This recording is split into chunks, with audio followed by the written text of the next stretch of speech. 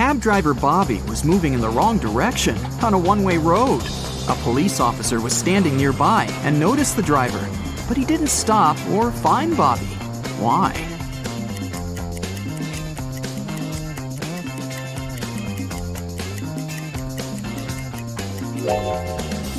Because Bobby was going on foot. We've never mentioned that the cab driver was driving the cab, so this makes perfect sense. Bobby arrived at the local car service. He decided to give his car 3 coats of paint. Can you guess which coat would go on first?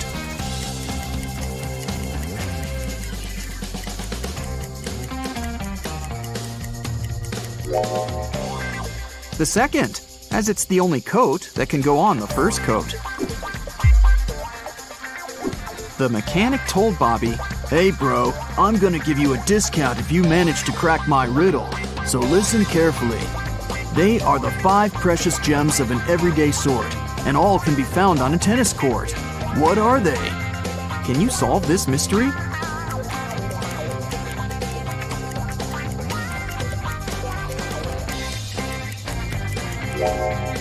And the correct answer is the vowels A, E, I, O, and U. Bobby was having a cup of tea when he called the waiter and told him that there was a fly in his tea. The waiter took away the cup and brought another one. But 2 seconds later, Bobby called the waiter again and said, "Hey, that's the same cup of tea." How did he know?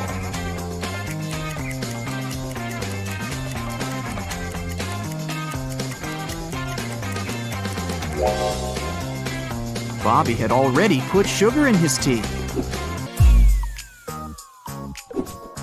Bobby's friend Bill joined him during lunch and offered a bet.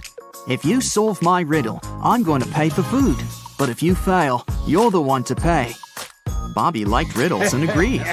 Bill put some matchsticks on the table and said, "Okay, here's the task. I've arranged matchsticks in a grid so that the first and second row, as well as the first and the third columns, contain 12 matchsticks each. Can you remove 4 matchsticks and rearrange all the remaining ones so that we're still left with 12 matchsticks in the first row, the second row, the first column, and the third column? Can you help Bobby save some cash?"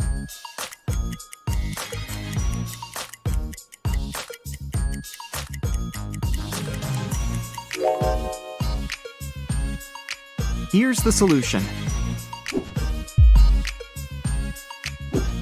Bobby went to the restroom after lunch. Unfortunately, the door got locked automatically. Now Bobby needs to enter a password to get out. He found this hint hanging on the wall. "A word I know, 6 letters it contains. Subtract just 1, and 12 is what remains. What am I?" Can you crack the code?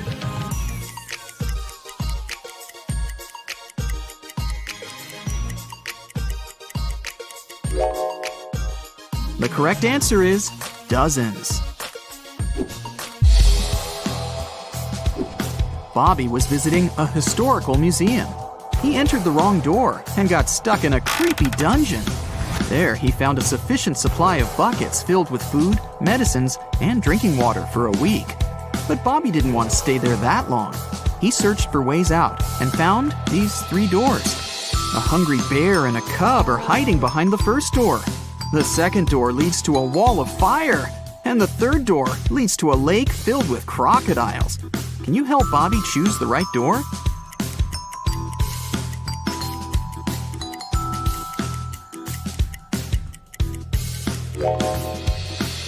The bear will try to protect the cub, even if you offer them all of your food. Swimming through a lake with crocodiles is also a bad idea. But Bobby can distract the crocodiles with food and use water from the lake and the bucket to fight the fire. So he should choose the second door. Bobby found out that his favorite rock band was playing a private concert for VIP clients in a luxury club. He decided to sneak inside the club through the backyard.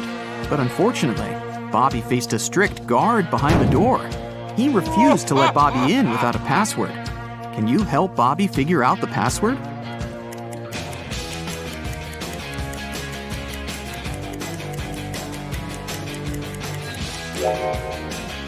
Take a look at the guard's t-shirt. It's a rebus. The password is to infinity and beyond. Bobby's friend Mike is an expert on paranormal activity. He invited Bobby for ghost hunting in a creepy old hotel. Their equipment indicated strong signs that a ghost was hiding behind one of the 4 doors. Each door has an inscription. The sign on door A says, "It's behind B or C." Door B says, "It's behind A or D." Door C says, "It's in here." And door D claims that the ghost isn't here. Mike's psychic powers have told him that 3 of the inscriptions are false and 1 is true. Can you guess which door leads to the ghost?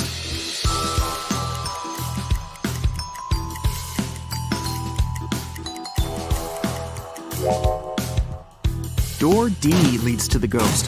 Why? Well, if the ghost is behind door A, then both B and D are true. If the ghost is behind door B, then both A and D are true. If the ghost is behind door C, then A, C, and D are all true. But if the ghost is behind door D, then the statements on all the other doors are false, except for that on door B. This matches the rules. Mike was standing on a 100-foot, 30-meter ladder. He slipped from the ladder and fell to the ground. But after the fall, he was absolutely fine and not injured. How could that be?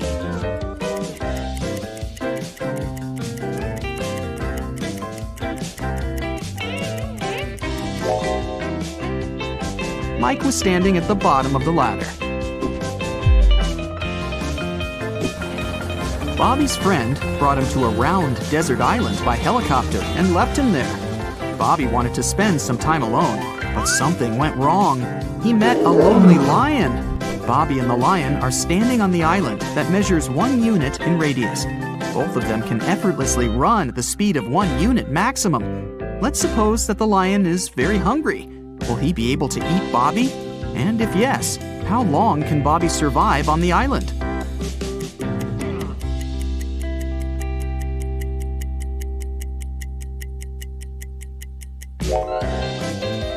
There are 2 possibilities. If Bobby decides to run on the perimeter of the island, the lion will eventually catch him. And here's the second possibility. Bobby doesn't run on the perimeter. This way, he will be using an escape strategy that will work for an infinite time. So, Bobby should probably choose the second strategy and just wait for the helicopter to come back and pick him up. Bobby and his friends went on vacation to a country house, but unfortunately, it was raining heavily. It kept raining for 13 days. When it rained in the morning, the afternoon was beautiful and clear. And when it rained in the afternoon, the next day was blessed with a clear, nice morning. Overall, the guys experienced 11 nice mornings and 12 nice afternoons. Can you find out the total number of days they spent in the country house?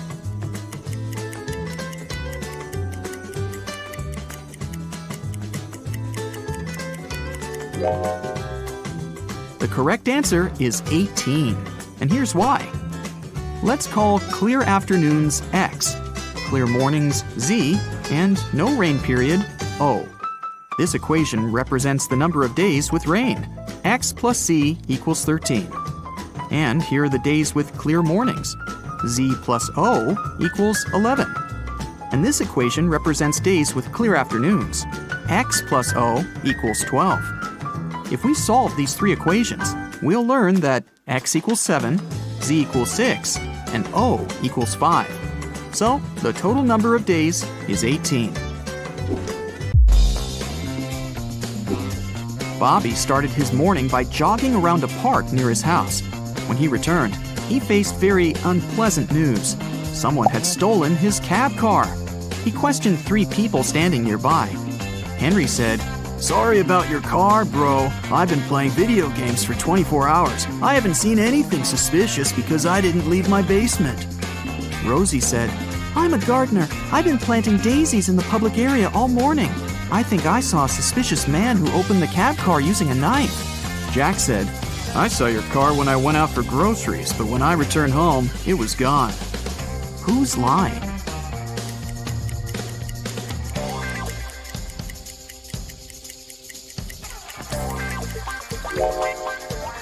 Rosie. She said she'd planted daisies, but there are only rose bushes in this area. Police Officer Frank received an anonymous text message. It revealed an address where Frank could find one of the most dangerous criminals. The police went to check the area. They didn't know what the criminal looked like, but they knew that his name was Dirty Jack, and he was inside the house. The police busted in on a carpenter, a truck driver, a mechanic, and a fireman. All were playing poker. Without any hesitation or communication of any kind, they arrested the fireman. How did they know that he was the criminal?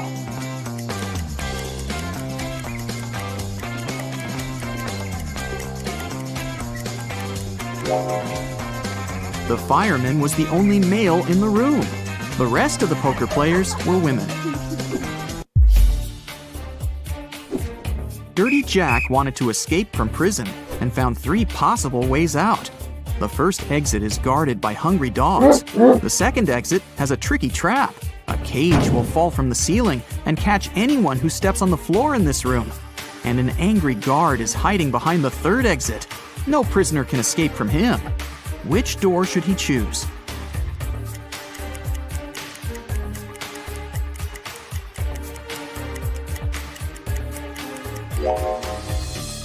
The second one.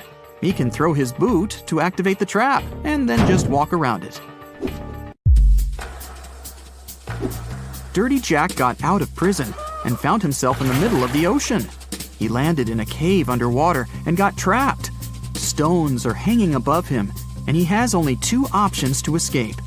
A huge jellyfish is waiting on the first path, and a hungry shark is waiting on the second path. Which way should he go?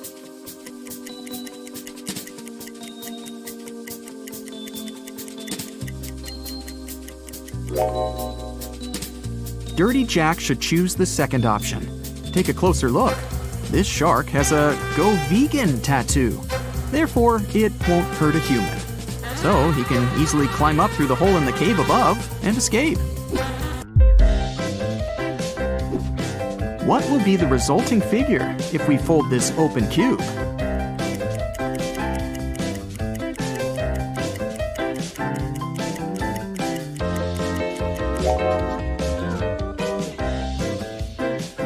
The correct answer is A.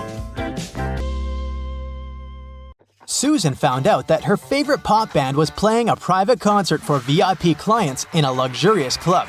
She decided to sneak inside through the back door. But, unfortunately, Susan came across a strict guard behind the door. He refused to let Susan inside without a password. But, luckily for her, there was a hint on the guard's t-shirt. The hint was to infinity plus BD. Susan deciphered the hint and was allowed to enter. Can you guess what the password was?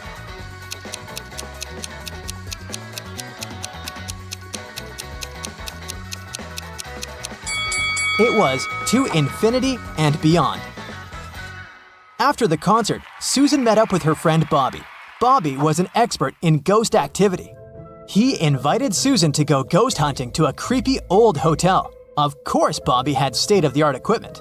Once they arrived at the hotel, his equipment indicated there was strong paranormal activity going on. It looked like the ghost had a sense of humor and wanted to play hide and seek with them before it revealed itself. It led Bobby and Susan into a room with 4 doors. Each door had an inscription on it with some clues. The sign on door A said, "It's behind B or C." The sign on door B claimed, "It's behind A or D." Door C said, "It's in here." And door D stated, "The ghost isn't here." Bobby and Susan looked very confused until a note appeared next to their feet. It said, 3 of the inscriptions are false and 1 is true. Can you guess which door leads to the ghost?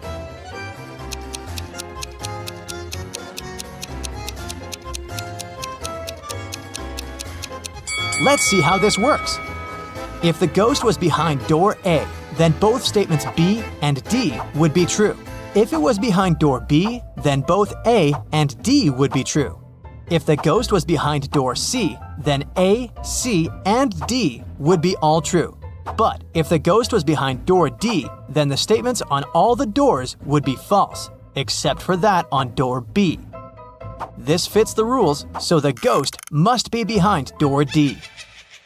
The next morning, Bobby called Susan again, saying that he had a surprise.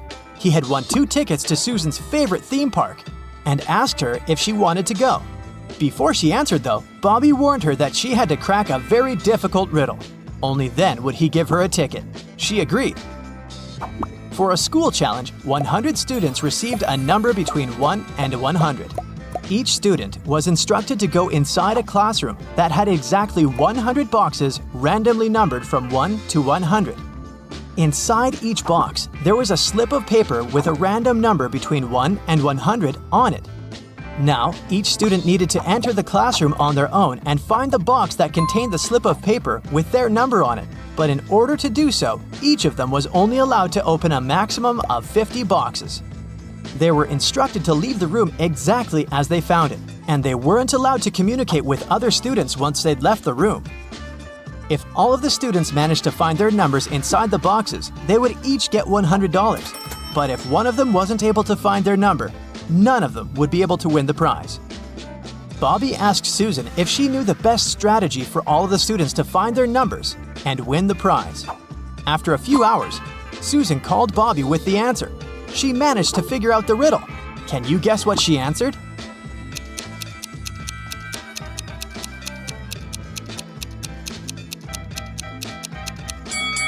This riddle isn't obvious, but let's see how it works. If each student searched for their numbers randomly, they would each have a 50% chance of finding the box with their number inside.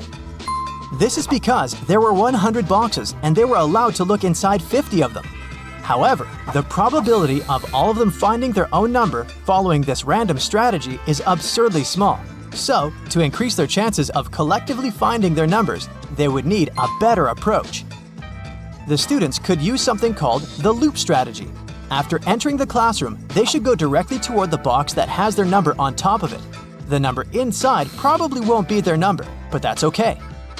They should check the number inside the box and go look for the box with that same number on top of it, and so on and so forth. They should keep doing this until they find the paper with their number on it. This strategy means there's more than a 30% chance of the students finding their numbers and winning the prize.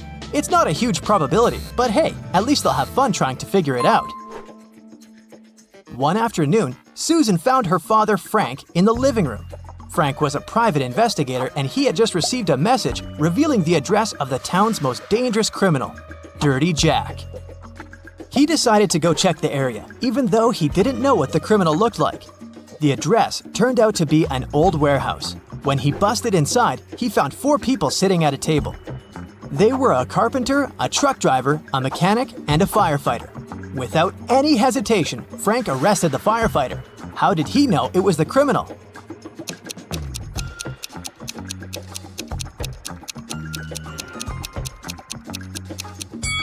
The firefighter was the only man in the room. The rest of the people were women.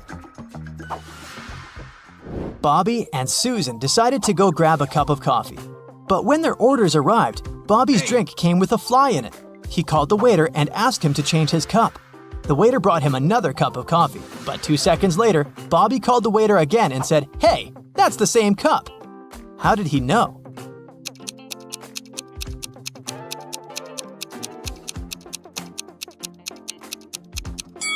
Because Bobby had already put sugar in his coffee. And when he tasted the new drink, it already had sugar in it. Susan and her family went on vacation to their country house, but unfortunately, it was raining heavily. It kept raining for 13 days. When it rained in the morning, the afternoon was beautiful and clear. And when it rained in the afternoon, the next day was blessed with a clear, sunny morning. Overall, Susan's family experienced 11 nice mornings and 12 nice afternoons. Can you find out the total number of days they spent in the country house?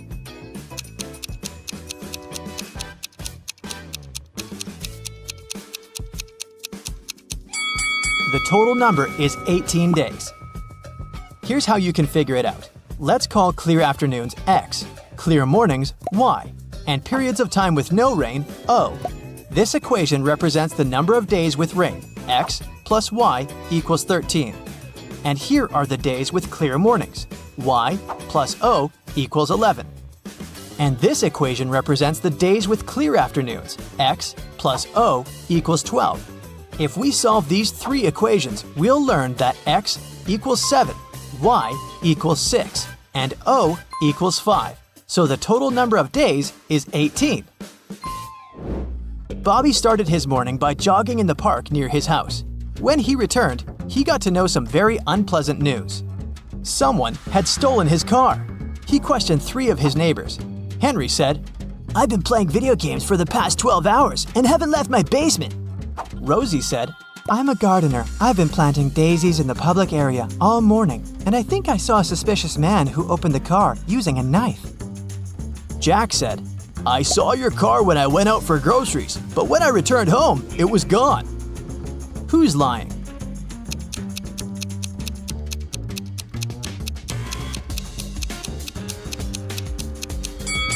Rosie. She said she planted daisies, but look, there are only rose bushes in this area. One day, Susan found a box on her desk with a note that read, "What can run but never walks, has a mouth but never speaks, has a head but never weeps, has a bed but never sleeps." Can you decipher this riddle?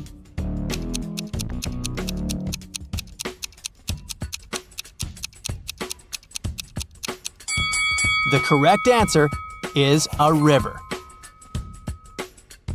These 3 handsome young men are brothers, identical triplets. Sam, he's very honest, and he always tells the truth. Bob always lies, and Alex is unpredictable. Sometimes he lies, but sometimes he tells the truth. Amy is the brothers' old friend. She visited them after many years, and she could barely recognize who was who. Amy asked the guy who was sitting on the left, "Which brother is sitting in the middle?" The answer was, "Oh, that's Sam." Amy then asked the brother in the middle, "What's your name?" And the reply was, "I'm Alex." Then Amy turned to the brother on the right and asked, "Who's that guy in the middle?" The brother replied, "It's Bob." Those answers confused Amy because she had asked the same question 3 times and received 3 different answers.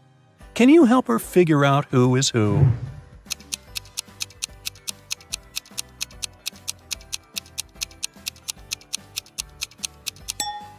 Sam always tells the truth, so the brother on the left cannot be Sam because otherwise he wouldn't be able to call someone else by his name. The brother in the middle cannot be Sam for the same reason, so the brother on the right must be Sam. And since we know he always tells the truth, the guy in the middle is Bob, and the brother on the left is Alex. Both Bob and Alex lied to Amy. No wonder she hasn't seen them in years. Daniel lent $100 to Alex, one of the 3 triplets. Sometime later, Daniel wanted to get his money back. One morning, he meets one of the triplets not far from his house. Daniel can ask him a 3-word question. Sam always tells the truth, while Bob and Alex always lie. What question should Daniel ask?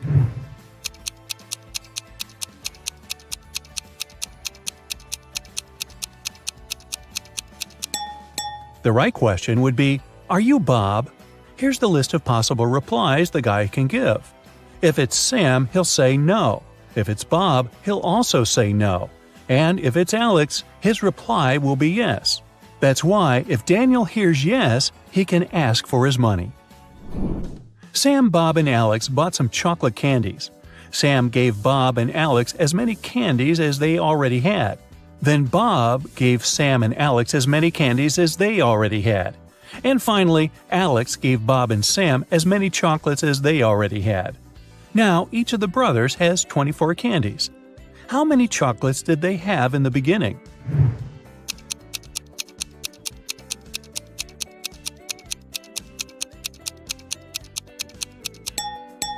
At first, Sam had 39 candies, Bob had 21, and Alex had 12. You can solve the riddle this way. Have a look.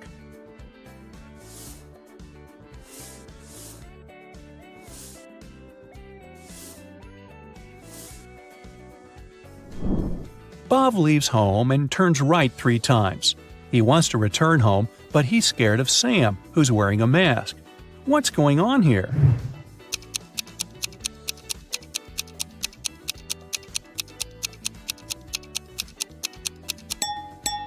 The guys are playing baseball. Sam wants to cross the Sahara Desert. This risky journey will take 6 days. But unfortunately, one man can only carry enough food and water for 4 days. Can you calculate the smallest number of other people that will need to help Sam carry enough food across the desert?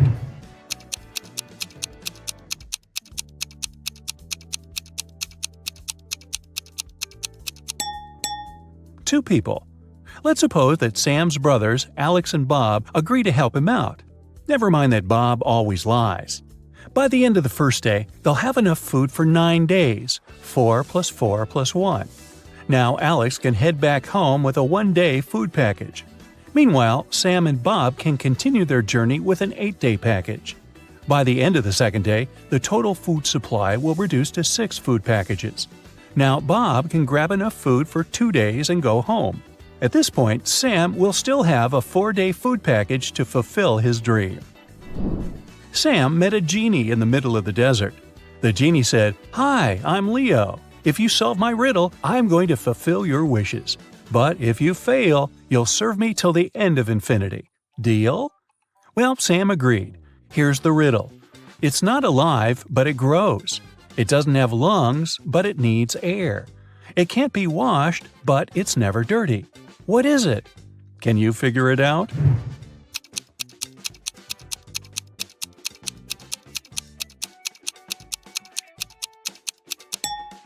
The correct answer is fire. First of all, Sam asked the genie for some cash. 9 rare and priceless gold coins appeared in front of the guy. Leo gave Sam balance scales and said, "These coins look absolutely identical, but one of them is fake. The fake coin is lighter than the rest. What's the smallest number of weightings you'll need to find the fake coin?"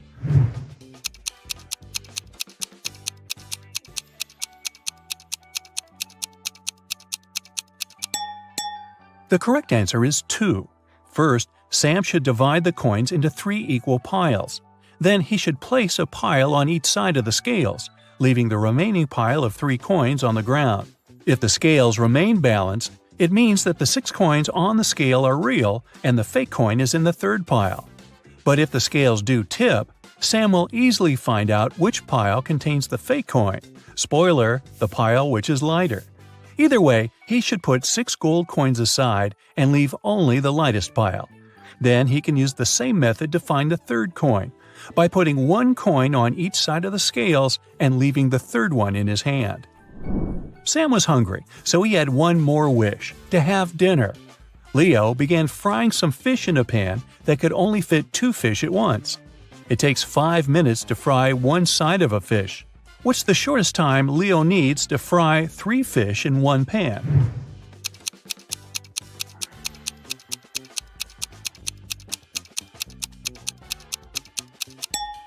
"15 minutes. Leo should put 2 fish in the pan and fry them for 5 minutes. Then he should take 1 fish out and then turn the other one over.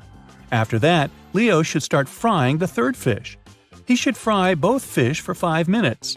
The first fish will be ready, so he should put it away on a plate while turning the other over. Now, he should put the half-fried fish back in the pan and fry 2 fish for 5 more minutes. Voila! All 3 fish are now ready." Sam left the desert and decided to stay in this little village to get some rest. He wanted to get a haircut and a shave after his long journey. There were only 2 barber shops in this village. In the first shop, the barber was handsome with a neat haircut. He was well-dressed, and the place looked tidy and clean. Meanwhile, the barber from the second shop was shabbily dressed. His hair was cut in a weird way, and his clothes had stains from last night's dinner.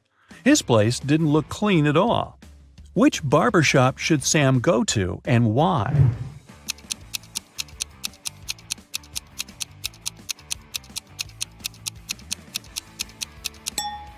Since there are only 2 barbers in the village, it's obvious that the tidy barber must have his hair done by the other. and the second barber must have used the services of the first man. Therefore, Sam should choose the barber from the second shop because he's more professional. Two business partners, Rick and Frank, met in a restaurant. It was a hot summer day, so they ordered cold mint tea with ice. Rick gulped down 5 glasses of this drink during lunch. Meanwhile, Frank managed to drink only 1 glass. Soon after that, Frank fainted and fell to the floor. Doctors diagnosed severe poisoning, but Rick was feeling completely fine. The police found out that both glasses contained poison. How did Rick, who had drunk 5 glasses of this tea, avoid any consequences?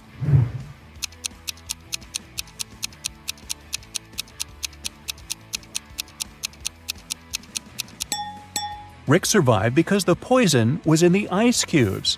He drank quickly, and the ice had no time to melt in his drink. As for Frank, he drank his tea slowly, and the ice melted in his drink to poison it heavily. You pronounce me as 1, but write me as 3. You can't read this riddle without me. What am I?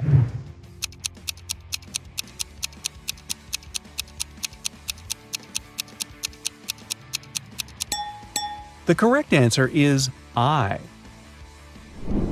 Bob bought a parrot from a pet shop and put it in a beautiful silver cage. The seller warned Bob that this parrot could give birth every 2 months, and it can deliver up to 5 babies at a time. How many parrots will Bob have in a year?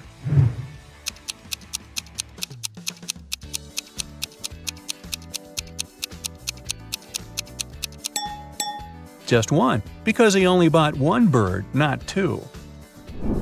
I'm always trapped in my glass cage. I'm usually found at the bottom of the cage. If I climb higher, I get hotter. If I climb down, I get cooler. What am I?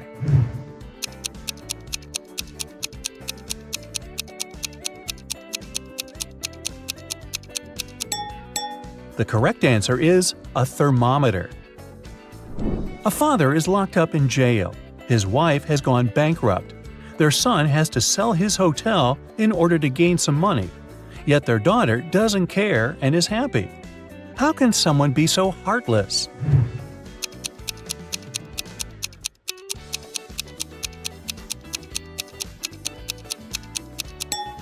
The family is playing Monopoly, and the daughter is winning the game. We've arranged 10 coins on a table this way.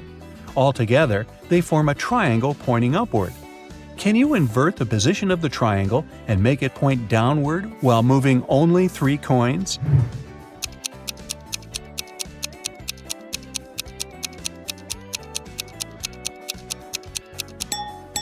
Here's the easiest way to do it. Just move these coins as shown. I'm always ahead of you, yet you can never see me. What am I?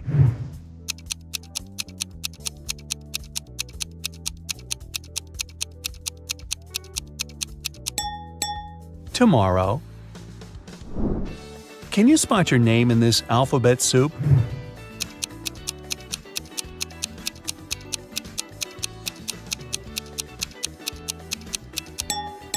Oh, there it is. Rosie and Melanie are having an argument. Rosie yells, "I'm part of this club, let me in!" And Melanie replies, "Leave right now, you're not a member of our club." Can you figure out who's lying by just looking at this picture?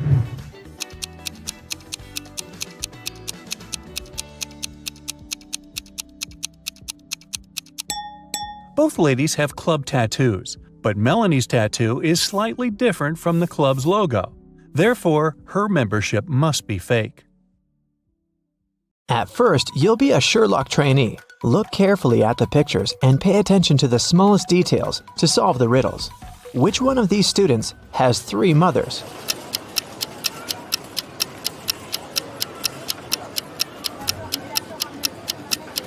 It must be this guy right here, the one with the 3 sandwiches.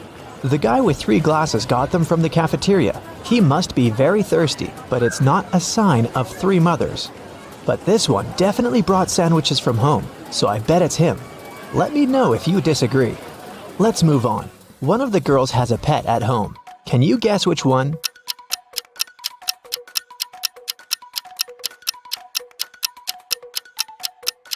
It's the girl in the middle. Look, her hands and arms are scratched. She must be living with a cat. Okay, look at these three people. Who is a vampire?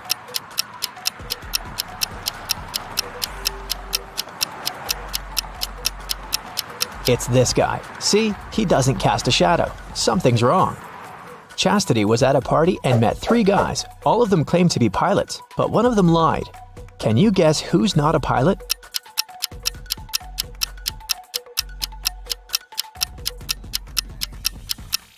Pilots must have perfect eyesight. This guy is wearing glasses, so he's not a real pilot. Look at these three students. One of them is left-handed. Can you figure out who exactly?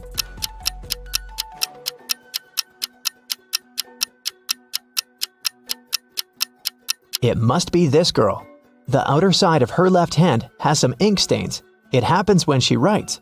Since we write from left to right, her arm covers everything she's just written.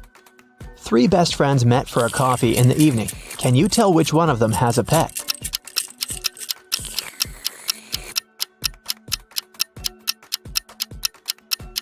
Look at this girl's bag. There's dog food in there, so she probably has a dog at home waiting for her. This one is super easy.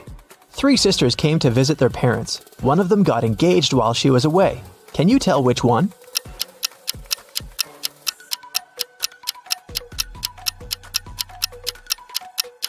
It's this girl who's wearing a ring. Three men came to a job interview. The company didn't want to hire fathers because they needed full commitment for the first year. All men said they were single and had no families, but one of them lied and actually had a daughter. Which one?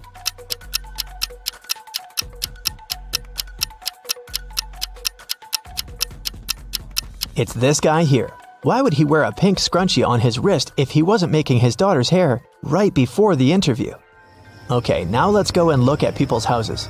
Here are the bathrooms of Daryl and Tiberius. Which one of them has a girlfriend?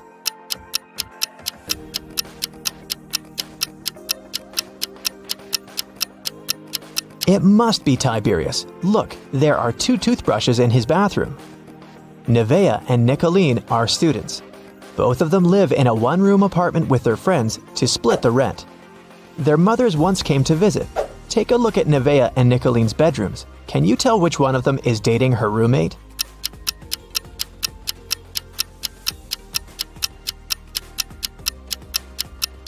It must be Nevaeh. In Nicolene's bedroom, there are two single beds, and in Nevaeh's bedroom, there's just one big bed. Look at these three friends. One of them isn't really a human, but which one?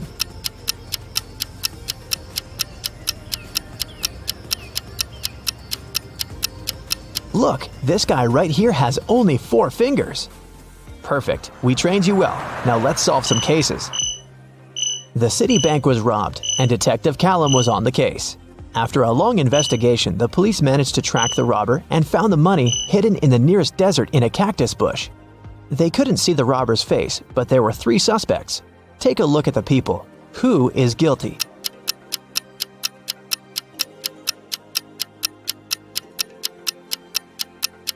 It's this man. Look, he has many scars on his arms and hands. He must have gotten them when he was digging the money in the cactus bush. A group of friends asked Billiam if he wanted to join them on a hike that weekend. He said that he couldn't because he had broken his arm. The next day in school, Billiam, indeed, appeared with a broken arm. So he stayed at home and his friends went hiking. On Monday, the friends met in school again. Billiam said that he had just stayed home watching TV. His friends told him about the hike and asked why he had lied about the broken arm. Why did they decide that his arm wasn't really broken?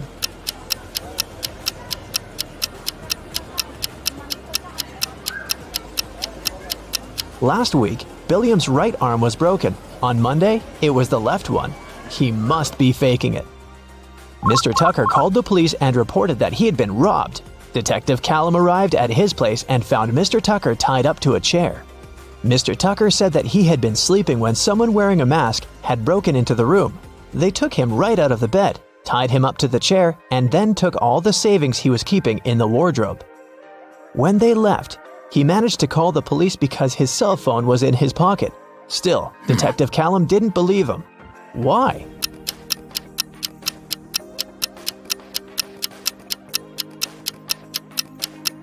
Mr. Tucker said that he had been taken right out of bed, but the bed was perfectly made. I doubt that a robber would care enough to make Mr. Tucker's bed on their way out. Detective Callum was spending the winter holidays at a ski resort with his friends. In the morning, they were going to go skiing on the fresh snow that had fallen at night when a local police officer called him and asked him to come to a hotel nearby to solve a case. So, Detective Callum had to go. Someone robbed the cashier's desk and there were 3 suspects.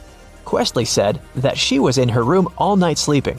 Egbert said that he was out partying in a different hotel and had just come back around an hour ago. Fenton said that he had been binge-watching a show all night but hadn't stolen anything. Who is guilty?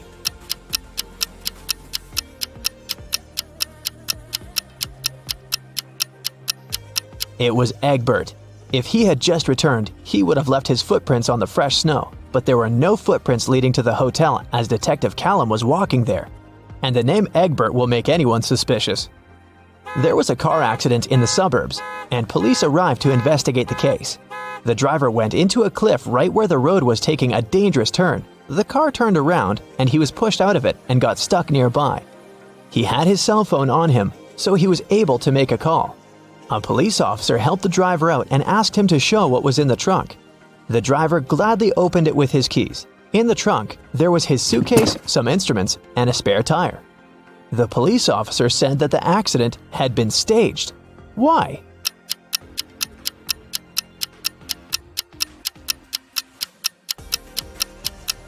The driver took the keys out of his pocket.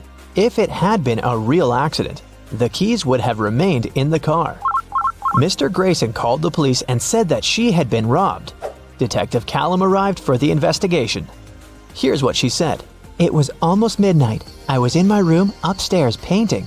Suddenly, the power went out. There was no light or electricity, and I could only see the streetlights outside. Then, the stationary phone rang. I was scared, so I didn't pick it up. I stayed upstairs, and in about 10 minutes, the light came back. I just went to sleep, and now, in the morning, I found out that someone stole my grandma's diamond ring. Detective Callum didn't believe her. Why?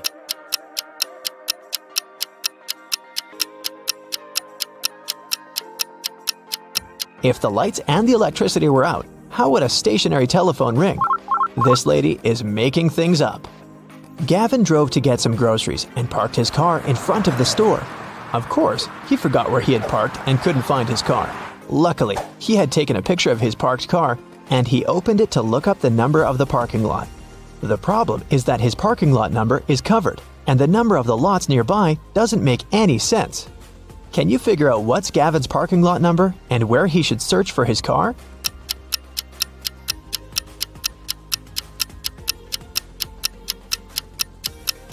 The numbers are just turned upside down in the photo. The numbers are 86 through 91, and his car is parked in 87. Now I have a short logo quiz for you. I'll show you a logo and you have to tell the company. Here's the first one. Do you recognize it?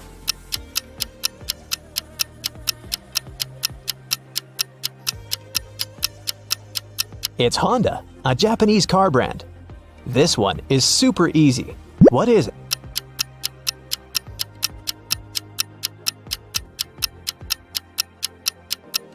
This is Pepsi, of course. What about this cute crocodile? Does it ring a bell?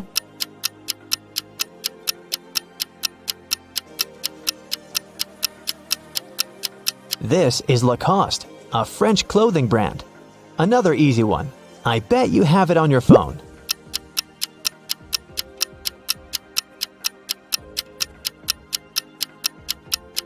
Yes, of course. That's Spotify. What about this one?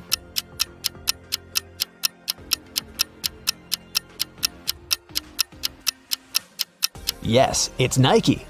This one is a very fancy brand. What's your guess?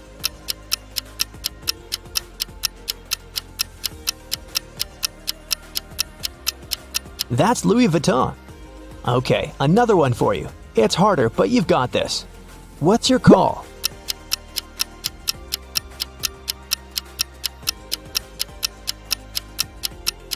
This is Reebok, an American footwear company. Do you recognize this bull?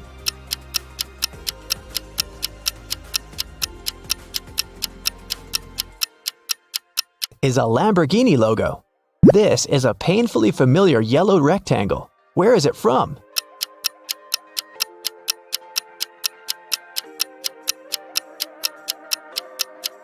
That's the National Geographic logo. Portia and Vinette live in a country where postal services are super unreliable. Everything sent by post is stolen from the package. How can Portia send his wife, Vinette, a diamond ring if both of them can buy locks, but don't have keys from each other's locks?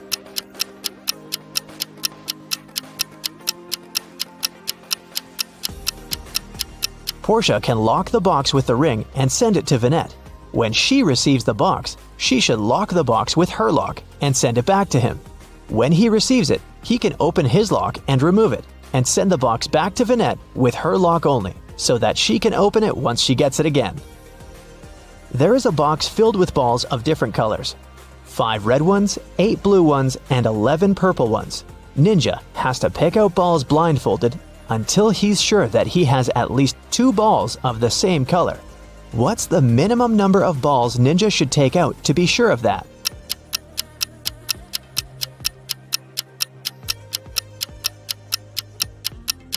Worst case scenario, he'll be picking out the balls of a different color every time. There are 3 colors, so if he picks out 3, they might all be different.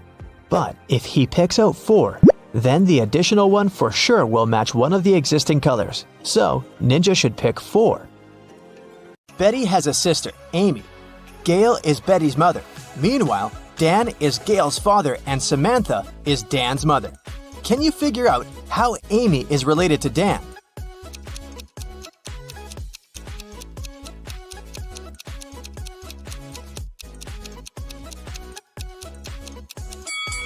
Here's why. Amy is Betty's sister, and Betty is the daughter of Gail. Therefore, Amy is another daughter of Gail. We also know that Dan is Gail's father. Therefore, Dan is Amy's grandfather. Betty is going on a date, and she's a little late. Her boyfriend, Stan, is already waiting for her inside their favorite coffee shop.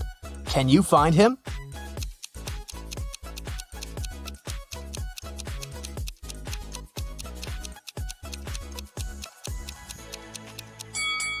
It's this guy on the right.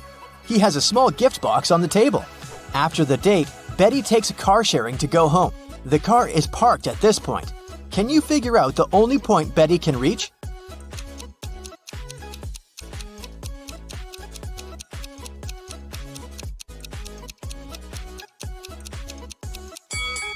If Betty takes this weird route, she can only reach point 3.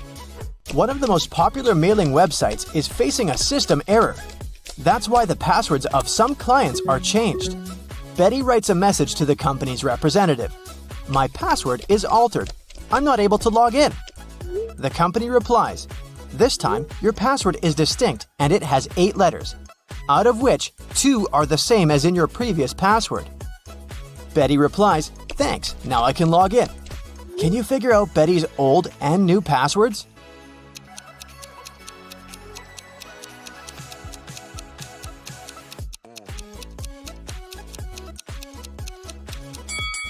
Her new password is distinct, and the old one is altered. Betty arrives at her favorite swimming pool and spots something really weird. Can you see it too?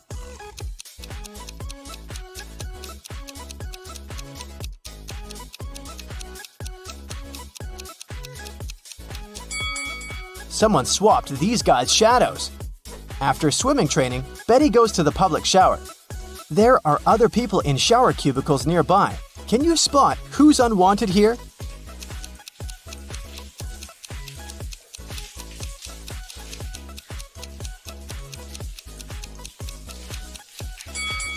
This person on the left should probably use the men's bathroom. He has only 1 shampoo bottle, while ladies usually bring a bunch of skincare products. Betty meets her best friend Rob. He always tells the truth.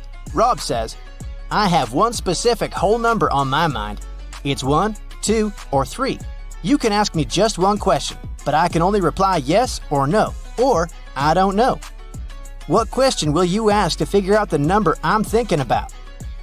Can you help Betty?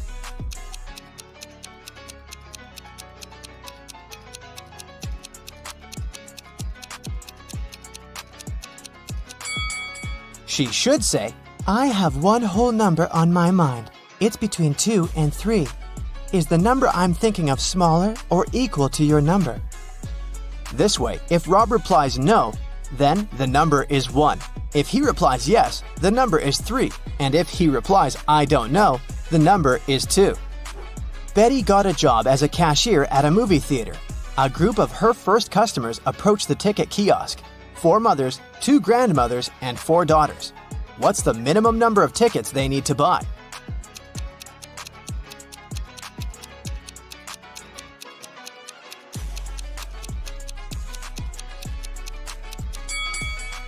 Only 6. Betty has 3 keys that open 3 different doors. How many attempts does she need to figure out the key for each door?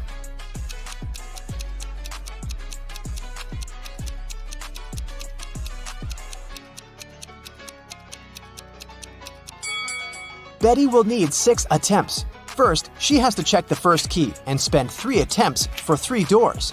Then, check the second key, 2 attempts for the remaining 2 doors. And then, use the third key to open the last door. Betty enters the cafeteria and spots a thief right away. Can you see this person too?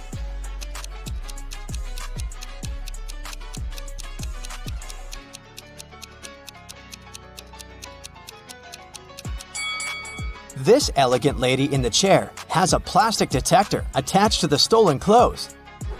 Someone robbed the movie theater. Betty calls the police and they arrest 3 suspects. Officers check the guys' passports. Can you spot a fake ID?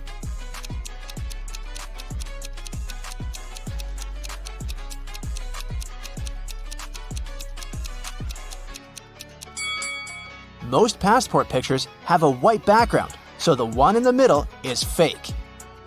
Late at night, Betty is walking home in a snowstorm.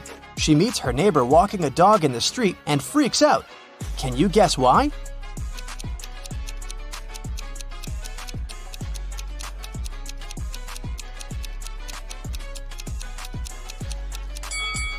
The dog leaves footprints from only 2 paws.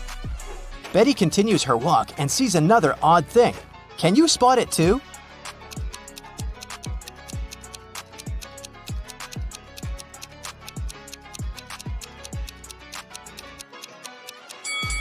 It should be the moon, not Saturn. Betty enters her apartment building and meets 3 neighbors in the elevator. One of them is a werewolf. Can you guess who?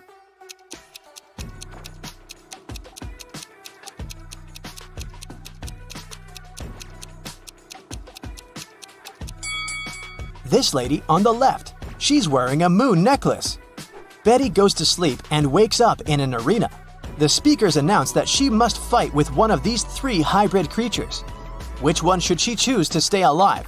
A polar bear with a head of a tiger, an elephant with a wolf head, or a hybrid with a face and body of a huge squid and the legs of a human?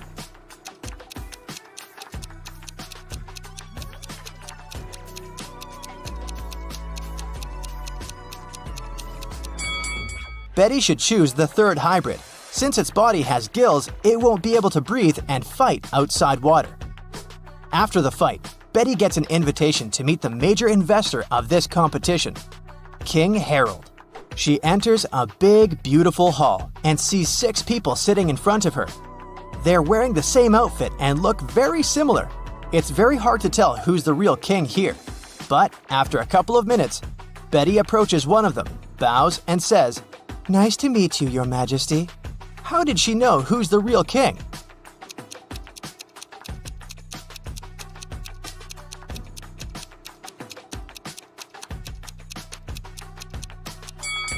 All the other guys were looking at the king very attentively to imitate his manners and actions. Meanwhile, the real King Harold was sitting calmly. Betty returns home and faces bad news. Her cat Fluffy is missing. Betty questions her neighbors. Lily says, "Sorry, I didn't see any cats. I'm working from home. I spent all day working on my new book." Vanessa said, "I haven't seen Fluffy today, and it's cool because I have a terrible allergy to cats." And Bob said, "I think I heard a cat meowing on the balcony a couple of hours ago." Can you guess who stole the cat?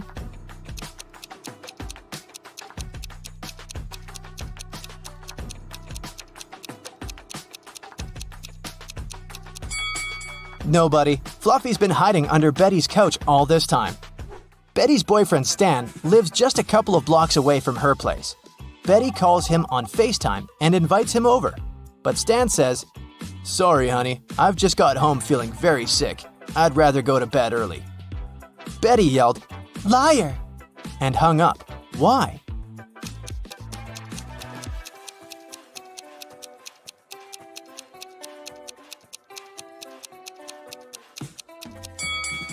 Take a look at Betty's window. It's pretty dark.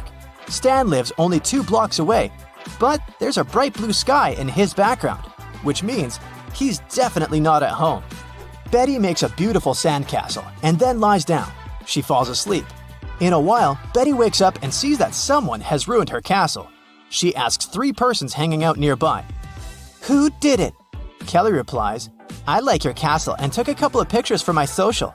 Then I left to get some ice cream. When I came back, I saw the castle was completely ruined." Olivia said, "I'm sorry, I was swimming far from the shore. When I returned to the shore, I didn't notice any castles." And Tom said, "Sorry, lady, I don't see anything because I'm blind. The wind must have destroyed your castle. You shouldn't have to make it 5 stories high." Can you spot a liar?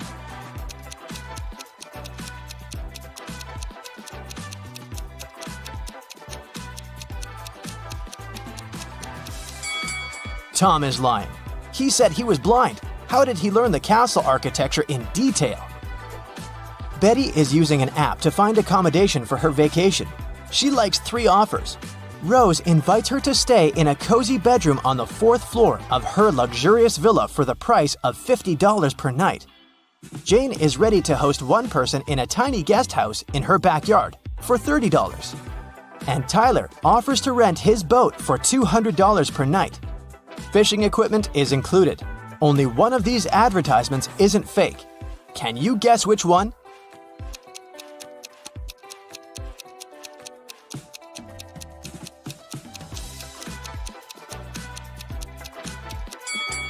This villa is 3 stories, and Tyler's picture is hanging on the pier. He's a runaway thief. So, Jane's guest house is the safest option for Betty. Hey there! Want to check how attentive you are?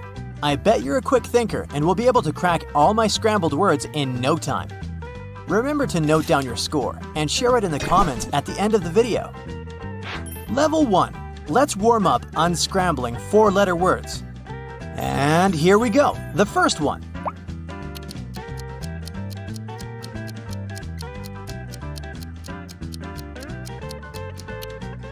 That's right, it's bear. Do you know that some species of Asiatic bears build nests in the trees? Cute! How about this word?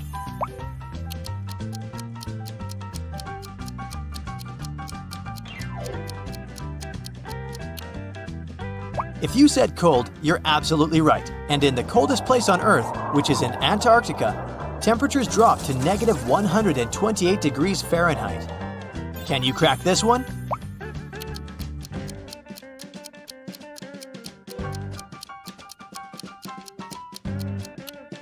The word door is scrambled here. A little hint, this word is connected with water.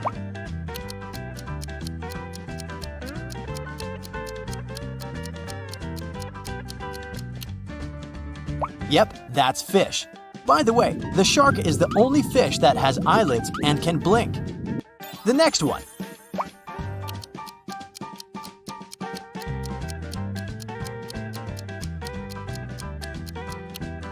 It sounds like air, but is actually hair. Do you know that the average person has 100,000 to 150,000 strands of hair? How about figuring out this one?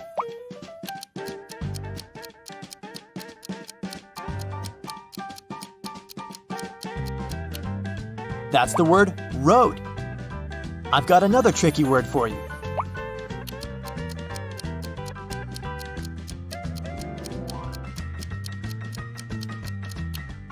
And if you said skin, you're absolutely right.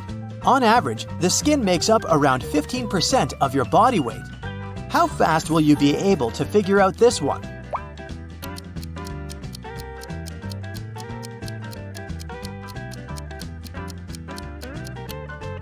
Right, the word year is hidden here.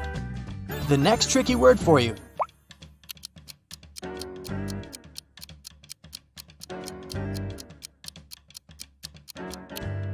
It says busy. And the next word is already lining up.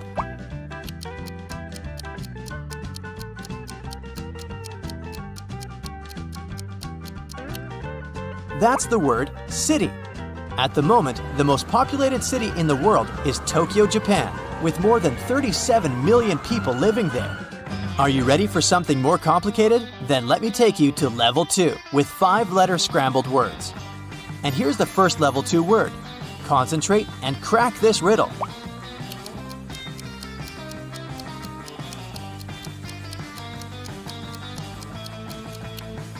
The word dream is hiding here. There's a theory that people started dreaming in color only after the invention of color TV. Do you think it might be true? The next word for you.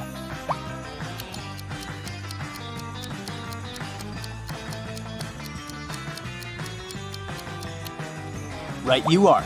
That's queen. How about this one?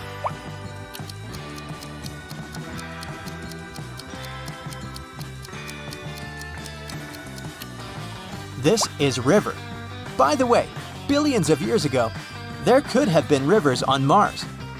I bet you won't be able to guess what word is hidden here.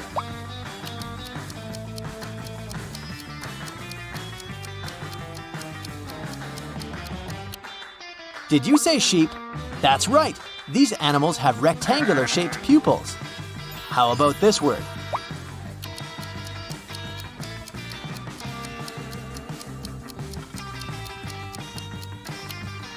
That's the word skill. The next word means something endless, something eternal. Oops, did I say too much?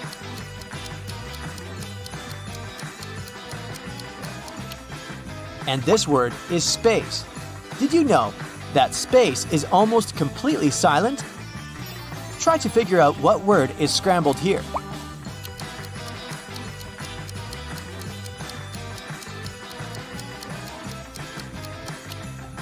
That's the word train. Fun fact, America's first steam locomotive lost a race to a horse. The next word for you to unscramble.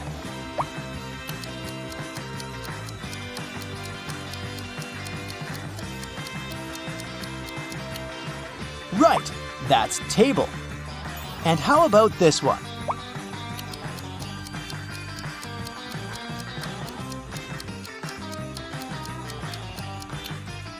This is stone. In Death Valley, you can find sailing stones, rocks that are moving on their own, leaving long trails behind. The next word is a tricky one. Are you up for a challenge?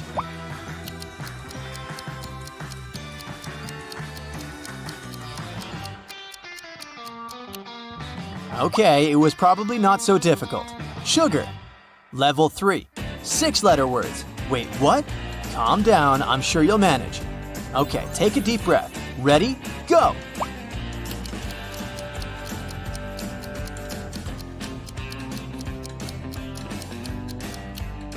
That's the word family. See? Not so bad. How about this one?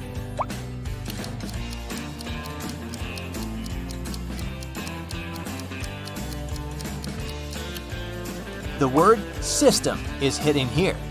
Let's see if you'll be able to figure out this word.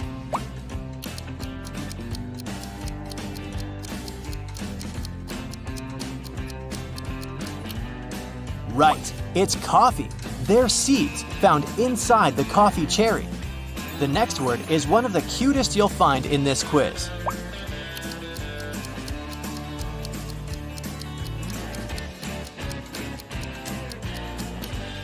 If you said kitten, you're absolutely right. All kittens are born with blue eyes because they don't have eye pigmentation until they're around 6 weeks old. How about this word?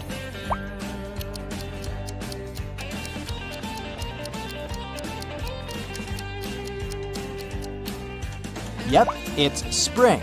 What's your favorite season? The next word is right here.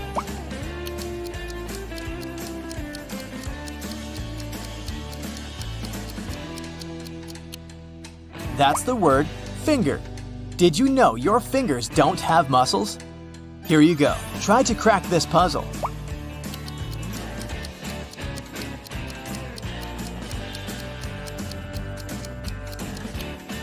Was it tricky? That's cheese. Cheese takes up a mere 1/10 of the volume of the milk that is used for its production. This word has some connection to space, but enough with hints.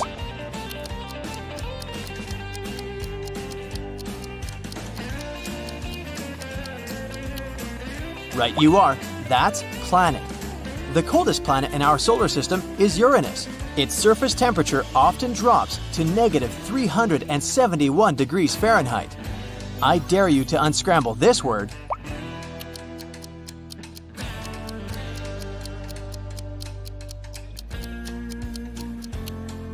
That's the word shower. And how about this one?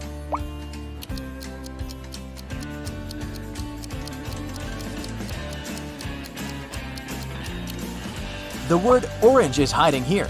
By the way, there are more than 400 varieties of oranges in the world. And the mind-boggling level 4. The trickiest words, the sweetest taste of victory. Okay, here we go. The first word.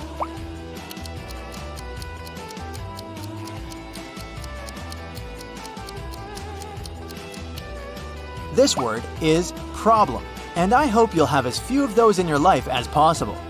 And this word is kind of the opposite of problems.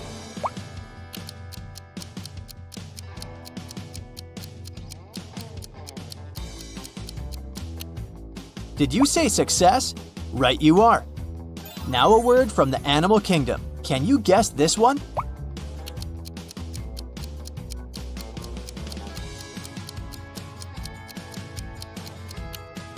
That's the word grizzly. A cool fact about these bears, they don't hibernate. How about this word?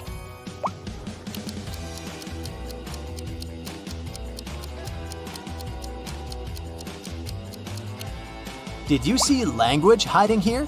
Specialists say there are more than 7,000 languages in the world. Okay, I bet this word will take you ages to decipher.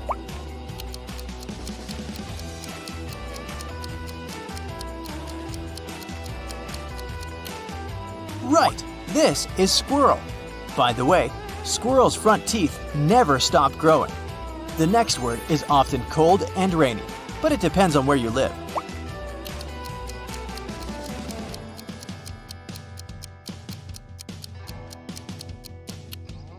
That's the month of November. Brr! The next thing can really help you out in November.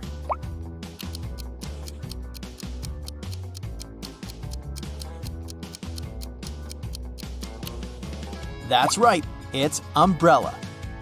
You're doing great, but will you be able to crack this one?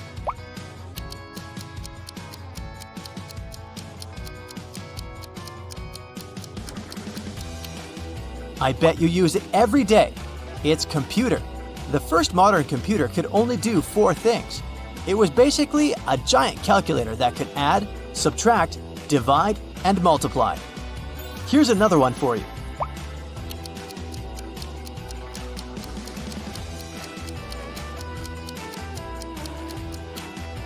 Yummy sandwich. The heaviest sandwich ever made weighed more than 5,000 pounds. If you ever found this thing, you'd be happy and probably rich.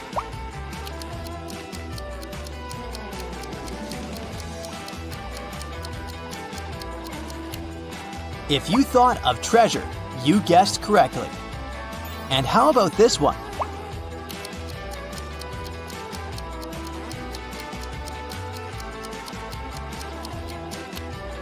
That's the word fortress. Betty is a famous artist and blogger with more than 1 million subscribers. She has recently hired an agent to sell her works. The agent created an online shop with Betty's exclusive paintings. One day, Betty woke up and saw that most of her followers recently unsubscribed. Can you guess what happened?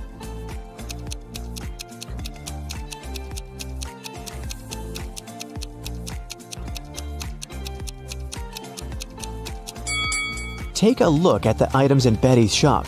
Van Gogh painted the Starry Night, not Betty. The agent tried to sell fake art through her shop.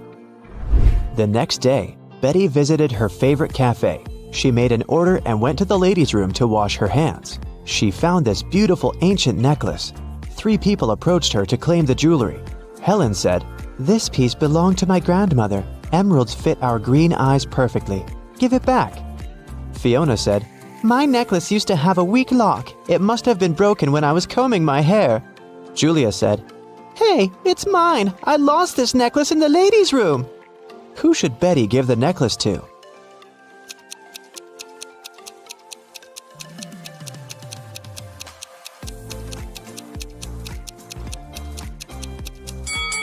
Helen mentioned emeralds, but the stones are red, not green. Julia was so sure that she'd lost the necklace in the toilet, so why wouldn't she go pick it up herself? Fiona was the only one who knew about the weak chain lock, so she's the real owner. Betty returned to her table. She noticed that someone had taken a bite out of her bagel. Betty was shocked and questioned other customers. Derek said, "Lady, I'm a billionaire. I don't need to steal other people's food." Zach said, "I'm allergic to gluten. I don't eat any pastries." Sheila said, "I saw a weird hungry guy running around the cafe and asking for money. He must have bitten your bagel." Who's lying?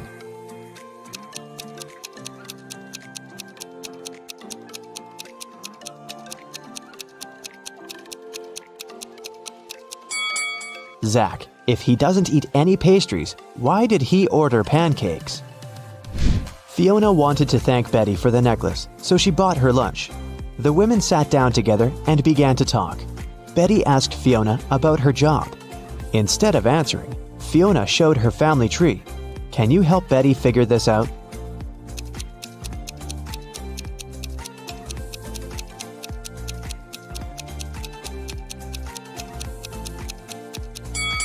Fiona is a witch, her brother is a policeman, their dad is a doctor, and their mother is a football player. Betty got very excited. She begged Fiona to teach her magic crafts. But Fiona hesitated. She wanted to test her potential student and offered Betty to solve this equation first. Can you help her nail this task?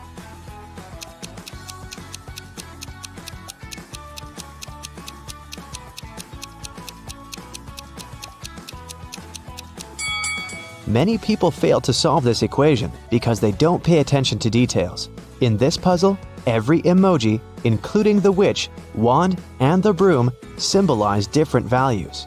Before calculating the equation, let's find out the value of single things. First, calculate the value of one witch. It's 15. Now let's figure out the value of one wand. As you can see, it equals 7. And now, let's do the same thing to the brooms. This task is tricky because there are 4 brooms in this equation. So, if 4 brooms are worth 12, then 1 broom will cost 3. Now let's take a look at the final line. The witch doesn't carry around any broom or wand. Therefore, the value of an empty-handed witch is 5. And now, we're ready to solve the equation. And the correct answer is 73. Great job! Betty gave the right answer, and Fiona took her home. There's a beautiful garden maze on Fiona's land. She teleported Betty to the center of the maze and gave her this map. Betty must find a black cat. Otherwise, she's gonna stay in this trap forever. Can you help Betty out?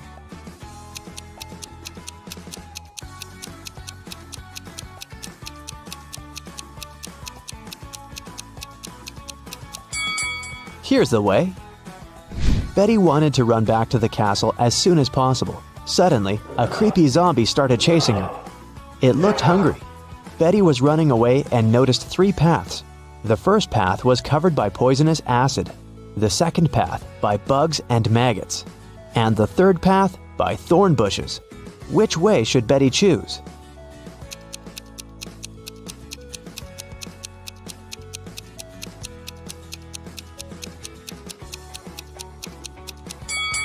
Betty should choose the second path. Bugs and maggots are gross, but they're harmless. Fiona asked Betty to serve dinner for a witch party in her castle. Can you count how many witches have arrived at this event?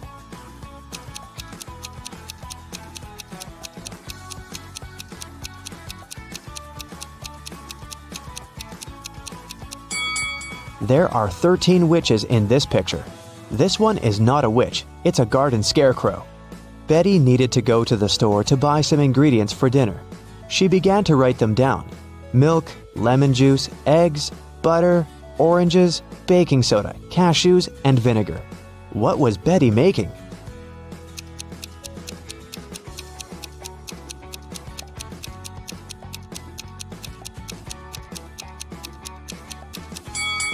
Have you guessed? Betty was making a shopping list. Betty served the witches the first meal. Can you guess what exactly?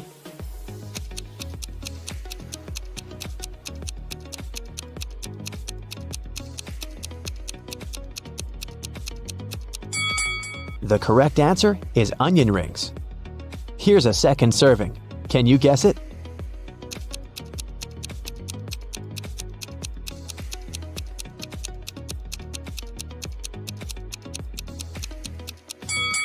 It's blueberry. What about this dish? What do you say?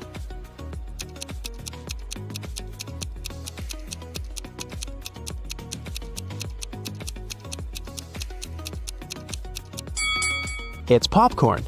Here's the next one.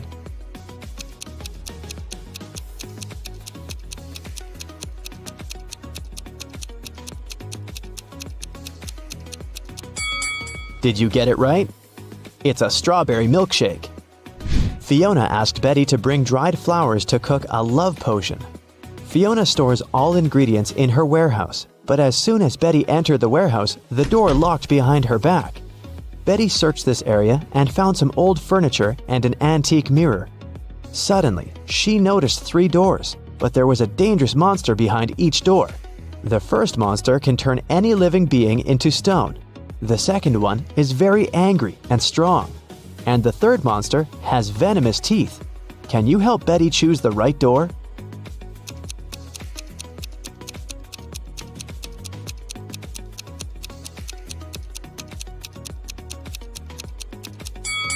Betty should open the first door and show the mirror to the monster so that it would turn into stone. Then she can escape through the first door. Betty took her phone and ran into the forest. It was pretty dark and scary. Betty stepped on a wasp nest. Wasps were everywhere. What should Betty do? Wave her arms to scare the wasps? Run away as fast as she can? Or walk away slowly? What do you think?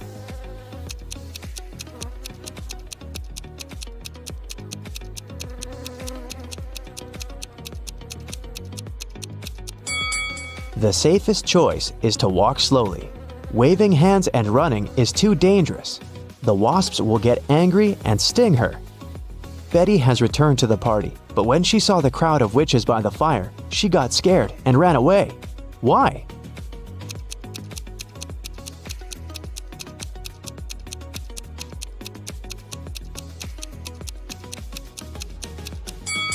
This lady by the fire is a ghost. See, she doesn't have any feet and levitates.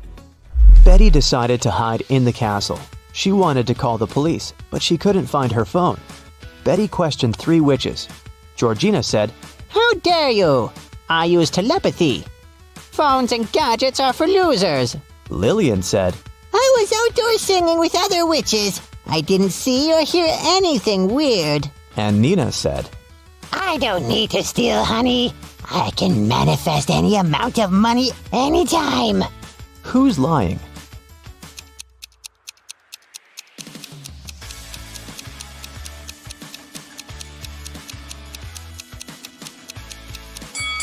Georgina, take a look at her ears. She's wearing earphones, but she said she didn't use any gadgets. Fiona got very angry when she found out that Betty had interrogated her dearest friends. Betty apologized. Fiona said, "Okay, I'll let you stay, but you must answer 3 questions. Here's the first one. I've been here for 1,000,000 years, but I'm never more than a month old. What am I?"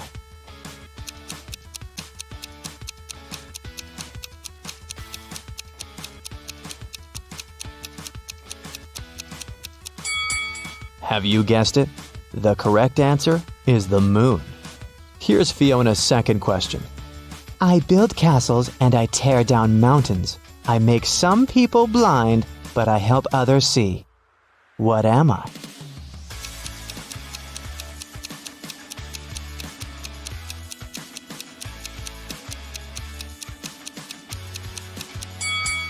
The correct answer is sand.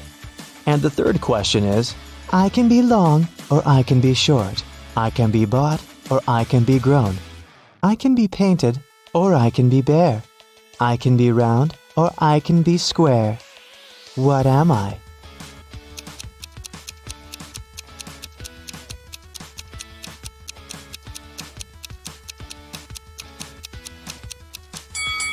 And the answer is fingernails.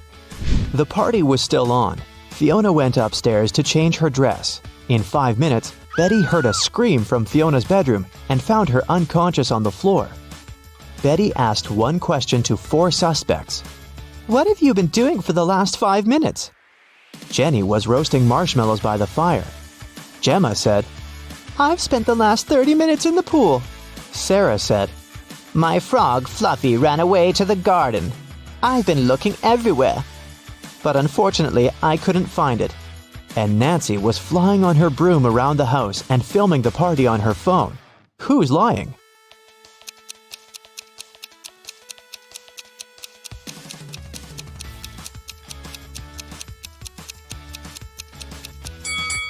Sarah. Her frog is sitting in her pocket. Suddenly, someone turned the lights off. Betty woke up in jail. She found this clue on the floor. It said, Explain this code and you'll be free. Can you help Betty?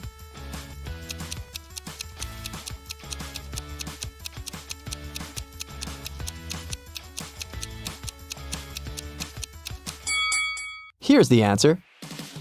Betty was running through Fiona's basement and noticed 2 more prisoners.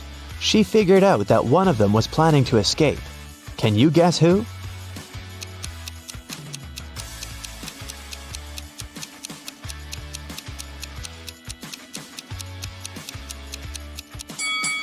The first prisoner. There's a hole behind the toilet that he started digging. Betty got out of Fiona's castle and ran away through the forest. Can you tell what's wrong with the forest?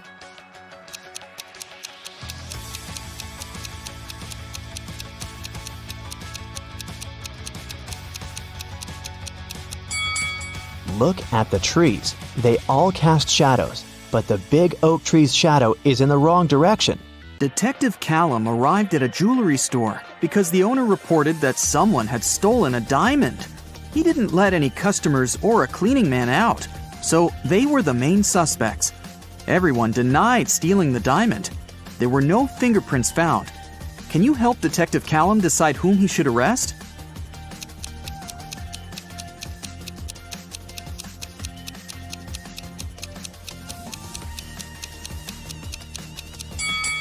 He should arrest the man and the woman wearing gloves.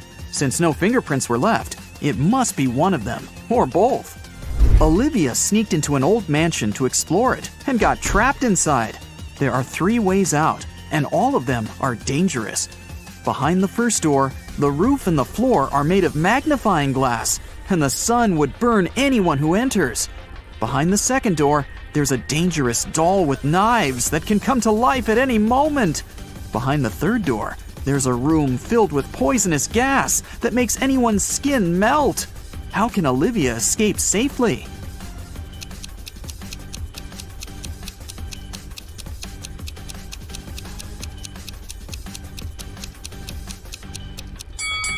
She can just leave through the first door. It's night, so the sun isn't shining, so the first way out is safe. Detective Callum was abroad, traveling by train, when he heard 2 men arguing. One of them, Hendrix, was blaming the other, Brian, for trying to steal his suitcase. Their suitcases looked exactly the same, and Brian claimed that he had just confused the 2 by accident. Detective Callum asked both men to open their suitcases. Do you think it was an accident?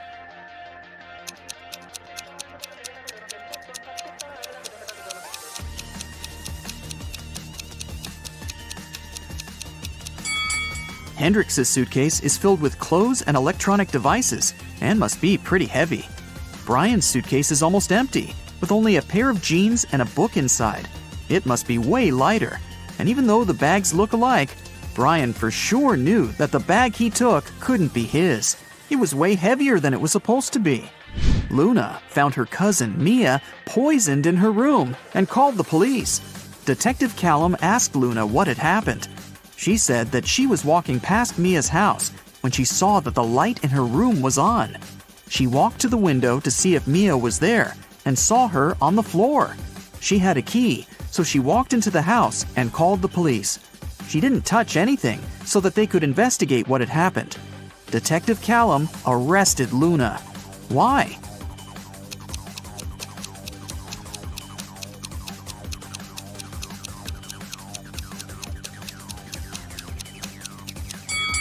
She said that she saw Mia in the window.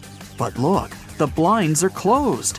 If Luna hadn't touched anything, she couldn't have seen what was going on in the room. She must be lying about something. While Ms. Virginia Dell, a rich lady, was on her 3-month business trip abroad, her mansion was robbed. The security was notified, and Detective Callum started the investigation. There were 3 people caught on the security camera, and he started interrogating them. Charlotte, Ms. Dell's cousin, said that she'd visited several times to collect the mail. Camilla, the housemaid, said that she had come 3 days ago to clean the house. Ismail, the gardener, said that she came every Wednesday to take care of the garden. All of them denied stealing anything. Detective Callum arrested one of them. Whom?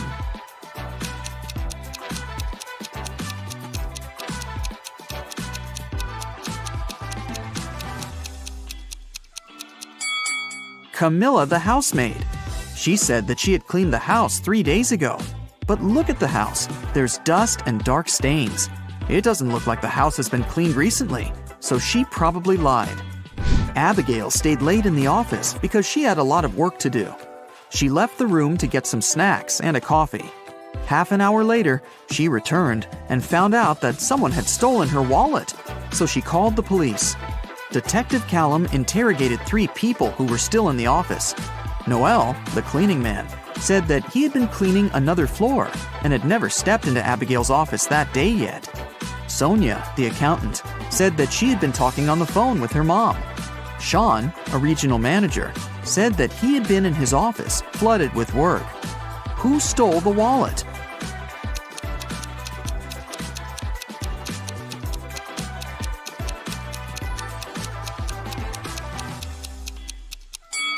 No one. Detective Callum figured out that since Abigail went to get snacks and coffee, she must have had her wallet with her. He just recommended she should get some sleep and stop overworking. Elizabeth and her daughter Ella went abroad traveling. They were walking and shopping in one remote town when Elizabeth noticed that Ella had disappeared. She called the police and they started to look for the girl. There were 3 people nearby and they were interrogated. Layla said that she hadn't seen the girl. Madison said that she had seen the girl with her mom, but that was it. Amelia said that she had heard someone screaming, but she hadn't seen who it was. Who should be arrested?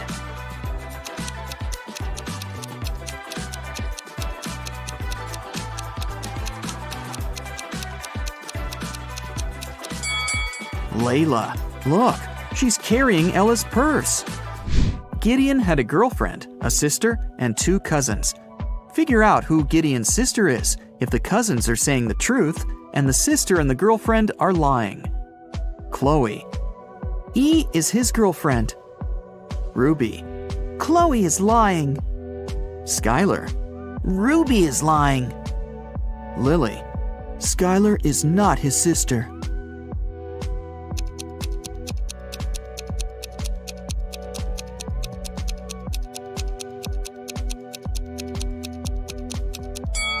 If Chloe is telling the truth, then Lily is lying.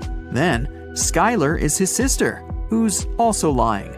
So Ruby must be telling the truth, which contradicts that Chloe is telling the truth. So Chloe is for sure lying. Then Ruby is telling the truth, and Skylar is lying. So Lily is telling the truth. 2 liars are Chloe and Skylar, and they're Gideon's girlfriend and sister. Lily says that Skylar isn't his sister. So Skylar is his girlfriend, and then Chloe is his sister. Scarlett just moved into her new apartment 3 days ago. One evening, she was reading before bed when she heard a knock on the door. She opened the door, and there was a confused man who said, Oh, I'm sorry. I just moved in here earlier today, and I thought it was my apartment. Oh, once again, sorry, and good night." Then he left. Scarlett didn't believe that it was just a mistake and reported the man to the police. Why?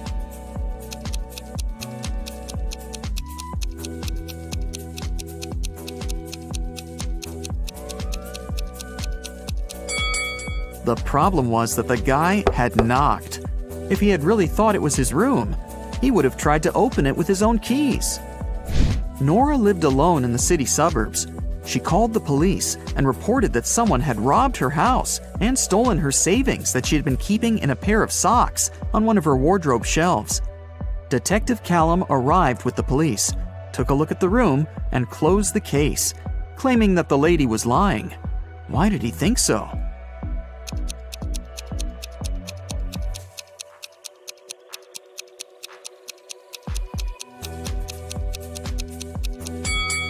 The room was absolutely clean. If someone had robbed the house, they would have made a mess while searching for money. The person who took the money must have known exactly where it was, which is unrealistic. Mrs. Ledger is a high school history teacher. One day, she started a sudden oral test, asking students questions from the back of the book. If the students figure out the order in which she asks, they can find the answer to their question in advance. The first 3 people she asked were Atlas, Eleanor, and Gracelyn. There are Zoe, Luca, Sienna, and Victoria left. Can you guess who will answer which question?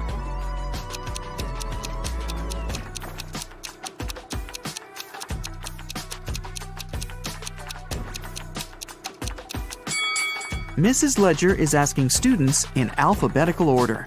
So, up next is Luca, then Sienna, then Victoria, and Zoe. Another day, another test. Once again, Mrs. Ledger is asking students. This time, the first ones to answer were Zoe, Luca, and Atlas. In which order will she ask the remaining students?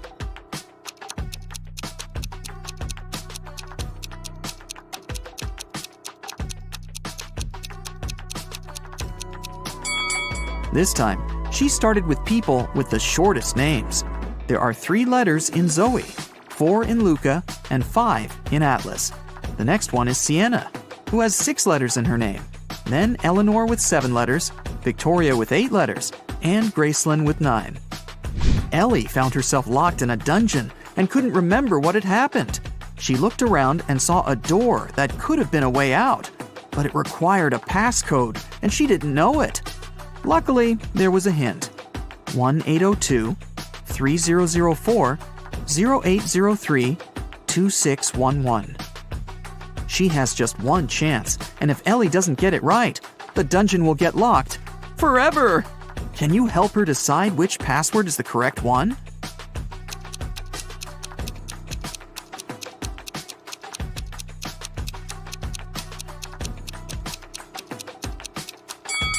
Take a closer look. Some numbers have faded away a bit. This is probably because they had been used the most. They are 1, 2, and 6. The only code that uses all of them is the last one, 2611. It must be this one. Aurora came home after a long day at the university and was excited to eat the mint-flavored ice cream she had bought in the morning. But when she opened the freezer, the ice cream was gone. Aurora asked her 3 siblings who had eaten her ice cream, and they all denied it. Dawn said, "I'm on a diet, and I haven't been eating ice cream and stuff for a week now." Everett said, "Dude, I had my chips. There was no need to eat your ice cream this time." Phoenix said, "First, I don't like mint ice cream, and second, I was in my room all day, and I didn't even go down once until now." Who has eaten the ice cream?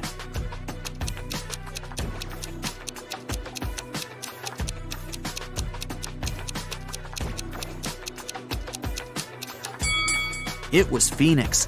Aurora never mentioned the ice cream flavor, but he still knew it.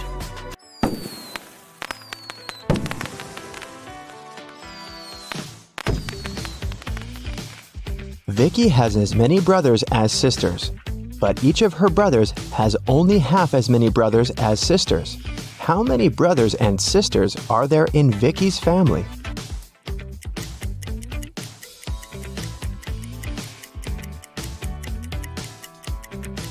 The correct answer is 4 sisters and 3 brothers. The key to solving this is to keep it simple.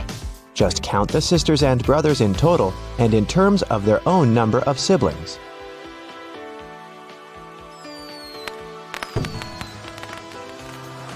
Vicky is a music teacher. One day, she came over to her student's house to give him a lesson. The door was unlocked, so Vicky got in. Her student, Mr. Green, was lying on the couch with the flu. He was very weak, and Vicky decided to call the 3 best doctors in this town. Since Mr. Green was really rich and influential, many people wanted to get rid of him.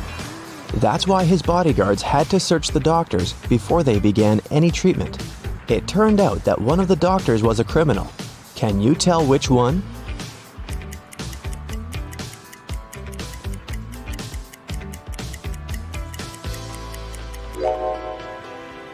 This guy. Why does he need an axe? Mr. Green got well and returned to his business duties. He runs a small company producing expensive diamond rings. On Friday, when the working week was finally over, he got a call from his bank. Mr. Green found out that someone had stolen all the money he had. He suspected that it might have been one of his employees, so he asked each of them what they'd been doing that day. Helen, the jeweler, said she always made 2 rings a day and showed all the rings she had made that week. Jesse, the sales manager, said that he had been busy meeting with the clients. And Amber, the cleaner, said that she'd been cleaning the office every day as usual, and she didn't notice anything suspicious. Who lied?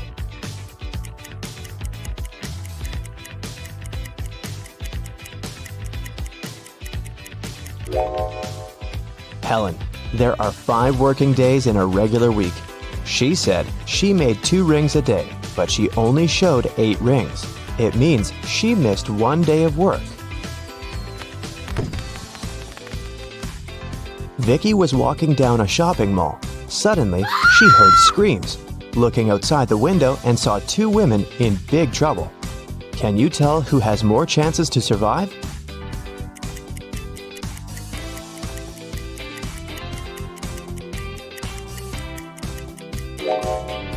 Look at this lady's hand. It's made of metal. She's a robot, so she'll more likely survive this adventure. One morning, Vicky was walking in the park and noticed this missing cat poster. Can you help her find the cat in this area?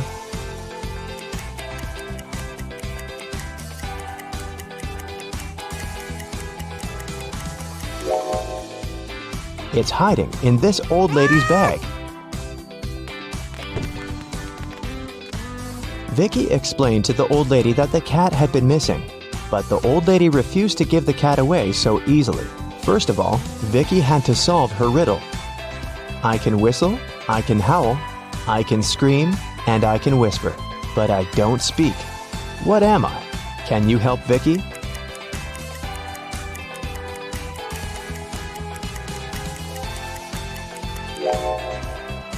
The correct answer is wind. After getting the cat, Vicky headed to its owner's home. She walked through this beautiful park. Can you spot what's wrong here?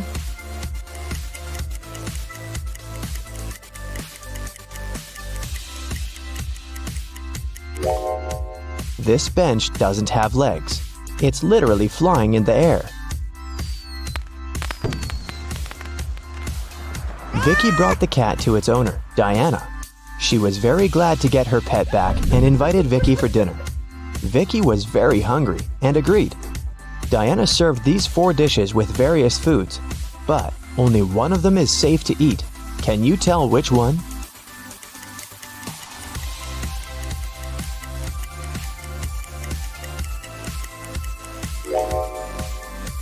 The coconut cake is sprinkled with some human nails. If you look closely at this tomato soup, you'll notice some metal nails.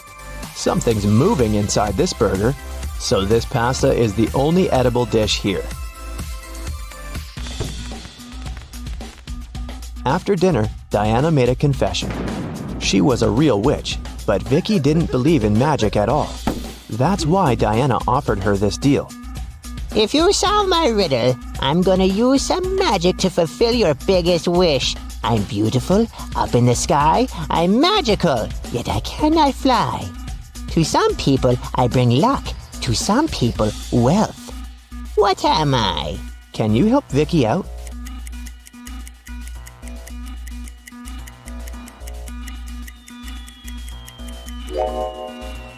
The correct answer is rainbow.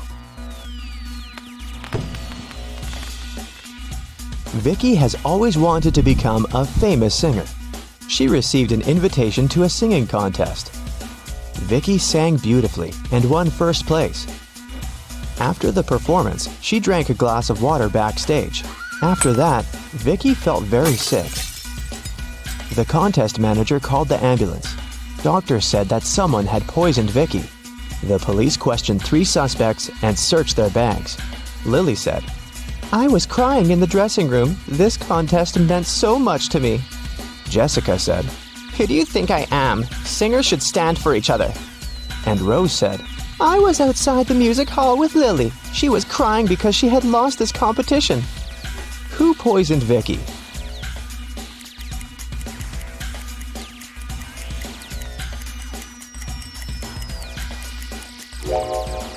Lily said she was in the dressing room, while Rose said that they had been outdoors. Therefore, 1 or 2 of them are liars. But only Rose carries toothpaste but no toothbrush in her bag.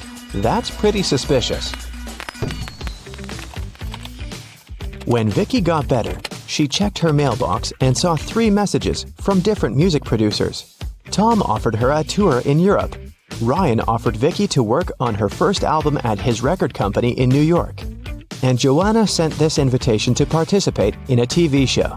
But only one of these offers is real. Can you help Vicky make the right choice?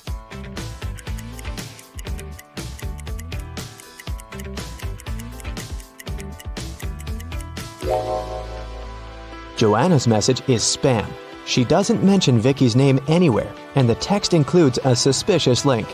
Ryan sent Vicky a picture of his record company. But there are palm trees and a tropical forest outside the window. It's clearly not in New York. So, Vicky should pick Tom. Vicky was walking home from a rehearsal and stepped on a magical portal. She fainted and woke up in an enchanted forest. Suddenly, a wicked witch popped out of nowhere and gave Vicky a choice.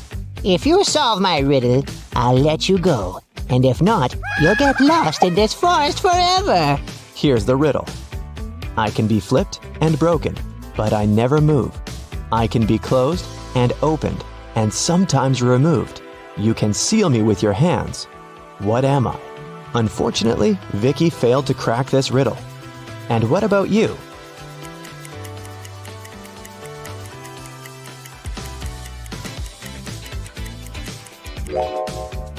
The correct answer is a deal. The wicked witch left Vicky alone in the forest. Vicky searched the area and found 3 paths leading to the nearest village. The first path goes through hungry wolves. Giant mutant plants are waiting in the second path. They eat all mammals, including human beings. And the third path is covered with a bunch of bugs and worms. Which way should Vicky go?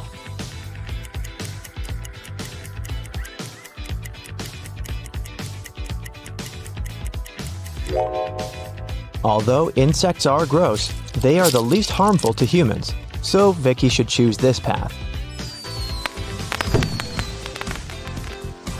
Vicky got very hungry and decided to find some food in the village. When she came closer, she realized the gates were locked. Can you help her guess the right code?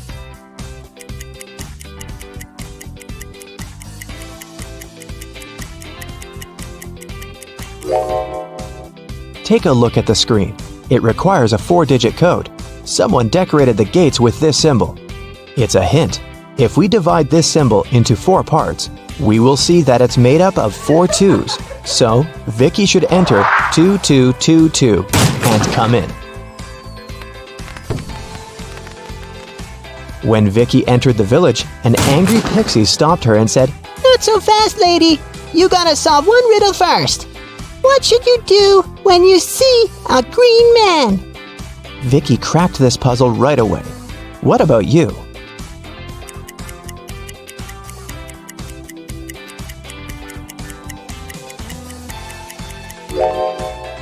You should cross the road. Vicky solved it so easily because she was standing next to a traffic light. It turned out it wasn't an ordinary village. Various magical creatures lived here together. Vicky entered the local club and asked for some food. But the owner, Werewolf Fred, said, "If you want to eat, you gotta work." Now Vicky's job is to check the guests' ID cards. She shouldn't let suspicious persons or those under 21 get inside. Take a look at these 3 ID cards and figure out who shouldn't enter the club.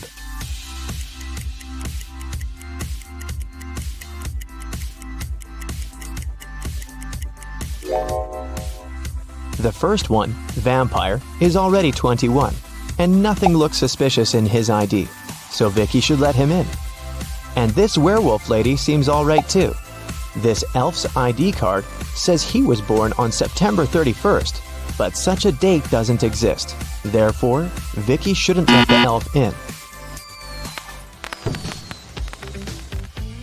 After work, Vicky went to the local supermarket to buy some food. She saw 2 attractive young ladies eating street food there. Can you tell which one of them isn't human?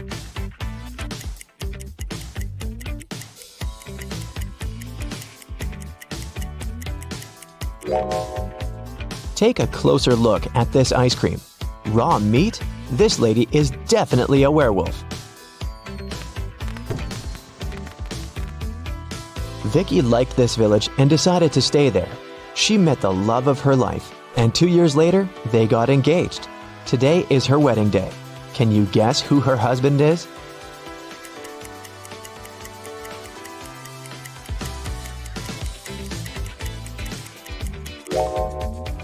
It's the third guy. He's wearing a tie, which means he attended the wedding, and he's wearing a ring too. Louis returns home after sunbathing on a beach. He turns on the stove to make an omelet. Sometime later, while he's having breakfast, someone knocks on his door. Several men introduce themselves as maintenance workers. They tell Louis about a gas leak in his apartment and ask him to evacuate immediately. Louis slams the door in their faces and calls the police. He's sure these guys are thieves. Why would Louis think that?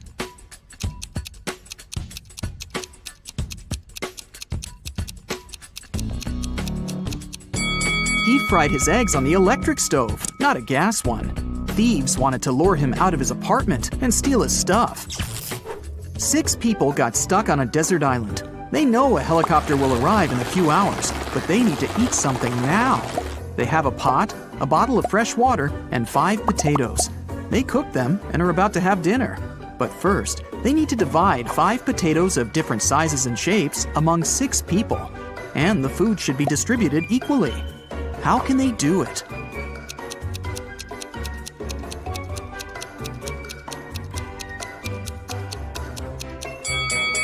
Easy. They should just prepare mashed potatoes. One famous film director loved it when people spoke about him, even if it was something negative. Once, he made a terrible movie. The man wanted people to hate it. Critics and viewers called his movie bad, unacceptable, ridiculous, and embarrassing every day. And the director enjoyed it. A couple of years later, in an interview, he asked a journalist, "So, what do you think about my latest movie?" The journalist replied shortly, but his answer offended the director. What did the journalist say?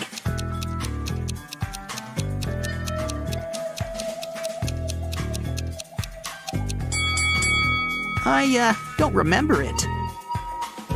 3 girls met in a cozy restaurant to discuss an upcoming party. Jessica ordered a lot of food. Sarah asked for cherry juice. Lucy took an apple out of her bag and started eating it. The waiter brought the juice and the ordered food and left. Sarah started sipping her drink from the glass, but Jessica didn't touch her meal at all. Someone's not human. But who?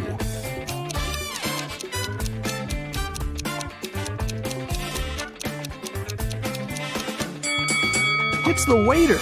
Did you see that his hands were covered with scales and his pupils looked like those of a snake? A traveler is walking through a dense Amazon jungle. He's looking for a unique artifact that once belonged to an ancient tribe. If his mission is successful, he'll sell his find for millions of dollars. He comes out of the jungle into a wide clearing and sees two caves. They're both filled with traps, but only one of them contains the treasure.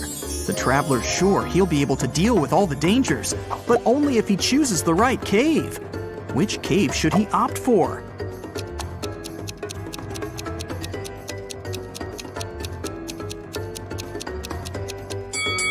The right cave. See, the entrance is overgrown with cobwebs. This means that no one's been there for a very long time. All the other treasure hunters entered the left cave, and they never came back. Mark's friends invited him to a picnic. He arrived at the place, walked around the house, and saw a group of 8 people. None of them was his friend. It was the wrong house. Before leaving, Mark noticed that 3 people in that group were androids. Can you spot them?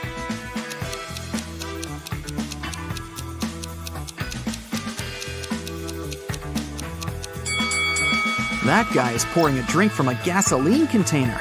Smoke is coming out of this elderly lady's head because of a short circuit. And this girl is charging her phone through a cable connected to her neck. After a shipwreck, Jack found himself on a desert island. He built a raft and equipped it with small sails that he took from the ruined ship. Jack couldn't sail far from the shore because there was no wind. A few days later, he noticed a ship. It was approaching the island, but its wind-filled sails were facing the opposite direction. According to the laws of physics, it should be sailing away from the island. Besides, there was no wind. So how is it possible that the ship was getting closer to the shore?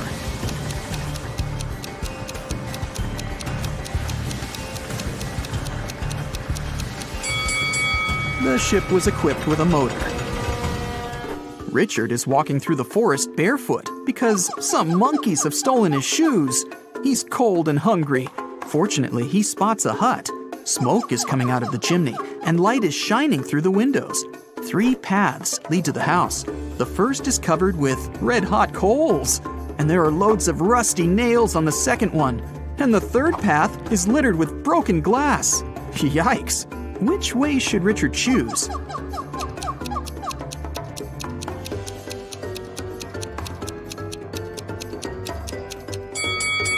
It's cold, so Richard can wait until the coals cool down. And while he's waiting, he can warm up next to them. Toby has been wandering through the desert for several hours. The sun's burning his neck. There's nothing but hot sand around. He's run out of all the water he had. Toby gets weaker, and finally, he falls down. At this moment, he sees 2 tiny ponds. Toby only has enough strength to get to one of them. Which of these ponds is a mirage, and which is real?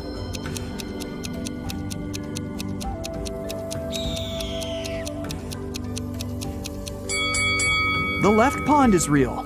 See the clouds above it? It rained there, and the rainwater formed the pond. At the edge of the forest, quite far from the village, there was an old house. Its owner found his TV broken in the morning.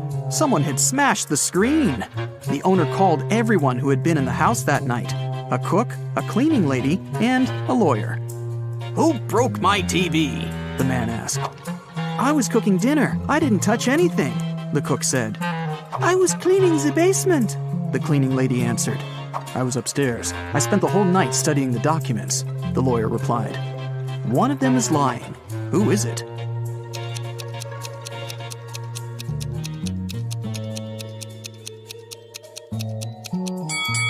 The lawyer. He said he was upstairs, but it's a 1-story house. He couldn't be studying the documents on the roof all night. Tom has lost his car keys. He's searched every corner in every room, but hasn't found them.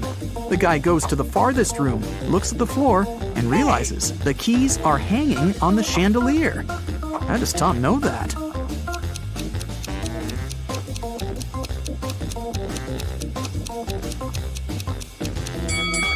The floor is reflective. An elderly philosophy teacher began an exam. His students were sitting in their seats, listening to him. Here's a task for you. Prove that everything that happens around me is real and I'm not sleeping. Whoever writes the most convincing proof will get the highest points." The students had been writing for several hours, but almost no one got a good grade, except for one girl. She wrote an essay consisting of several words. What did she put on paper?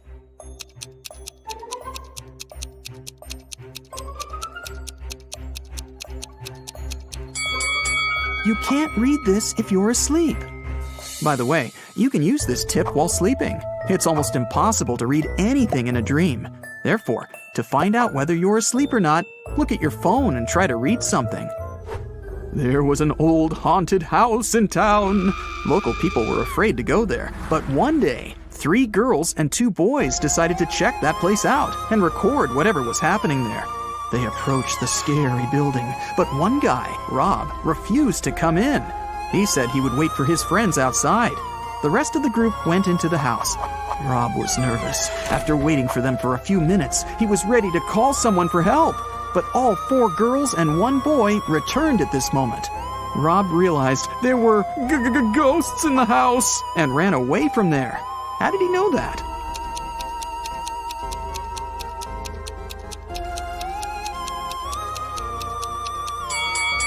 Three girls and 1 boy were in the house, but 5 people came out. 1 girl was a spirit. Rob saw her and ran away.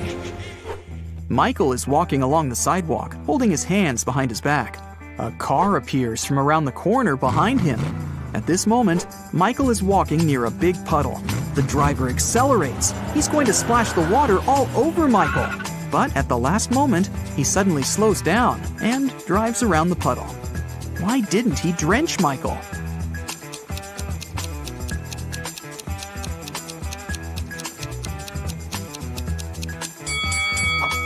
Michael was carrying a brick behind his back.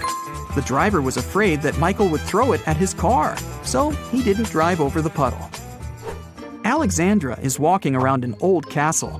There are lots of portraits of kings and queens on the walls. The corridor is lit by candles. Alexandra goes down to the first floor, where several people are dancing. The girl feels as if she has somehow traveled to the previous century. But wait a minute, this is all fake. How did the girl understand that?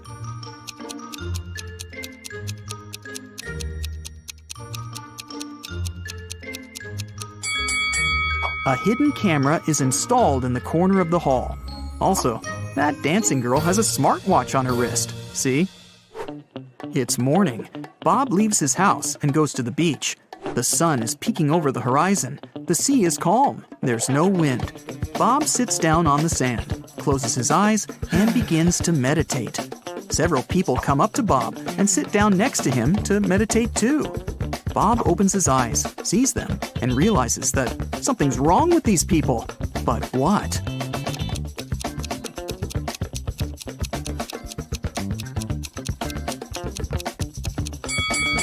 Look at Bob, and now at how these people are sitting.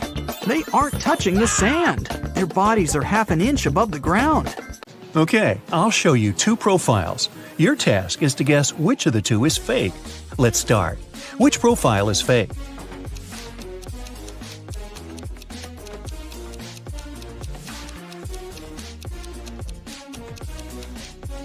It must be the left one. The girl is only 13 years old. She can't be doing her PhD. What about these 2?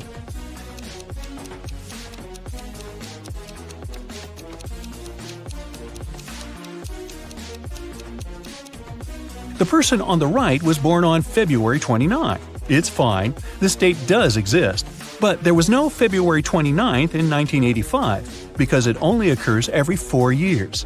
So the profile on the right must be fake.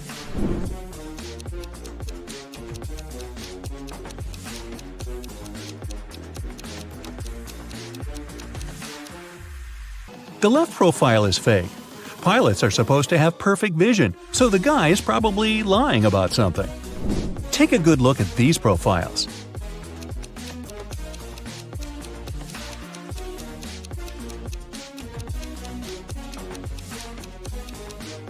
Okay, Panem and Narnia are two fictional places, so I'd say the left profile is a fake one.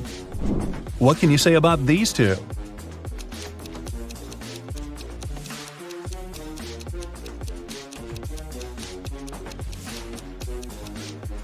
Well, as far as I know, 14-year-olds can't get married in Canada, so the profile on the right is fake. Now, I'll show you some photos. Your task is to guess what's wrong with them. Let's begin. Here's the first one for you.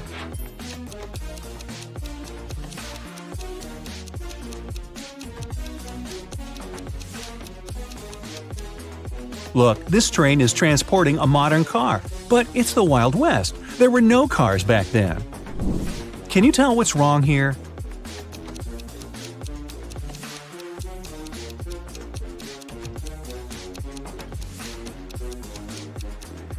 It's medieval times, but look, there's a 10-story building in the background.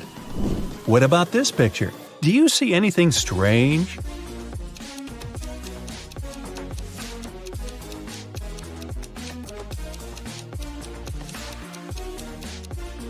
The woman is wearing sneakers.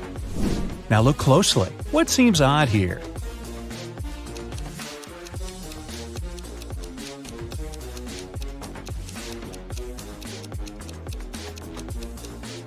This woman has a modern camera. I don't think people had them back then.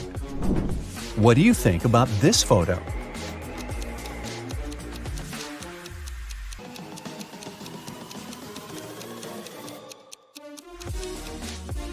The mountain in the background is green. There's no snow.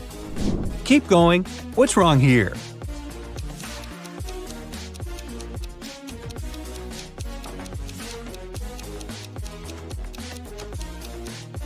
Look, that guy in the back, he's wearing sneakers. Not the best thing to be wearing to a ball. Plus, this kind of footwear didn't exist back then. Be very attentive. Can you spot an odd detail here?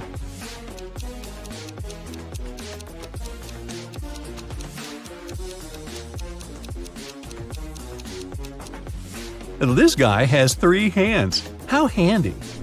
Ryan had a crush on a girl from his school, Amelia. Once, he got a note from her saying that she liked him, so Ryan decided to write her back and ask her to prom. Unfortunately, he didn't remember which desk was Amelia's. There were 2 possibilities. Can you tell which desk is the one he needs?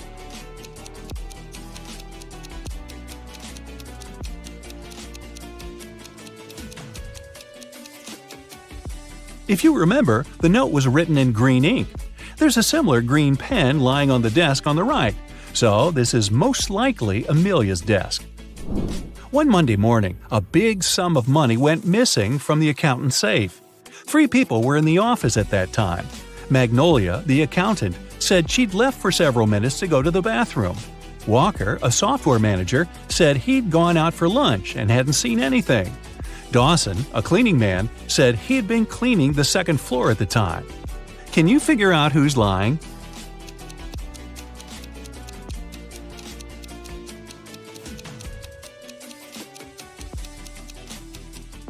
It's Walker. He said he'd been on his lunch break, but it was still morning at that time.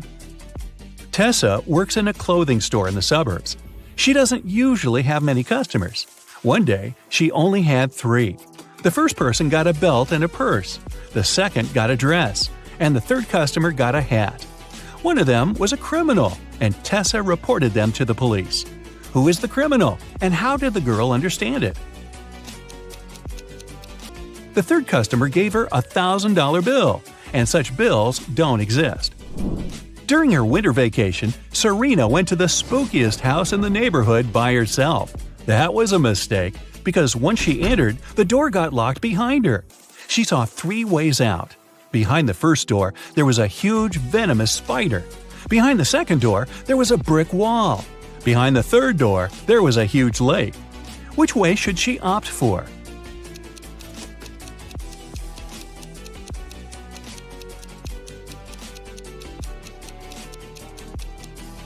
She should take the third way. It's winter, and the lake is frozen. Serena told her friends what had happened to her, but no one believed her. The next day, Leslie went to that house too. The same thing happened. The door got locked and the girl saw 3 dangerous ways out. A fire was raging behind the first door. Behind the second door, there was an angry ghost. If she opened the third door, a huge chunk of glass would fall down on her head. Which way should Leslie choose?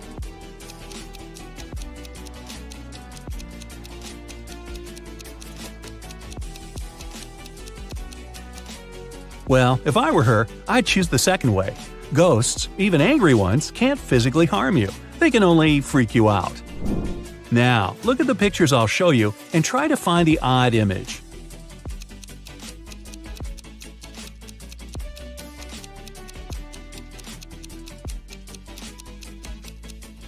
Yep, it's right here. Another one for you. Be very attentive.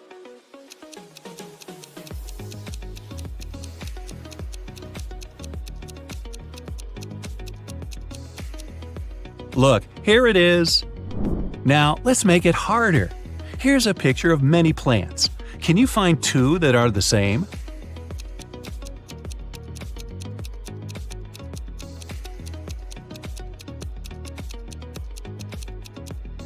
Here's one. Here's the other. Can you find 2 similar images here?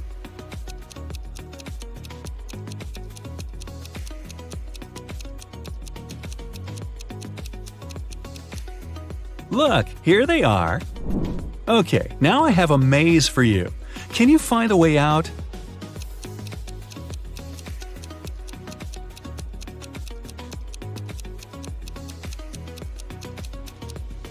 Right, that was amazing. Here's another puzzle for you. Help A find her way to her best friend B.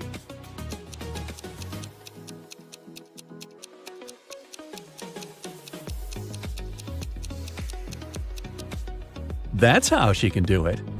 And another maze, the hardest one so far. Can you help the dog find its favorite plush toy?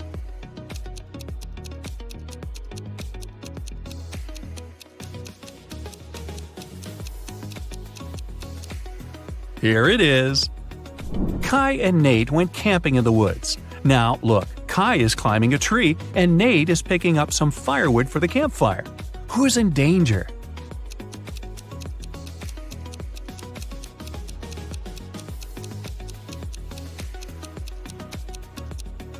Nate. A bear is approaching him. The guy should be very careful. Ella and Grace are late for school, so they're taking a shortcut. Ella chose to go through the forest, and Grace decided to go across a frozen lake. Who is in danger?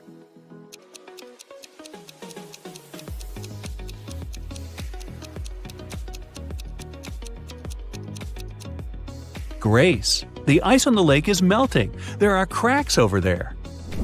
Pierce's daughter and Andre's son came back home after studying at their friend's house. Neither of the parents got suspicious, but someone's kid had been to a party instead of studying. Whose kid was it?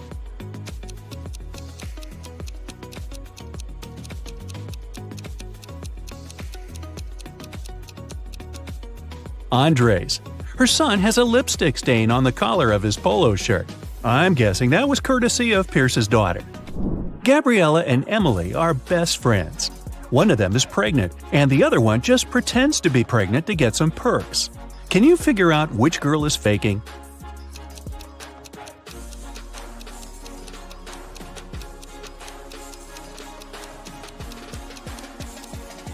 I'd say it's Gabriella.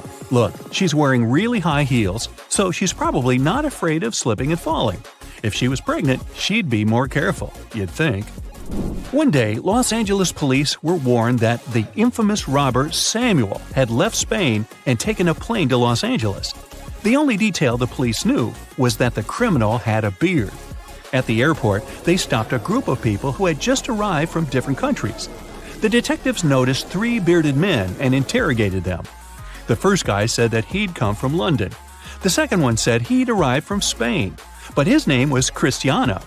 The third man said he'd come from Poland to have a vacation. The detectives didn't even need to check their plane tickets to figure out who the robber was. Who do you think the criminal is?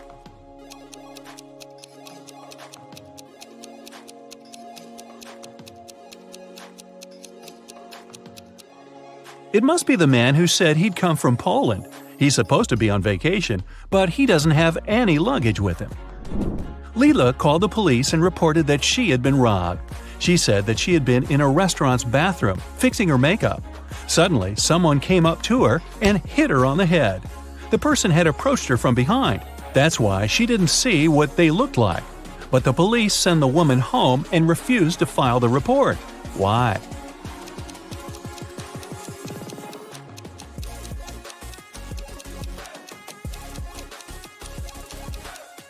The woman said she'd been fixing her makeup. Then she had to be looking in the mirror. If someone had tried to approach her from behind, she would have seen that person. But she said she hadn't. She must have made up the whole story. Several girls went missing in a small town. The police only managed to find them half a year after the first one had disappeared. When officers entered the place, they saw just 3 girls. They all said they had been locked in a small room and had never left it. The detectives knew that one of them was the kidnapper. The first girl, Eleanor, said she'd spend around a half a year there. The second girl, Vera, said she had been confined there for 2 months. The third girl, Sienna, said she had been there just a week. Can you guess who's lying?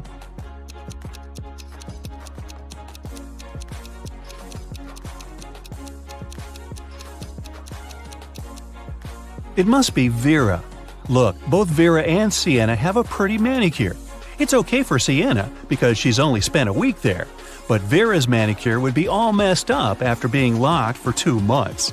Hey, how about some tricky riddles that will put your brain to work? Ready? How fast can you solve this one? Grace has 7 sons and each of them has a sister. How many children does Grace have in total?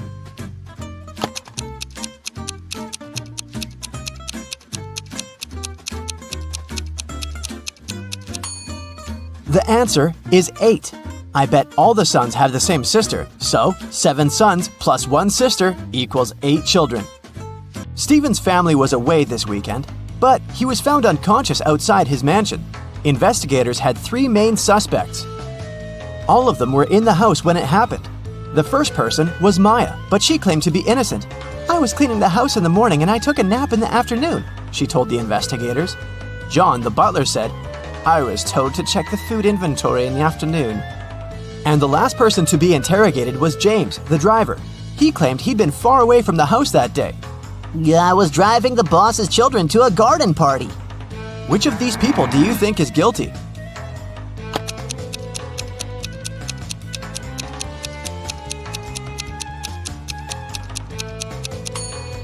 It was James. All family members were away that weekend, so his alibi can't be true.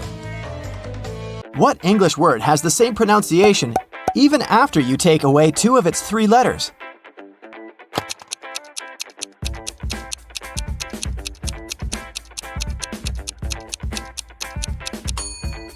It's B. Phew, that one took some work. Look at these images and try to guess what's wrong.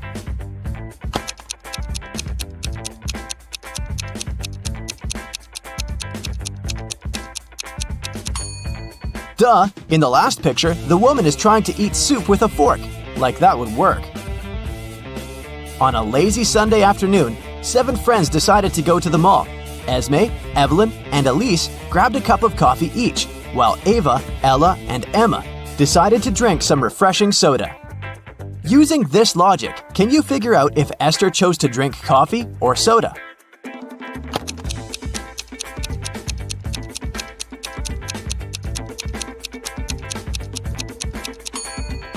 Esther is drinking coffee.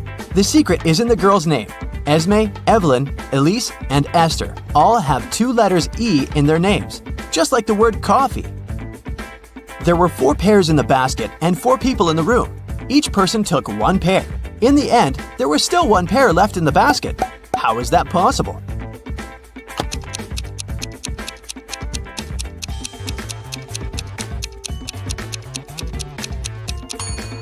The last person took a pair that was still lying in the basket. Mary's birthday was coming up and she decided to treat herself to a relaxing day at the spa. During a massage, Mary dozed off. When she woke up, the money she had in her purse was missing. Oh no! Mary had 3 suspects. The cashier, Erica, claimed, I was having lunch in the back. Catherine, the masseuse, said, I went to the back of the store to get some extra oil. The last person was Monica. She was another customer. She said she hadn't seen anything and had just been waiting for her appointment. Can you tell which one is the culprit?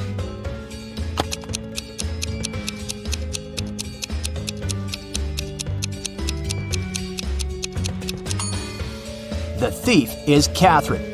She must have waited for Mary to fall asleep and then took her things. Look at the money hidden behind the oils.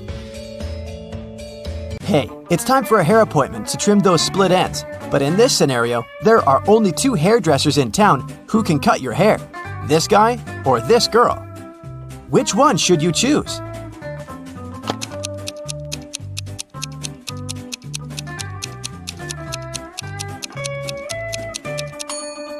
The girl, of course. If there are only 2 hairdressers in town, that means they cut each other's hair. And judging by the haircut the guy gave the girl, it looks like he doesn't really know what he's doing. If a rooster lays an egg on top of this cabin, in which direction will it roll?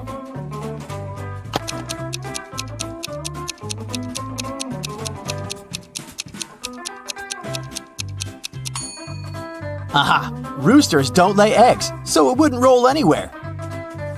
The shopkeeper of an expensive skincare store called the police because someone had robbed his business. He didn't notice the culprit, but according to the security camera footage, there were 3 customers in the store at the time of the robbery. Police officers questioned each of them. Michael said he'd been buying some stuff for his pets. The second suspect, Kayla, was looking for ointments and some aloe vera gel. The last person, Rachel, told the interrogators she'd been busy looking for lotions. Can you tell who's lying?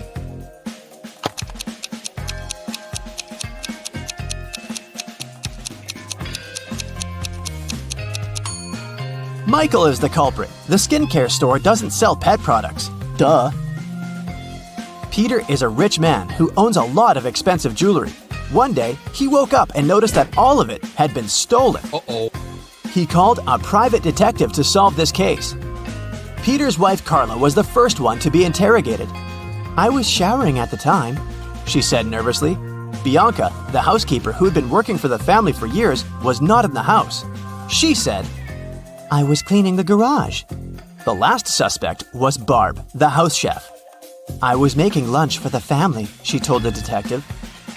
Can you tell who stole the jewelry?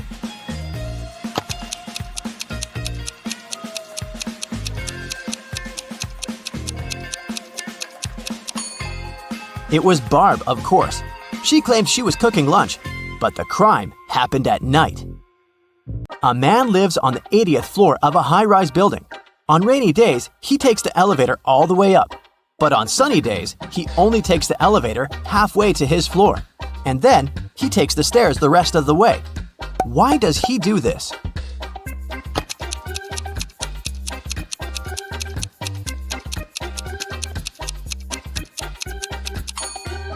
Well, my friends, it so happens that the man is short. Normally, he can only reach the 40th floor button. But on rainy days, he manages to push the 80th floor button with the help of his umbrella handle. Genius, huh? On a rainy day, Miranda decided to work from home. At one point, she went to the bathroom. But when she got back, she noticed that her cell phone and money had been stolen right in her own house during the day. There were 3 people in the house at the time. Her sister Beth claimed it wasn't her. I was still asleep at the time because I'd gone to bed late yesterday. Her other sister Anna said she'd been taking a stroll in the garden when it had happened. I was watching the night-scented orchid bloom. And lastly, there was Josh, Miranda's boyfriend. I've just got home for lunch, he said. What do you think? Which of these 3 suspects stole Miranda's money and cell phone?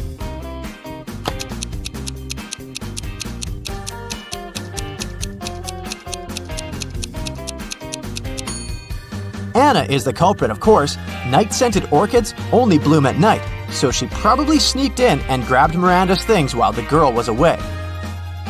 A farmer rode into the village on Monday. He stayed in the village for 4 days and rode out on Monday. How is that possible?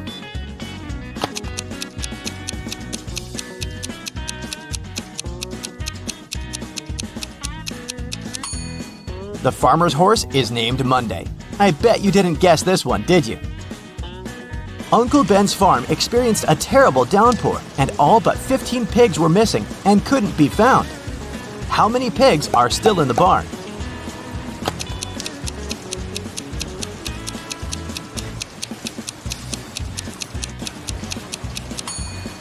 If you said 15, you got it right. So, there are 3 important rooms in a house. The first one is a library full of rare books. The second room stores piles of money and gold. And the third room has boxes full of expensive jewelry in it. In case of a fire emergency, in which room will the police try to extinguish the fire first?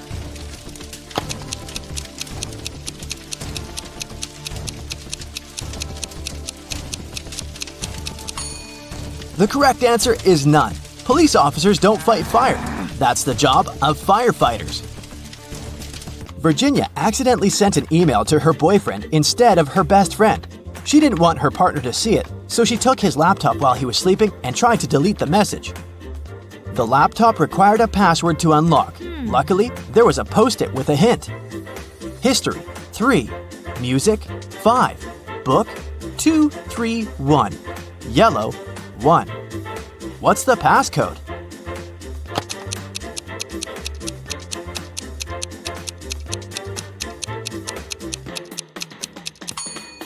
Each number indicated the letter Virginia had to select in the corresponding word. The third letter in history is S. The fifth letter in music is C. The second, third, and first letters in book are O, O, and B. And the first letter in yellow is Y. The password is Scooby. Abby was a college student. Every day before classes, she packed a sandwich for lunch. And her meal disappeared from her backpack every single time. After Abby was left hungry once again, she got very angry and decided to track down the thief.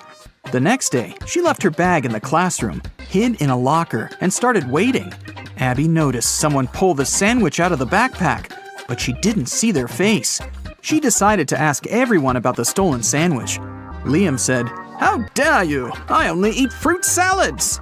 Jason said, "My granny made this sandwich for me." And Chuck said that he just bought his sandwich in the school vending machine. Who's lying?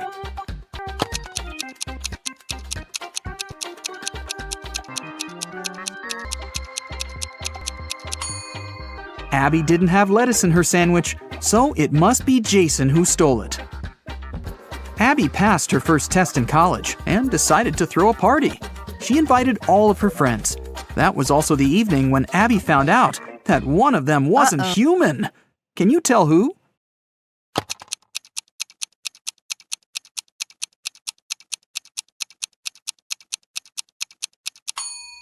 It's Henry. Both of his shoes are for the right foot. During spring break, Abby organized a garage sale to sell some of her old dresses. After a while, Abby got her first customer, Tina. The girl picked only one dress and asked Abby, "How much for this dress?" Abby answered, $30. Tina didn't want to spend that much, so she asked, "Could you sell it for $20? Abby agreed. Tina gave her $50, but Abby didn't have any change, so she went to her neighbor to ask for help. The neighbor gave Abby 3 notes, 2 20s and 1 $10 note. Abby came back, gave $30 to Tina, and put the remaining $20 in her wallet. A few minutes later, the neighbor ran into Abby's garage and shouted, "That note you gave me is fake! Give me my money back!" Abby had to give the man her own money. How much money did she lose?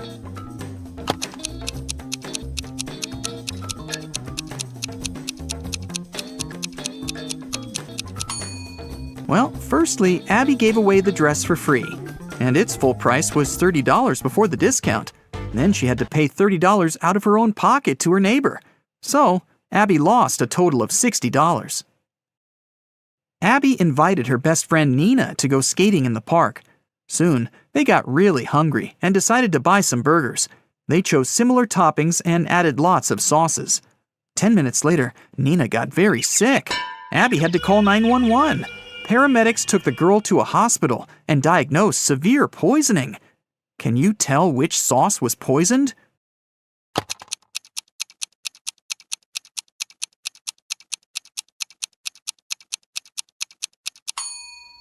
This one, Abby didn't use any garlic sauce. When Nina got better, Abby took her for a walk. They spotted the spookiest house in the neighborhood and decided to check it. That was a big mistake. When they got inside, the door behind them suddenly disappeared. Now they have 3 ways out. There's a zombie behind the first door. A creepy vampire is waiting behind the second door. And there's an angry ghost behind the third door. Which way is the safest?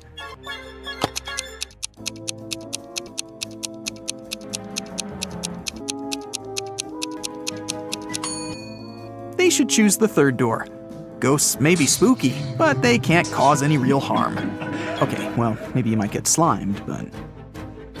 Nina and Abby found themselves in the next room. The door leading outside was open, and they ran toward it. But an old witch popped out of nowhere and yelled, Not so fast. You've got to solve my riddle first. Why are these words in such an order? Nina and Abby failed to crack this riddle. What about you?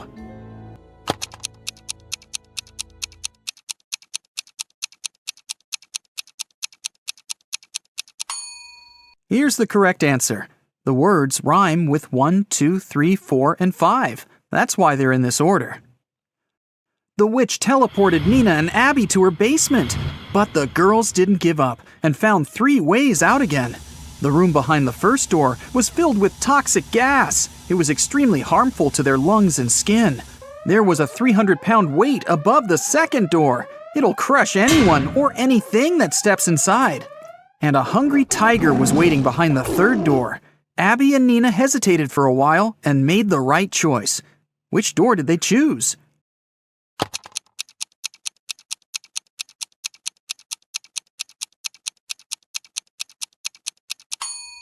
Nina took off her boot and threw it on the floor in the second room. The weight crushed the boot, and the girls ran into the room and closed the door. After that, they escaped through the window. Unfortunately, they got lost in a magical forest. It was cold since it was winter. After wandering around for a while, they saw 3 roads. All of them seemed dangerous. If they picked the road leading to the left, they'd have to go past some hungry wolves. And if they went straight ahead, they'd have to go through a village where werewolves lived. And the third path went over a lake covered with thin ice that could crack at any moment. Which way should they choose?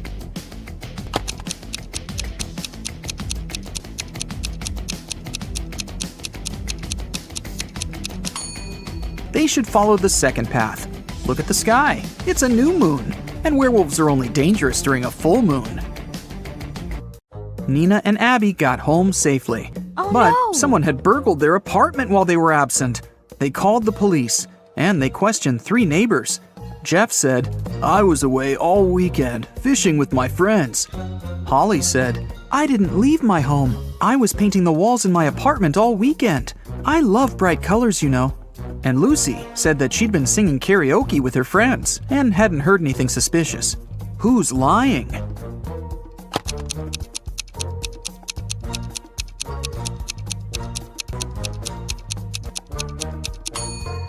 Holly. The walls in her apartment are mostly white, but she said that she'd painted them in some bright colors. Nina got a job in a bookstore. On her first day at work, she found a vintage watch on the floor. 3 people came over to claim it. Kevin said that he'd bought this watch when he got his first salary many years ago. Violet said that she'd inherited the watch from her grandfather. And Dylan said, "This watch is priceless. My wife gave it to me for our 5th anniversary." Can you tell who owns this watch?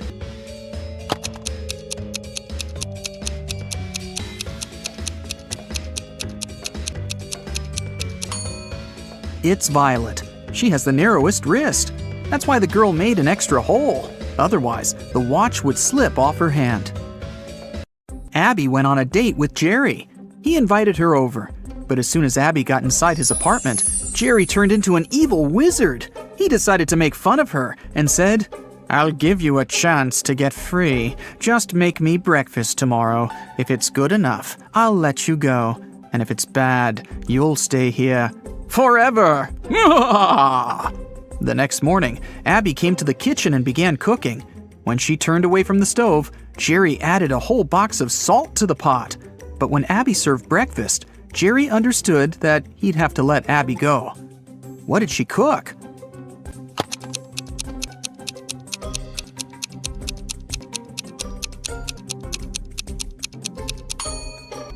She cooked boiled eggs. Abby got a new job. She had to assist a railroad supervisor. One day, they faced a huge problem. A faster train was approaching a slower one. According to the schedule, the slower train had to let the faster train go first. Abby offered to use an auxiliary railway line, but it was too short for the slower train. Abby didn't know what to do, but finally, she found the solution. What did she realize?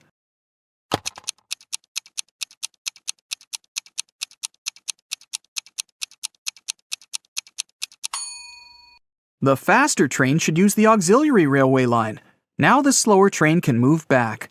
When the main railway line is free, the faster train can go first. Abby got a note which said that a vampire family had moved into one of the houses in the neighborhood. Abby wanted to find evidence that vampires didn't exist. She found the street she needed. There were 3 houses there. Which house looked suspicious?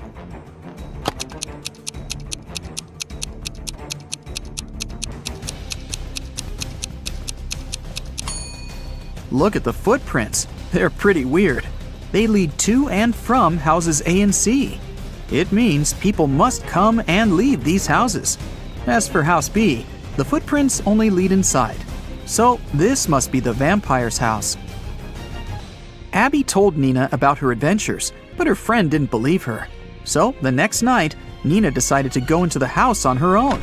Once she walked through the door, it got locked behind her back. Nina wandered around and found 3 doors. They looked the same, but the symbols on them were different.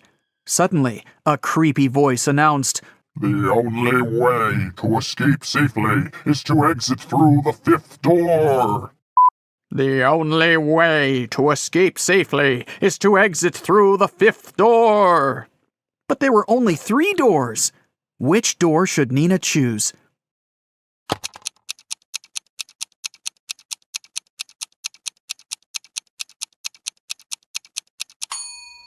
Take a look at the symbols. They're actually numbers turned toward each other. So Nina should choose the first door. This symbol is made up of 2 5s looking at each other. This must be the 5th door the girl needs. A theft happened in Abby and Nina's college. The police caught 3 suspects. The detective's task was to identify which suspect was a robot. There were several items on the table in front of him: a kitchen knife, a bottle of water, a screwdriver, and a marker. Abby said that she knew how to recognize the robot. What should they do?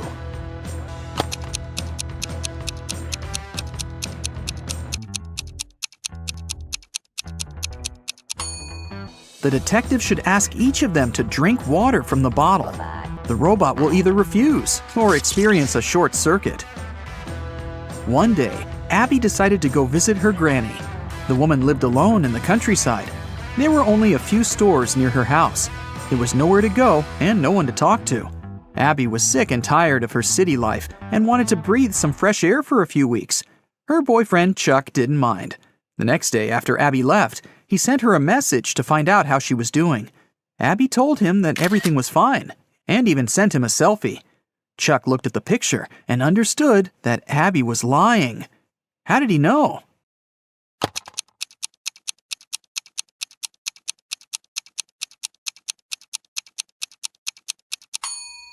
Take a look at the car.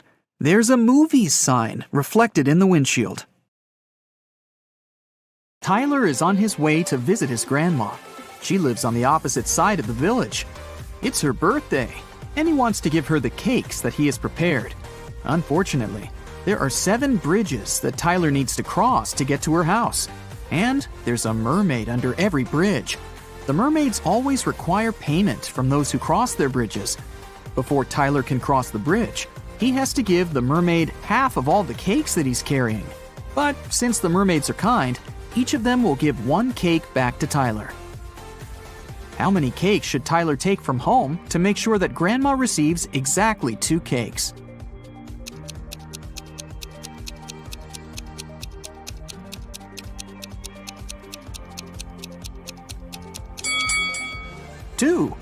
Tyler will have to give half of his cakes at each bridge, but he'll still get 1 cake back.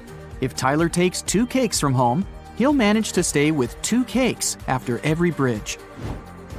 Will is going on a jungle trip for 1 day. He asked his wife to pack something to eat, something to drink, and something to help him stay warm.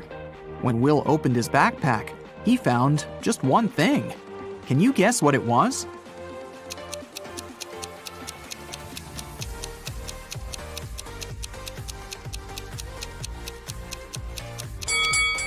A coconut. Will can drink coconut water. He can also eat the coconut meat. And finally, Will can use the coconut peel instead of wood to warm himself up. Nina decided to play a quiz game. She kept asking the same question to everyone she met, and each time she got a different answer. Can you guess what the question was?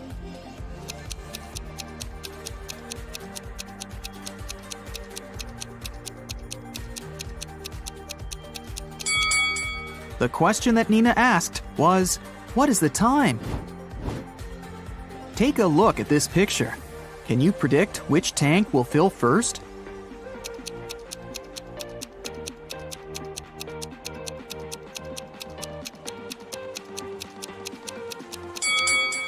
Tank 5. The connection between Tank 5 and Tank 2 is blocked, so the water will move into the 5th tank from the first one. But it won't go to Tank 2. Therefore, Tank 5 will fill up first. What about this complicated structure? Can you tell which of the tanks will fill first?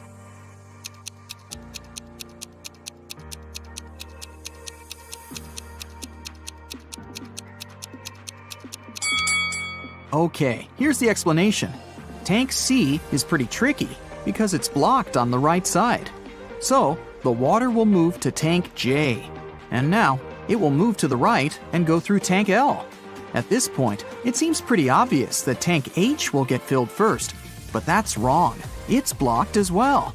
So, the correct answer is Tank F. There is a wide field of corn. A fox finds its way into the field and starts running.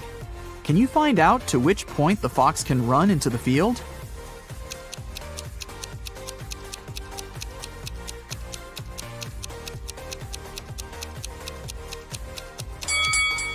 The fox can only run to the middle of the field. After that midpoint, the fox will actually be running out of the field. Stacy is a weather forecaster. It's raining today at 11:57 a.m. Can you help her figure out the chances of sunny weather in 72 hours?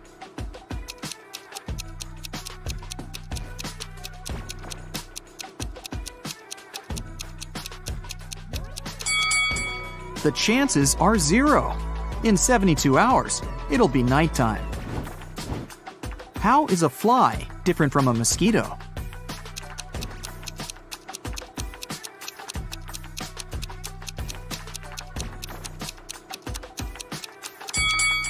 A mosquito can fly, but a fly cannot mosquito. This is Rick, and these 3 ladies are Melanie, Meg, and Millie. Melanie loves strawberry ice cream. Meg loves blueberry ice cream. And Millie hates ice cream. Can you find Rick's wife among these women?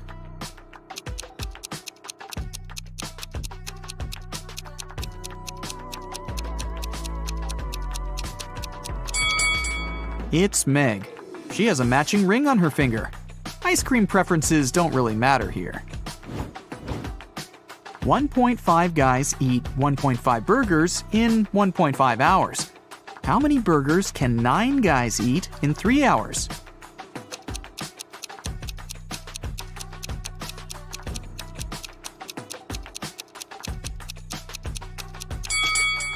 More hours mean more burgers, and more guys mean more burgers.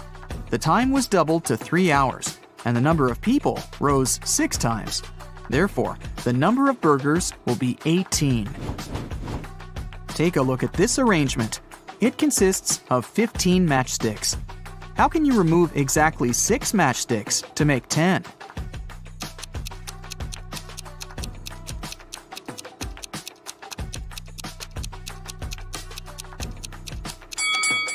Here's the easiest way. Frank is a grandfather. His grandson is about as old in days as his son is in weeks. The grandson is also as many months old as Frank is in years. The sum of their three ages is 140 years. How old is Frank? Can you guess?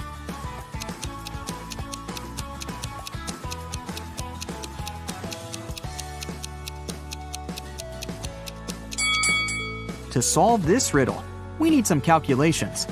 Let's say the grandfather is A, the son is B, and the grandson is C. Since the total age is 140 years, we can make up the following equation. A plus B plus C equals 140. Also, the grandson is about as many days old as the son is in weeks, which can be expressed in this equation. 365C equals 52B. And finally, the grandson is as many months old as Frank is in years, so 12C equals A. Now we can put this information into one big equation and calculate the final result. 12C plus 365C divided by 52 plus C equals 140. 624C plus 365C plus 52C equals 7280. 1041C equals 7280, so C equals 6.99. Since the task said that the grandson was about as old in days as his father in weeks, we can round up that number to 7. Therefore, Frank is 84 years old, and his son is 49. If you multiply all the numbers on your phone, what number will you get?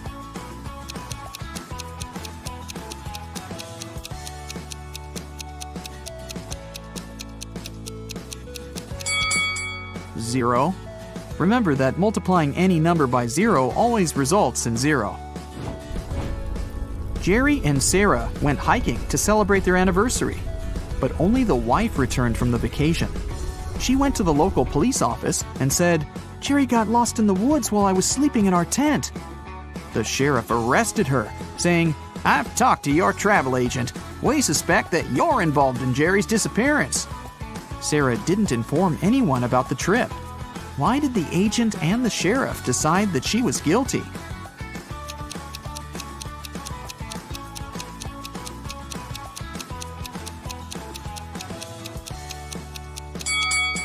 Sarah bought only a one-way ticket for her husband and a round-trip ticket for herself. It means that she was sure that she would be returning alone. Can you tell which of the following statements is true? One statement here is false. 2 statements here are false. 3 statements here are false.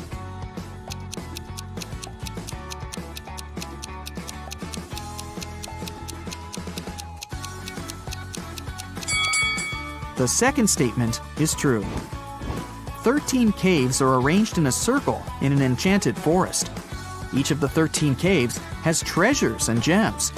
Every day, the cave's guards can move the treasure to an adjacent cave or can keep it in the same cave.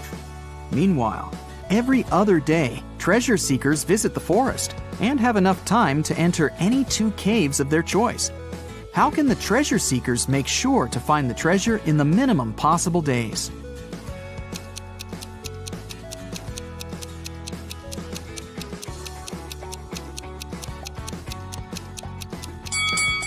One of the treasure seekers should move clockwise every day, and one of the treasure seekers should move counterclockwise.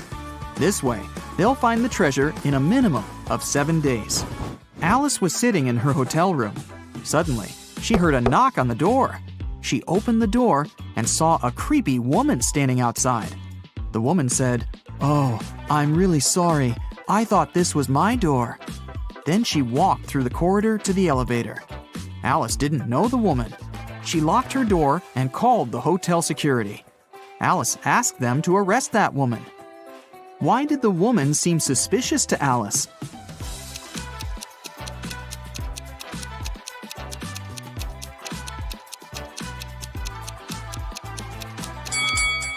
If the woman thought the room was hers, she would have used the keys, but she knocked on the door.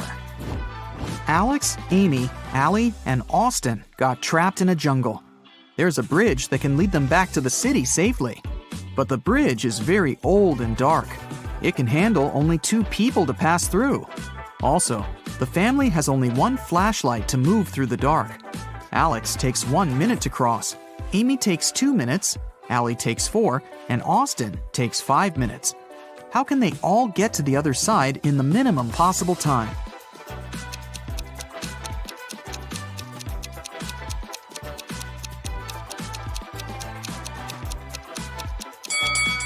Here's what they've got to do. Alex and Amy should go first. It'll take them 2 minutes. Then Alex should spend 1 minute going back to Allie and Austin. Now Allie and Austin should take the flashlight and cross the bridge. It will take 5 minutes. Then Amy should come back to Alex. At this point, they've already spent 10 minutes.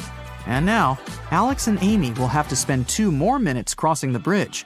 And this is how all of them will reach the other side in 12 minutes. Stephanie is a college professor. A supervisor will be visiting her class tomorrow. The supervisor can ask the students any questions. They can be either easy or difficult. Stephanie will still have the right to decide which student will be giving the answer to each question. Stephanie wants to leave the best impression. What instruction should she give to her students to maximize the chances of receiving a correct answer for each question? Can you help her?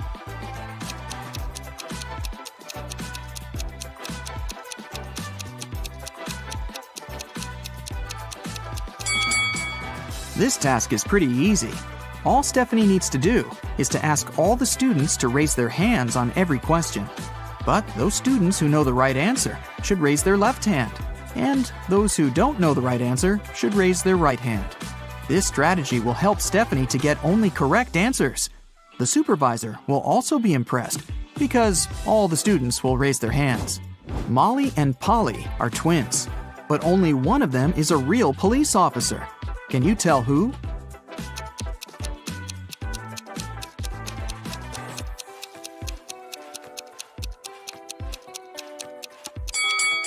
Molly.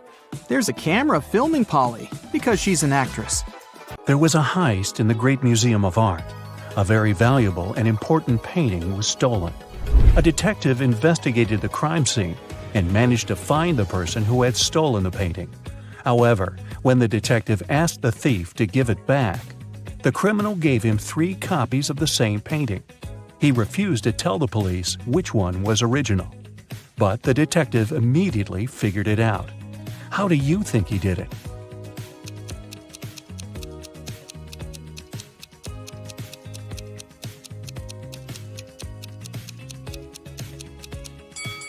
Do you see that each painting has a different frame? But only one of them is similar to the frames of other paintings in the museum. And since this museum is known to use the same style of frames, this one is the original painting. Jeremy was accepted to the best school of witchcraft and wizardry. One of the classes he had to take was about transforming into animals. 3 professors taught that class, and each of them specialized in transforming into one certain animal. Can you tell which professor turns into what kind of animal?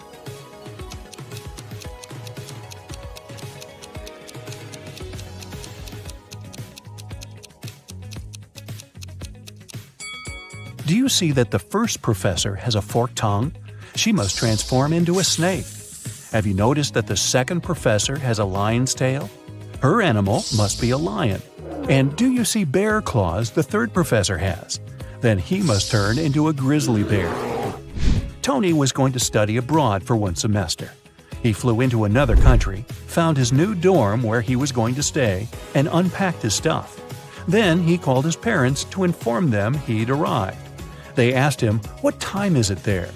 Tony was pretty tired and jet-lagged, so he couldn't immediately tell what time it was. Can you help Tony figure out the time?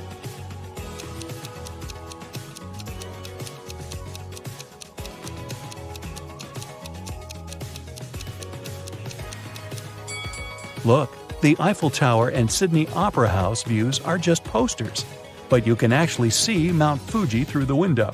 So, Tony is in Tokyo, and it's 8:45 there. Carly Zoe woke up one day and found themselves in a weird place that looked like a jail. Which of them will be able to escape?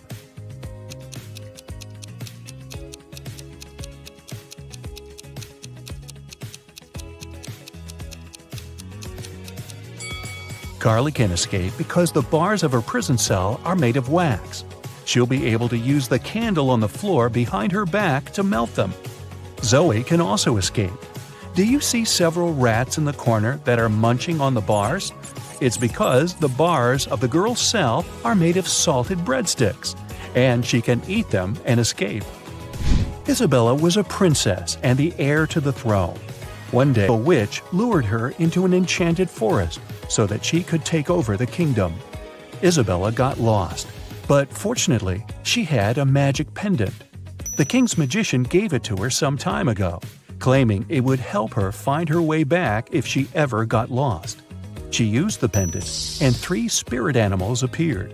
The first spirit animal was an owl. The second one was a butterfly, and the third spirit animal was a hawk. Only one of them knew the way back to the castle. But if Isabella chose to follow the wrong animal, she would find herself even further away from her kingdom. Which spirit animal should she follow?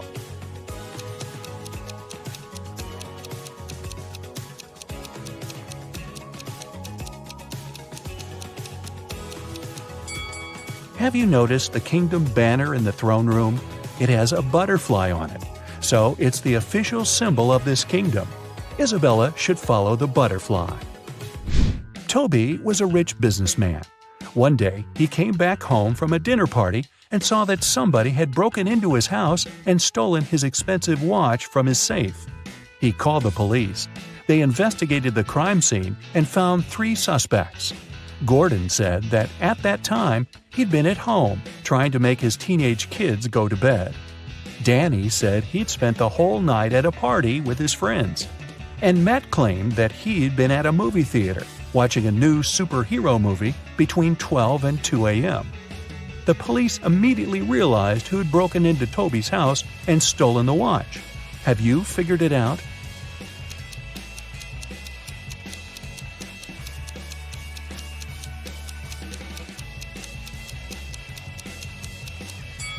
It was Matt. When Toby arrived home, it was 11:30 p.m., so it doesn't matter where Matt was between 12 and 2 a.m. Elliot was a crazy scientist who was obsessed with the idea of parallel universes. He dedicated his whole life to figuring out how to create portals to other dimensions. One day, he finally succeeded in building a portal machine. When he tried to test it, 3 portals appeared in front of him. And then the machine just blew up. And since he had meddled with the laws of physics, the universe where he lived started to collapse. The scientist had to choose one of the portals to escape through, and fast. The first portal opened to the universe in which Elliot was a supervillain. The second portal opened in the world in which the man was a ruthless king. The third portal opened on the planet where Elliot was an underwater creature. Which portal should he choose?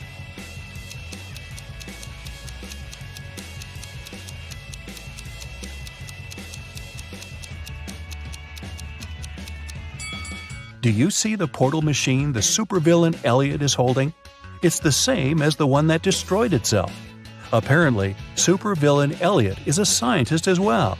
He might be able to help the real Elliot to bring his original universe back by making a better portal machine. Sally was at a crowded concert. Suddenly, she felt somebody reaching into her bag and pulling out her wallet that only had her credit cards inside. She couldn't see who the person was, but after checking the footage from the surveillance cameras, security guards were able to narrow it down to 3 suspects. Joshua said he had been sharing concert videos on his social media and didn't have anything to do with the theft. Jennifer said she was super rich and didn't need anyone else's wallet with credit cards. She only used cash when she went shopping. Penny said she had been singing along to the song the band had been playing, so she didn't even know what had happened. The security guards immediately figured out who the thief was. Who stole Sally's wallet?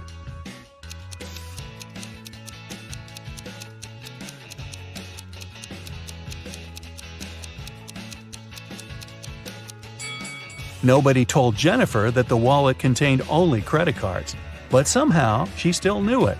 She must have stolen it. Mary found a new job in another city, so she had to move. The realtor found 3 options for Mary to choose from and took her to see each of them. First, she brought Mary to apartment number 1, which was located downtown. Second, she took the woman to apartment number 2, which was within walking distance of a subway station. After that, she took Mary to apartment number 3, which was next to a grocery store. Which apartment should Mary choose?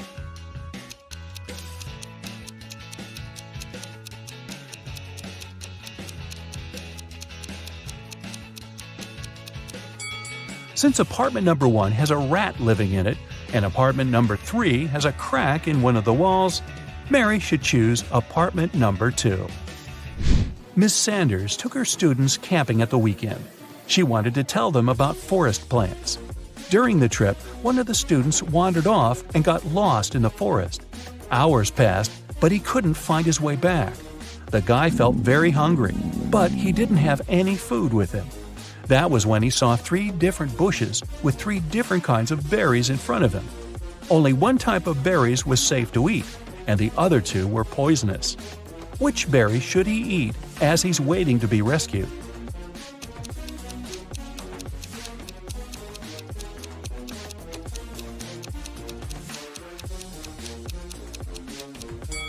Remember the poster that was in the classroom?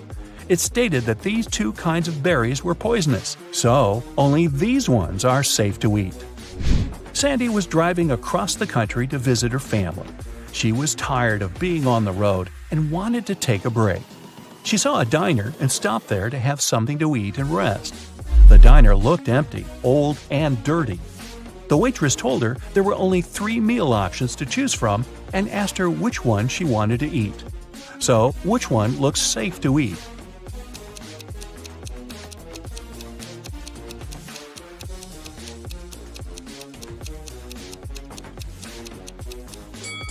Do you see the fumes coming from the first meal? They're green. That can't be a good sign. And the third meal has a little bug on it. Yikes! So Sandy should eat the second meal and get the heck out of there.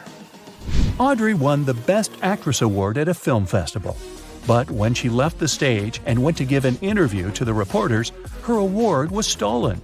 A police officer arrived and found 3 suspects. The first suspect was Grace, a cleaning lady. She said she had been taking selfies with her favorite celebrities backstage and didn't have anything to do with the award. The second suspect was Gabrielle, a reporter. She said she had stolen the award because she had been with other reporters waiting for her turn to ask Audrey some questions. The third suspect was Catherine, an actress. She said she was not the one who had stolen the award because she had been among guests watching the show. Besides, she already won the Best Actress Award last year. The police officer knew who was lying. And you?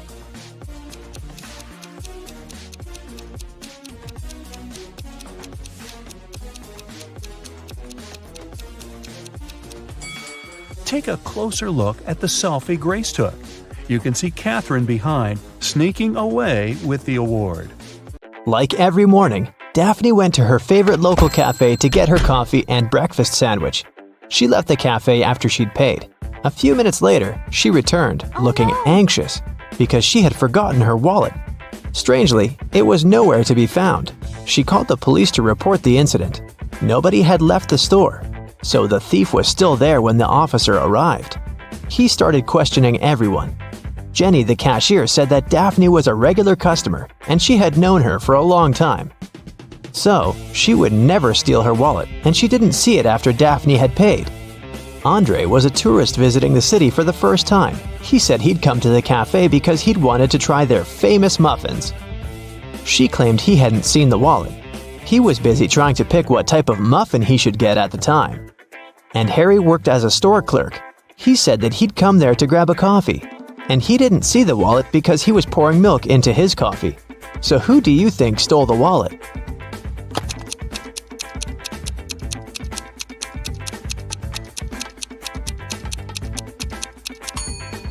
It was Harry, the store clerk, or should I say Harold. Do you see his name tag? He lied about his name when he ordered his drink. Also, even though he said he was pouring milk in his coffee, as you can see, it doesn't have any milk in it. Jessica was an aspiring actor, and she had a big musical theater audition that day. She left her house early in the morning to make it on time, but she had forgotten to take her sheet music with her, so she had to drive back. When she walked in, though, she saw her roommate lying on the floor unconscious. A nurse was standing beside her. She explained to Jessica that her roommate had been poisoned, but luckily, she'd had enough time to call an ambulance before she passed out. Jessica immediately realized something was wrong. She thanked the nurse for helping her friend and asked her if she could get her a glass of water or anything else. The nurse agreed, and Jessica hurried to the kitchen. There, she called the police saying, "There's a fake nurse in my house. She poisoned my roommate and tried to rob her." How did Jessica understand that?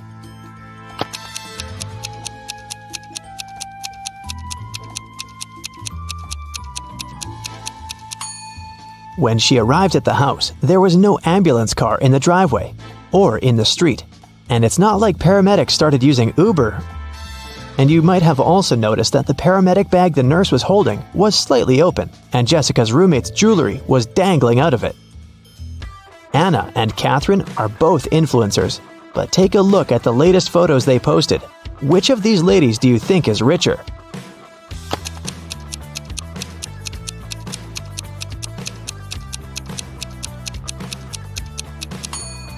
Catherine is richer, of course. Just look at the number of likes on her photo. She has 27,907 likes. Anna, on the other hand, has 9,837, which means that Catherine has way more followers and must be earning millions. Annie managed to buy presents for everyone except her dad. She knew what everyone wanted, but her dad was kind of secretive and not the talking type. He was also not great with technology and never bought anything online, so there was no way she could sneak into her dad's computer and check the saved items in his shopping cart. But he always liked to make lists in his little notebook, and Annie was sure she might be able to find a wish list there.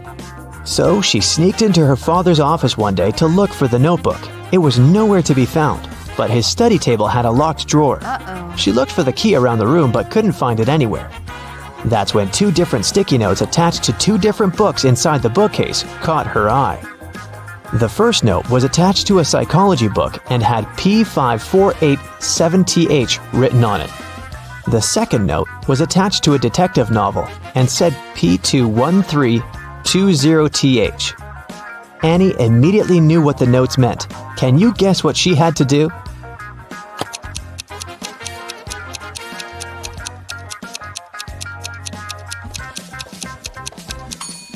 She had to open to page 548 in the first book and find the 7th word on this page. Then, she had to open page 213 in the second book and find the 20th word on that page. The words she found were under and desk. The girl immediately looked under the desk and found the drawer key taped to it. James was walking back to his apartment from work late at night. Suddenly, he was hit on the head and taken away. When he woke up, he found himself in a small room. He tried to escape, but the door was locked with a padlock. James tried to look for the key, but there was nothing in there but a window with strange-looking metal bars. Suddenly, he noticed something. It helped him to find the key. Do you see it too?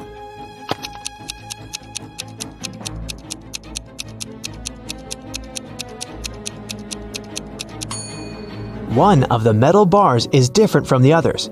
That one is the key. Giselle was camping in the forest during a night when the moon was full. After midnight, when she was making s'mores by a fire, she heard a loud howl. There was a werewolf in the forest, and it managed to find Giselle's tent because it smelled of food there. Thankfully, Giselle was not in her tent anymore when the werewolf arrived because she had already run away. Hiding behind a tree, she watched the creature eat her s'mores and tear up the tent.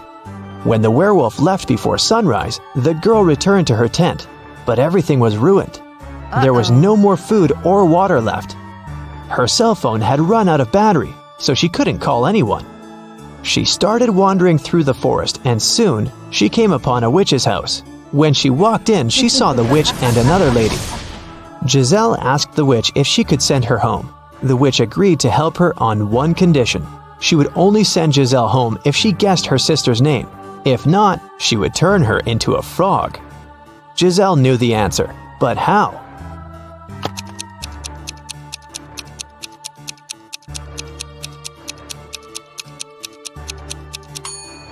Did you notice that the witch's sister is wearing the same necklace around her neck as the werewolf?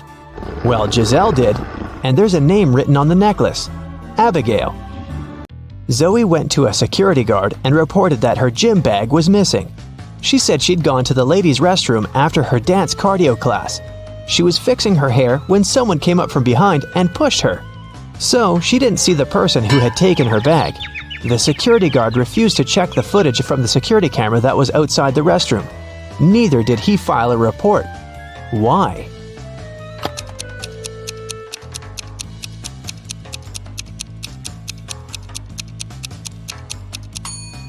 Zoe said she was fixing her hair, so she must have been looking in the mirror. If she was telling the truth about someone sneaking up from behind, she would have definitely seen their reflection. So, Zoe probably lied so that she could sue them. Luckily, the security guard was super smart. Several women went missing in a small town. James Darcy and his police team had been searching for months, but they couldn't find the place where the women were kept. One day, when Sandra was jogging, she decided to use another route to get home. As she was passing an old cabin, she heard screams coming from its basement. She immediately called James Darcy to report it. James and his team arrived at the place and busted in. They found there 3 women. They all said that they had been locked in the basement for months, but James knew one of them was lying. The first woman said that her name was Tammy and that she had spent almost 8 months in the basement. The second woman claimed that her name was Hannah and that she had been there for almost 5 months. The third woman told him that her name was Allison and that she had stayed there for about 3 months. Can you tell who the liar is?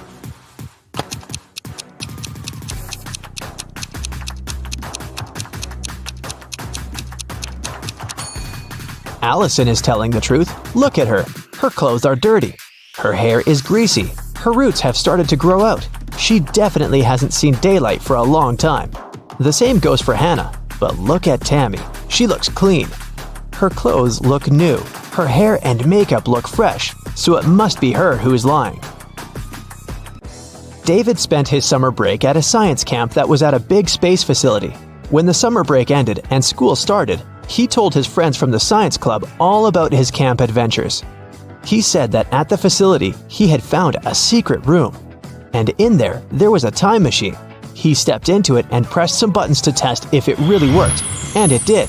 He traveled through time and was able to talk to Nikola Tesla, Chuck Berry, and King Aragorn.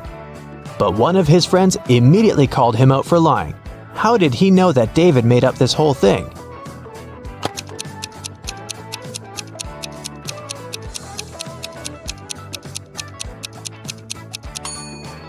Well, even if David actually managed to travel through time, he might have been able to talk to Nikola Tesla and Chuck Berry, but definitely not King Aragorn, because he is a fictional character.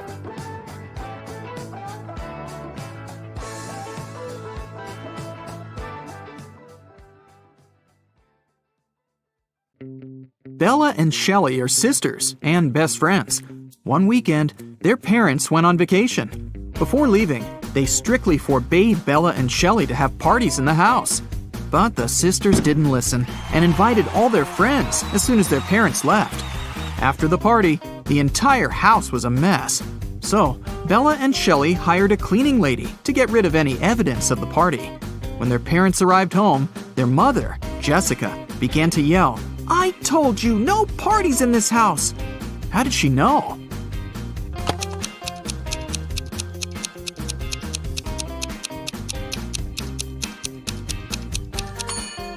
The house is too clean. There was dust on this glass vase when the parents left, but now it's fresh and clean. Jessica asked Bella and Shelley to mow the backyard lawn. None of the sisters wanted to do this annoying task, so Shelley offered an easy way out. She put 2 cards in a hat and said, "I wrote mow on the first card and chill on the second. Pull a card and choose your destiny." Bella wasn't so naive. She suspected that Shelly was cheating and put both cards with Mo written on them. But no one would believe her if she just tried to expose Shelly. And no one would look at the other card once her fate was decided. What should she do?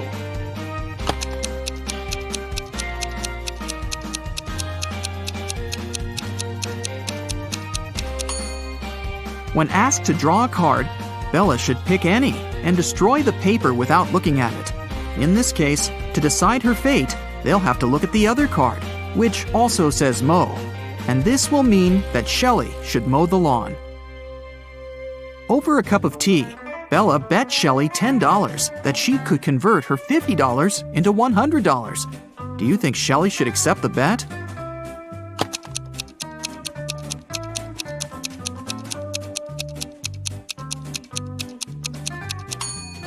There's no logical reason behind accepting it. If Bella isn't able to convert the money, she'll lose the bet. But she has only $10 to lose. Meanwhile, Shelly is supposed to be giving her $50 from her wallet. Thus, even if Shelly wins the bet, she'll still lose $40. Bella and Shelly have a certain number of candies. If Bella gives one candy to Shelly, they'll have an equal number of candies. But if Shelly gives one candy to Bella, then Shelly will be left with half the number of candies that Bella has. Can you find out the number of candies they have right now?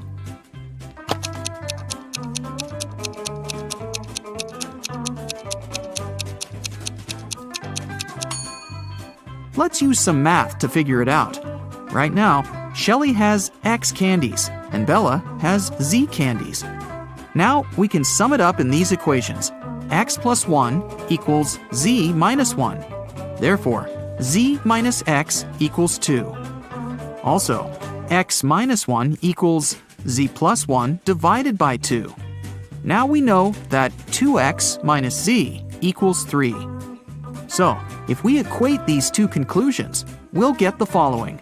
X plus 2 equals 2X minus 3. Now we know that X equals 5 and Z equals 7.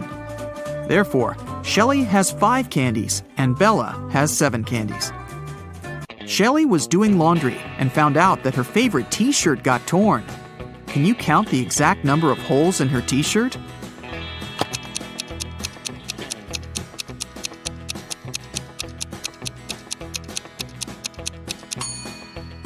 The answer is not 3 or 6, which most people must be guessing.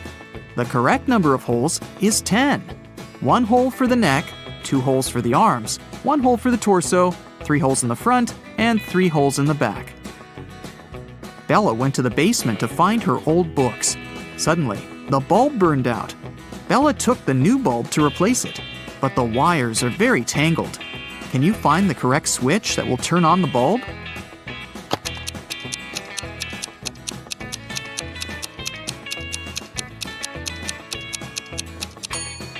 It's the red switch. The best way to get the answer is to start from the bulb. It's been a long day. Bella finally went to sleep. But when she saw her bedroom, she yelled and ran away. Can you tell what's wrong here?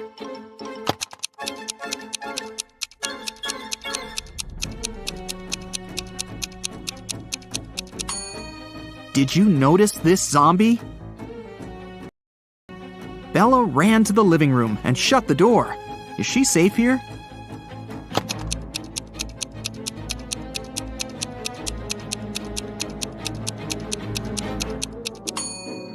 Nope. Take a look at the mirror. Some stranger is inside the room. Bella and Shelly went hiking with their friends. 4 of them went into a completely empty lake. And then 8 people came out. How is this possible?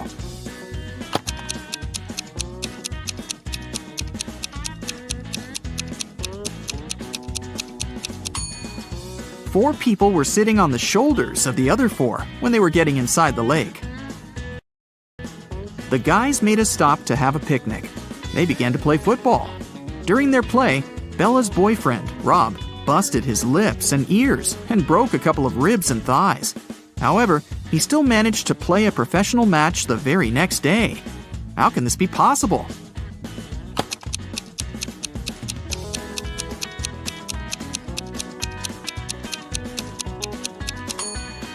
Rob knocked on his food plate accidentally while playing.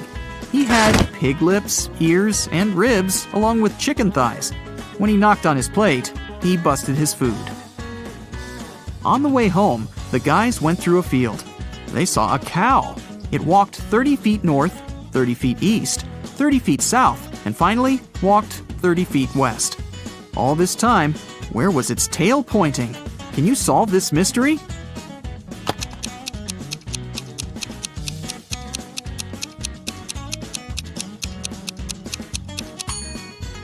Downwards, of course.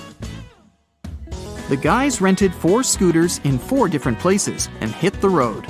They agreed to meet in a cafe at the gas station. Here's the map. Can you tell which scooter will reach the destination first?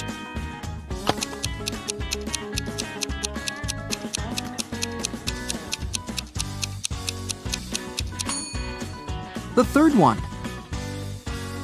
Bella and Shelley were trying to get the perfect gift for their father's birthday.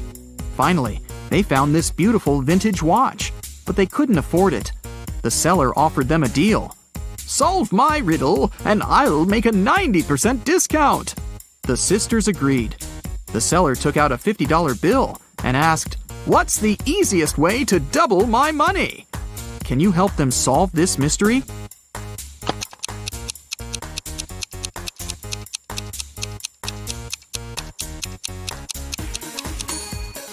They should put the bill in front of a mirror. The sisters decided to have lunch in a cozy little cafe. The cook offered them tomato soup, mushroom salad, chicken wings, octopus, and mushroom pizza. Can you help them choose the safest food?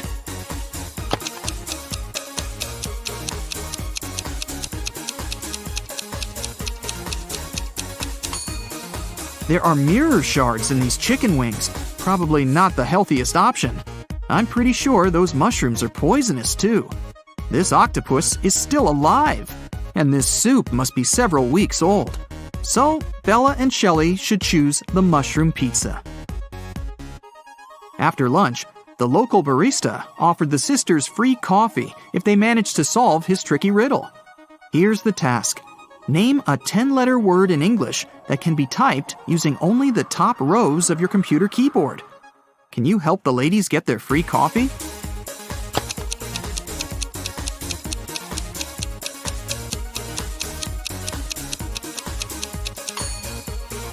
And the correct answer is typewriter. Great job! Shelley got a job at a restaurant. One night, a cook, a cobbler, and a doctor went to dinner together and asked Shelley to split the bill equally among them. When the bill arrived, it was for 4 people. How can this be possible?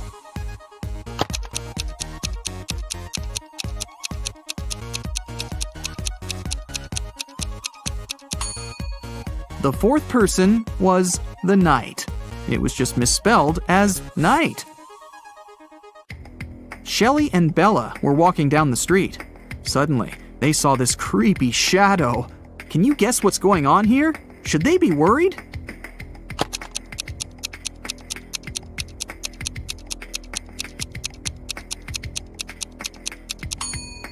Nope. It's Halloween. The guy is just walking around and scaring people in his witch costume. See? He's wearing sneakers. Shelley and Bella saw this mysterious magic shop sign and decided to go get some tarot readings. As soon as they entered the shop, a wicked witch locked the door and said, "I will make your biggest dreams come true if you crack my code. But if you fail, you'll stay here forever." Then she gave them the following clues. A. 981. One number is perfectly placed. B. 924. Everything is incorrect. C. 093. 2 numbers are part of the code, but are in the wrong places. D. 147. One number is part of the code, but is in the wrong place. E. 783. One number is part of the code, but is in the wrong place. Can you help Shelley and Bella?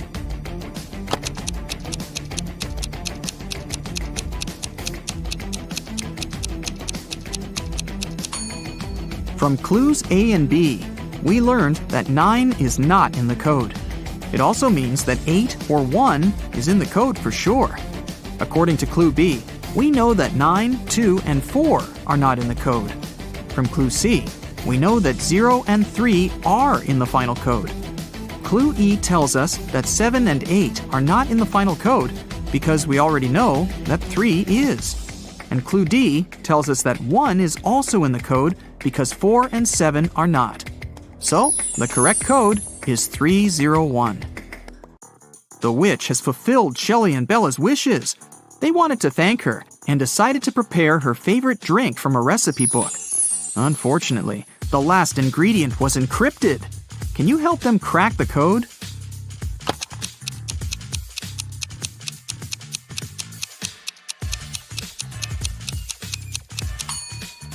They should add a tear of a Triton. After visiting the witch, Shelley met a handsome guy, Tom. They had a perfect date. Shelley couldn't believe that he was real. She thought it was an illusion created by the witch's spell. So she decided to test the guy's logical skills. She showed him this list and asked just one question. What do these words have in common? Can you help Tom?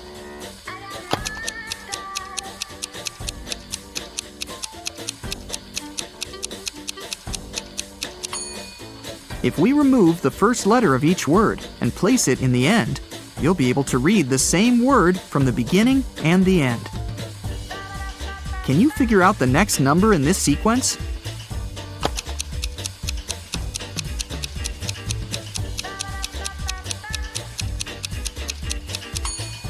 It's 2. To make the puzzle seem harder, all digits are placed apart. In fact, the sequence consists of 2 different sequences. The first one is 2, 3, 4, 5, and so on. And the second sequence is 9, 18, 36, 72, and so on. Now it's obvious that the next digit should be 2. 3 friends, Ashton, Emma, and Lewis, went skydiving together.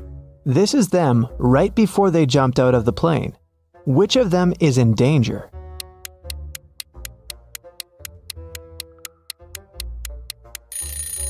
Ashton. He's wearing a regular backpack instead of his parachute. Amelia is running away from a group of zombies and comes across 3 doors. Behind the first one, there's a raging fire. Behind the second door, there's a deep lake. Behind the third door, there are venomous bees that bite everyone who enters. Which way is the safest?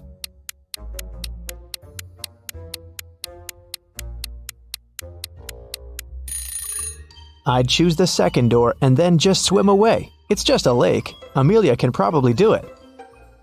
Esme was walking in the forest and got lost. It was late evening when she finally found a witch's house and asked the woman to help her get home.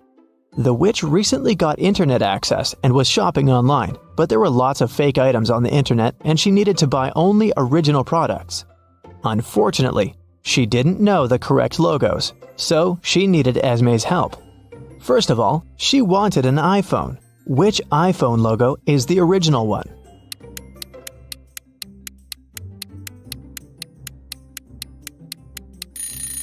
Of course, this one. Next, she needed a pair of sneakers for her morning runs. Which logo is correct?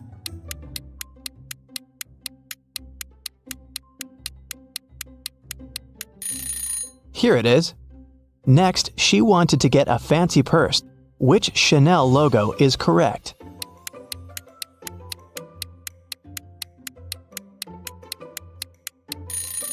This one. The witch also wanted a BMW motorbike, but which one is the original logo?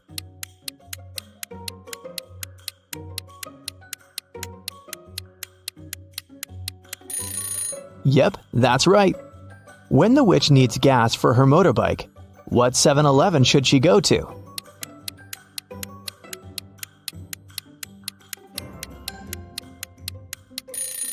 It's this one. Amazing!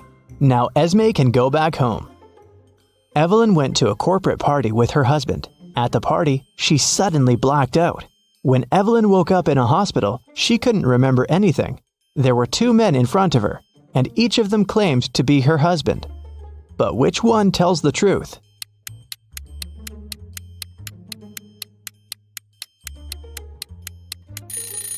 Since Evelyn and her husband were at a corporate event, they were both dressed accordingly. The guy in a hoodie doesn't look formal enough, so her husband must be the one who's wearing a suit. Miss Lodge was going on a vacation. She cleaned up her office and left, taking the key with her.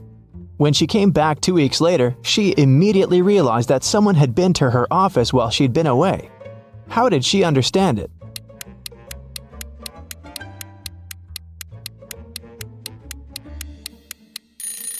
When she left, the window blinds were closed, and now they're open.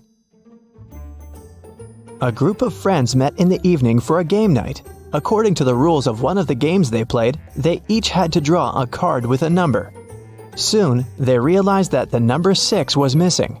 Since it was a new set of cards, it was weird that they had already lost it. They all revealed their cards and, indeed, there was no 6.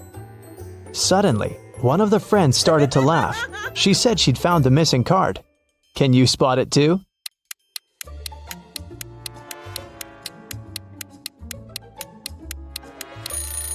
The player who has a 9 actually has a 6, but he's holding it upside down. There are only 8 cards and the highest number is also 8. It was reported that another civilian had invaded Earth. Detective Callum had a special mission to find everyone who was not human. He entered a cafe searching for invaders and noticed one of them right away. Can you tell which customer is not human?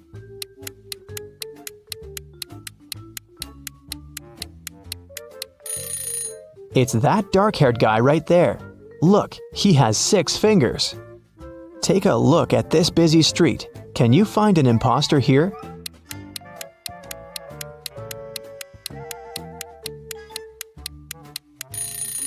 It's this guy.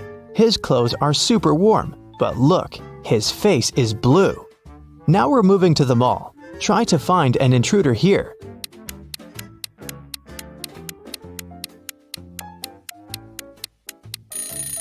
Look, this woman is glimmering. She must be from another world. We have a few more intruders to catch. Detective Callum found out that one of them was at a local college, so he drove there. Which student is not human?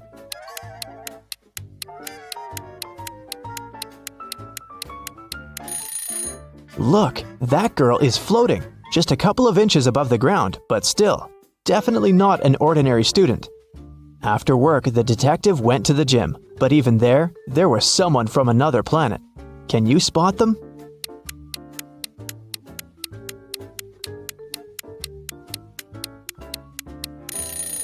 Pay attention to the guy on the treadmill. He's running too fast. He must be an imposter. Arya called the police and reported that her friend Violet had been poisoned. The girl found her unconscious on the floor. Here's what Arya said. I was walking past Violet's house and noticed that the lights were on. I figured that she was at home, so I decided to come in and say hi. The front door was open, so I walked in and saw Violet just like that. The police officer asked her if she had touched anything. Arya answered that she had only touched Violet to check her pulse, and then her cell phone to make the call. The police detained her for further investigation. Why?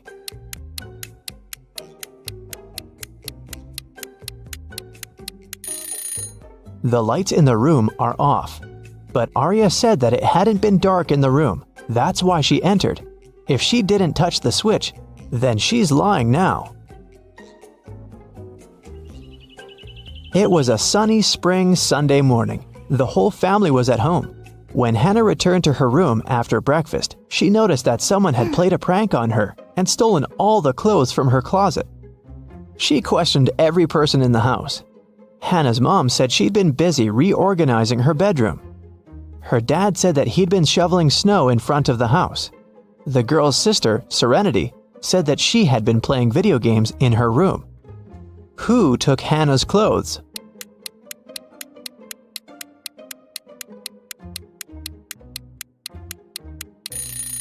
It was her dad. There is no snow outside. It's spring. He couldn't have been shoveling snow. So he lied. Tyler came back home and found a love letter in his mailbox. It was a very sweet one, but the sender didn't write their name. Instead, there was some code added at the end. Can you figure out the name of Tyler's secret admirer?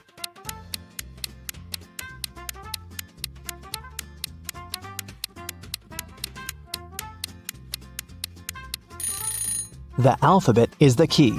D plus 1 means the letter following D, which is E. O minus 3 means 3 letters before O, which is L. 2 letters after G is I. Z plus 0 is actually Z. And C minus 2 is A. It seems that the girl's name is Eliza. Kara likes traveling, but she's terrible at packing. So, your task is to check her suitcase and find one thing she doesn't need to take with her. Kara is going camping with her friends. What's that extra thing she packed that she needs to leave at home?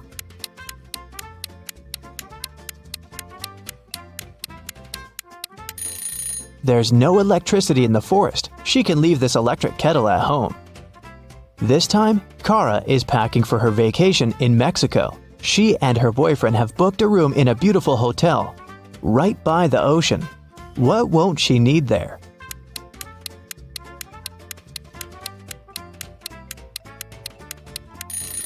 She probably won't need the towel. Hotels usually provide them and replace them every day with clean ones. This time, Kara is going on a ski trip with a group of friends. The task is the same. What won't she need there?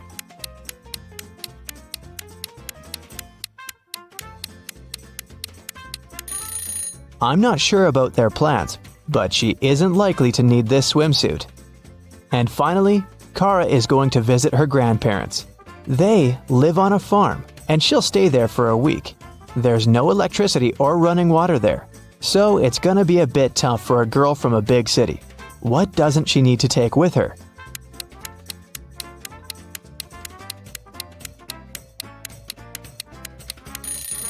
I think it's this hairdryer. No electricity, remember?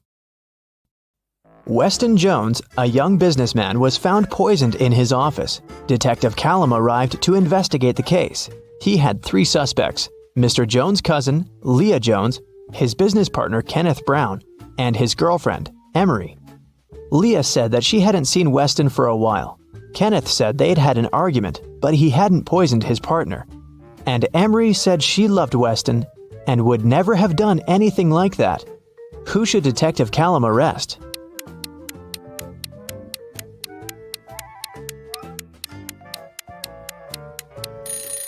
Look, there's a lipstick stain on one of the teacups in Mr. Jones's office. The color matches Leah's lipstick, but she said that she hadn't seen her cousin lately. She must be lying. Ariana was poisoned, and Detective Callum was on the case. One of the main suspects was Jake, Ariana's sister's boyfriend. Someone saw them together, and Detective Callum visited him. Good afternoon. I'm sorry to tell you this, but your girlfriend's sister, Ariana, has been poisoned. Do you know anything about it? And do you maybe have any photos with her? Jake said, Oh, poor Ari. I've never met her, but my girlfriend loves her very much. Yes, I have a picture of their family. The detective looked at the photo and arrested Jake. Why?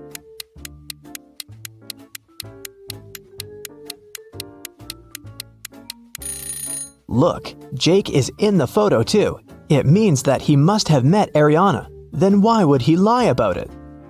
Esme was walking through the forest. Yep, again. And you know what? She got lost. She had been wandering around until she found the witch's house. She said, Hi, petted the cat, and asked the witch to show her the way home. The witch had a task for Esme. She needed several magical artifacts for her new spell, but she only knew their shapes. And Esme had to figure out which of the artifacts the witch needed. Here's the first set. Those are magical crystals. Which of them is the one the witch needs?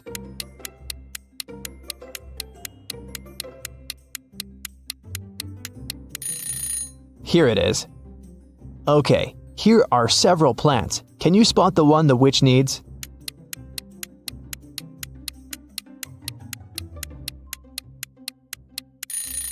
Yes, here it is. Now there are several types of insects. Which one of them is the one the witch needs?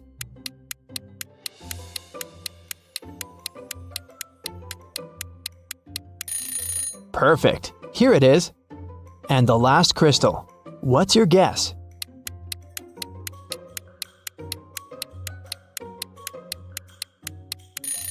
It's right there. Esme's free to go this time. Thank you for your assistance.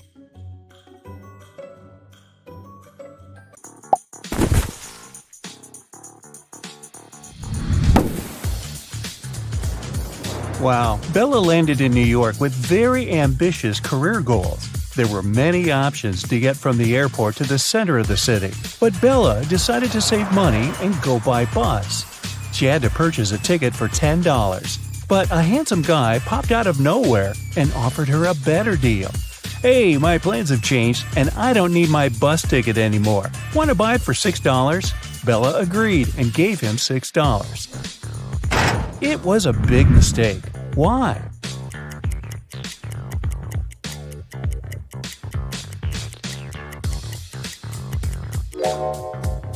Take a look at the current date on the screen of the vending machine. And now check the date on the ticket. It expired a decade ago. Finally, Bella arrived in Manhattan and found her hostel. She had booked a bed in a dormitory room. Bella had to share it with 3 other women.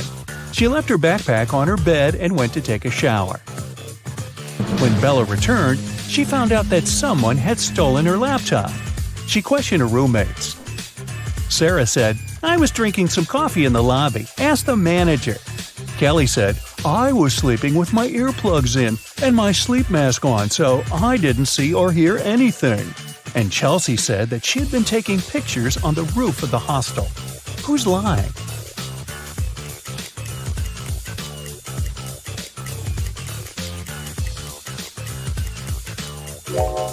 Chelsea. Do you see the sign? The hostel rules strictly prohibit guests from going up to the roof. In the evening, at around 8 p.m., Bella got very hungry. She went out to get some food. She found a cozy restaurant. As soon as Bella entered, she witnessed a heated argument between a waiter and a customer. The customer claimed to have ordered tomato soup, and the waiter claimed that he'd only ordered hot chocolate. Bella realized which of them was lying right away. What about you?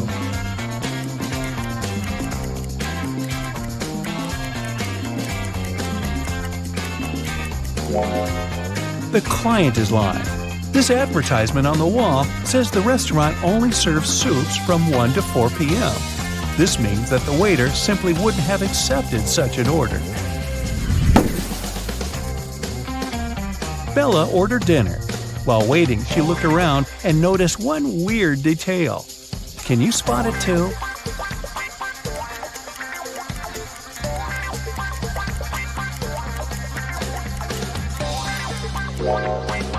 This guy is using tree leaves instead of money to pay for his meal. The waiter served Bella her meal. She was about to start eating when 2 ladies began arguing about their VIP reservation. Julia claimed that she had reserved the VIP room in advance to celebrate her wedding anniversary. And Letitia said, "No way! It's my birthday party tonight. I called the manager yesterday and he promised me the VIP room." The manager said, "Ladies, I'm so sorry, but the booking system crashed and deleted both of your reservations. The VIP room is unavailable today. Can I do anything else for you?" Who's lying here?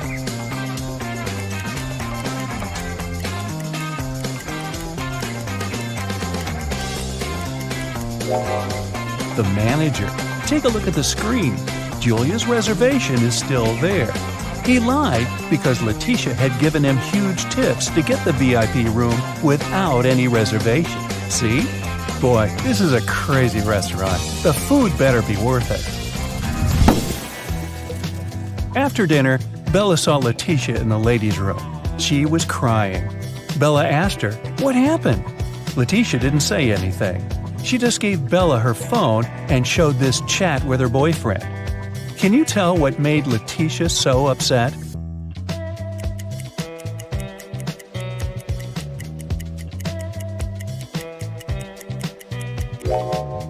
Her boyfriend didn't come to her birthday party. Even worse, he lied that his mom was ill to visit a pool party. Take a look at the reflection in his sunglasses. It seems that he's having fun. Letitia was so grateful for Bella's support that she gave up her VIP opera tickets. The performance was scheduled for the next day. Now, Bella needed to find an evening dress. She headed to a shopping mall with Kelly and Sarah, but as soon as they arrived, they noticed something very weird. Can you see it too?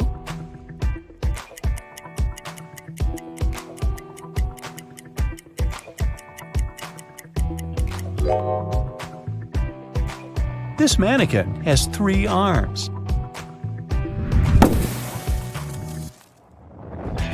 Can you spot what's wrong here?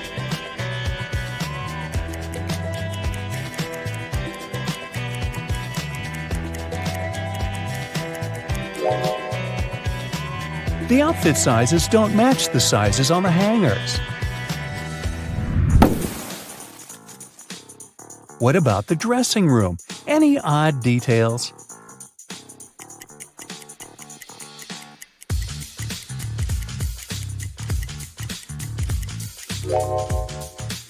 These hairy clawed paws can't belong to a human. Finally, Bella found a beautiful evening gown for the opera, but it cost $97. Bella couldn't afford it, so she borrowed $50 from Kelly and $50 from Sarah, which equaled $100. She bought the dress and got $3 of change. Bella gave $1 to Kelly and $1 to Sarah and kept the last dollar for herself. So now, Bella owes $49 to Kelly and $49 to Sarah, which equals $98. If we add the dollar that Bella took, we'll get $99. But then, $1 is missing. Where is it?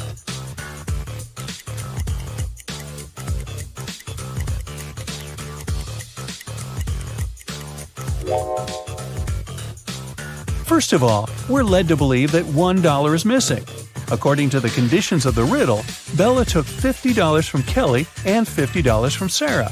So the sum of her debt was $100. After that, she bought a dress for $97 and got $3 of change. The total indeed equals $100. But the question itself offers us a mathematically impossible puzzle. In fact, there is no missing dollar. Bella's debt remains $98 because she had already given $2 to her friends. And it's incorrect to add Bella's $1 to this debt. Next, Bella decided to visit a hairdresser. The manager asked her to wait for 20 minutes. Bella took a seat in the lobby and accidentally fell asleep. When she woke up, she saw that someone had cut her long, beautiful hair. She got furious and questioned 3 suspects. Maya said that she'd been busy with another customer. She didn't see what was going on in the lobby. Rick said that he had been eating his lunch outdoors. And Sally said, "Who do you think I am? I don't steal hair. That's ridiculous." Who is lying?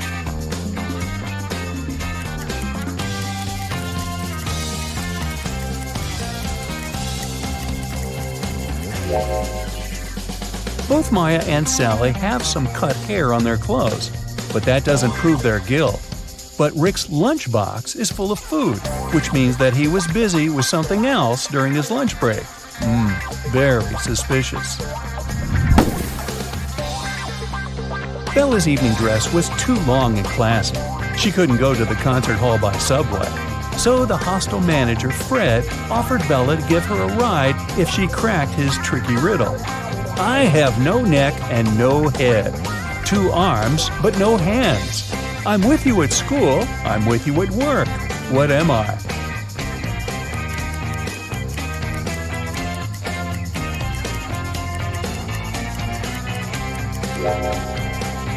The correct answer is a shirt.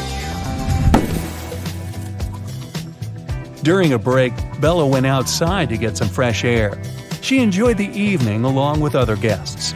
Suddenly, a street dealer offered Bella a diamond necklace for $20. She agreed right away and put the necklace on. Soon, 3 guests came over to Bella to claim the necklace. Pam said, "How dare you? This necklace has been in my family for ages. I lost it in the ladies' room." Diana said, "This piece looks very similar to my necklace.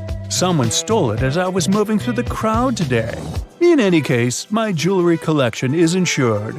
And Sheila said, "I noticed that the necklace was gone after visiting the buffet on the 6th floor. Can you help Bella return the necklace to its real owner?"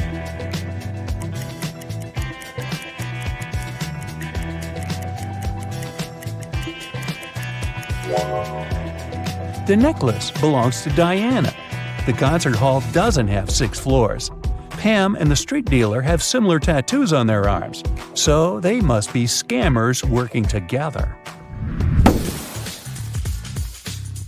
After the performance, Letitia invited Bella to the after party, where Bella met Tyler. He claimed he was a famous violinist and showed Bella some pictures proving his luxurious lifestyle. But Bella realized that he was just a wannabe very soon. How did she understand it?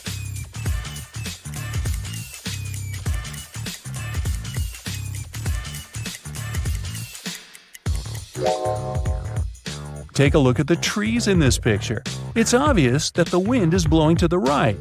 Meanwhile, Tyler's hair seems to be swept to the left. The picture has been photoshopped.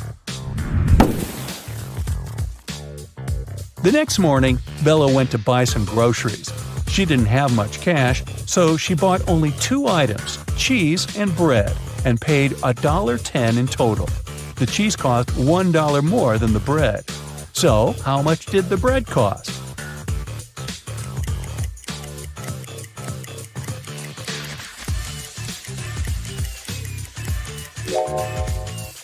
The most obvious answer would be that the bread cost 10 cents. But if the bread cost 10 cents and the price of the cheese was $1 higher than that of the bread, the cheese would cost $1.10, and the total, in this case, would be $1.20. The correct answer is that the bread costs 5 cents and the cheese costs $1.05. This indeed makes a total of $1.10. Does that make sense? Sense? After breakfast, Bella went to a job interview. The HR manager asked her to solve this riddle. She wanted to see how quick-witted Bella was.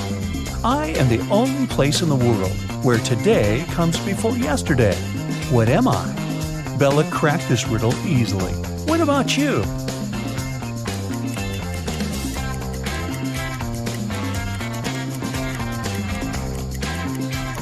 The correct answer is the dictionary.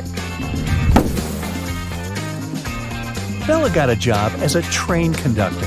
On her first day at work, she entered a rail car to check the passengers' tickets. There were only 3 people inside, and only 2 of them were human. Can you tell who's not human?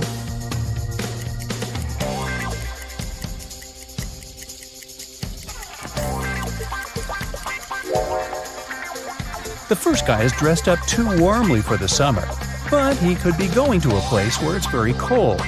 That lady over there is drinking some green liquid. It's a bit strange, but there are plenty of colorful drinks in the world. As for this guy in the middle, he doesn't cast a shadow, so he's not human. Bella and Shelley are sisters and best friends. One weekend, their parents went on vacation. Before leaving, they strictly forbade Bella and Shelley to have parties in the house. But the sisters didn't listen and invited all their friends as soon as their parents left. After the party, the entire house was a mess. So, Bella and Shelley hired a cleaning lady to get rid of any evidence of the party. When their parents arrived home, their mother, Jessica, began to yell, "I told you, no parties in this house!" How did she know?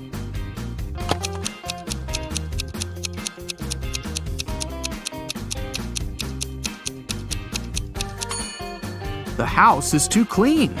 There was dust on this glass vase when the parents left, but now it's fresh and clean.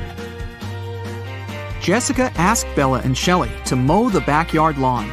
None of the sisters wanted to do this annoying task, so Shelley offered an easy way out. She put 2 cards in a hat and said, I wrote Mo on the first card and chill on the second. Pull a card and choose your destiny. Bella wasn't so naive. She suspected that Shelley was cheating and put both cards with Mo written on them. But no one would believe her if she just tried to expose Shelley. And no one would look at the other card once her fate was decided. What should she do?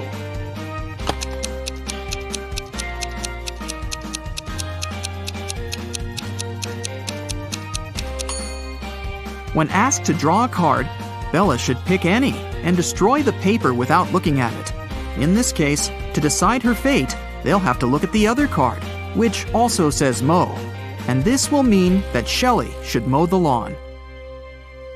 Over a cup of tea, Bella bet Shelley $10 that she could convert her $50 into $100. Do you think Shelley should accept the bet?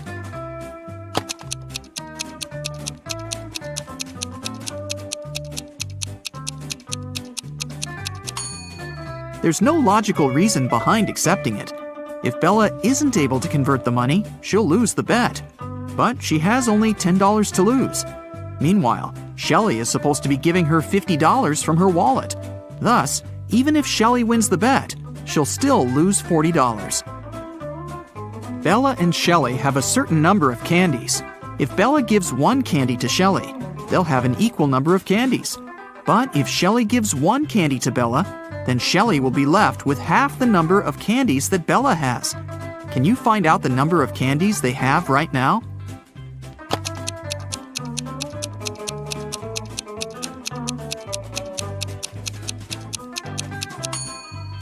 Let's use some math to figure it out. Right now, Shelley has X candies and Bella has Z candies. Now we can sum it up in these equations. X plus 1 equals Z minus 1. Therefore, Z minus X equals 2. Also, X minus 1 equals Z plus 1 divided by 2. Now we know that 2X minus Z equals 3. So, if we equate these two conclusions, we'll get the following. X plus 2 equals 2X minus 3. Now we know that X equals 5 and Z equals 7. Therefore, Shelley has 5 candies and Bella has 7 candies. Shelley was doing laundry and found out that her favorite t-shirt got torn. Can you count the exact number of holes in her t-shirt?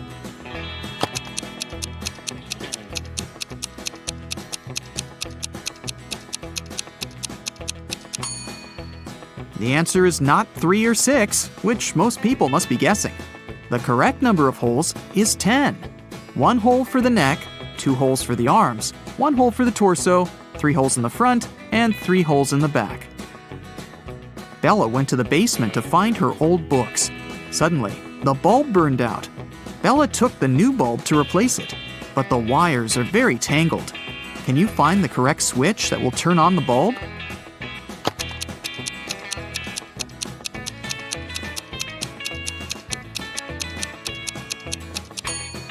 It's the red switch. The best way to get the answer is to start from the bulb. It's been a long day. Bella finally went to sleep. But when she saw her bedroom, she yelled and ran away. Can you tell what's wrong here?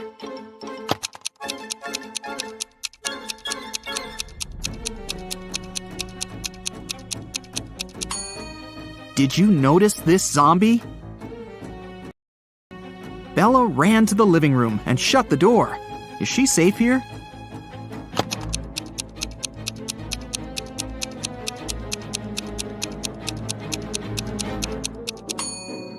Nope. Take a look at the mirror. Some stranger is inside the room. Bella and Shelley went hiking with their friends. 4 of them went into a completely empty lake. And then 8 people came out. How is this possible?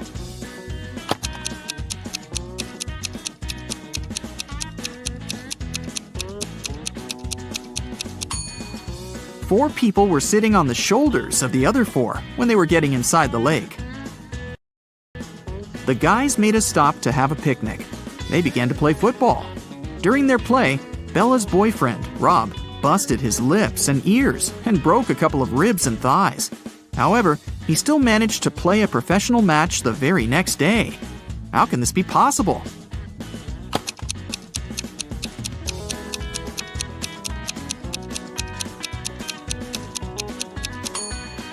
Rob knocked on his food plate accidentally while playing. He had pig lips, ears, and ribs, along with chicken thighs. When he knocked on his plate, he busted his food. On the way home, the guys went through a field. They saw a cow. It walked 30 feet north, 30 feet east, 30 feet south, and finally walked 30 feet west. All this time, where was its tail pointing? Can you solve this mystery?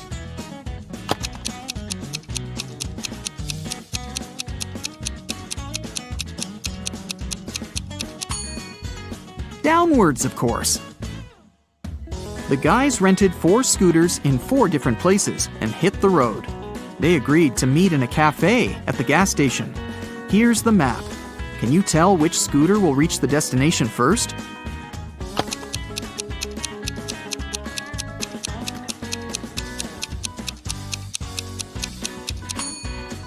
The third one. Bella and Shelley were trying to get the perfect gift for their father's birthday. Finally, they found this beautiful vintage watch, but they couldn't afford it. The seller offered them a deal. "Solve my riddle, and I'll make a 90% discount." The sisters agreed. The seller took out a $50 bill and asked, "What's the easiest way to double my money?" Can you help them solve this mystery?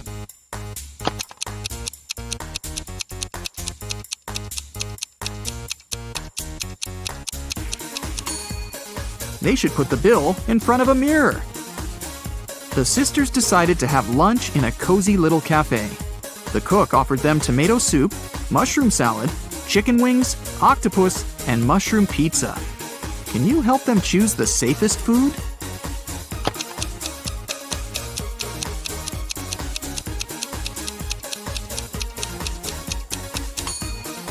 There are mirror shards in these chicken wings. Probably not the healthiest option. I'm pretty sure those mushrooms are poisonous too. This octopus is still alive, and this soup must be several weeks old. So, Bella and Shelley should choose the mushroom pizza. After lunch, the local barista offered the sisters free coffee if they managed to solve his tricky riddle. Here's the task. Name a 10-letter word in English that can be typed using only the top rows of your computer keyboard. Can you help the ladies get their free coffee?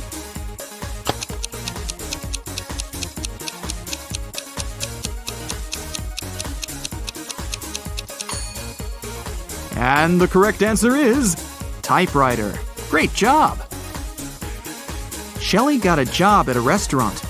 One night, a cook, a cobbler, and a doctor went to dinner together and asked Shelley to split the bill equally among them. When the bill arrived, it was for 4 people. How can this be possible?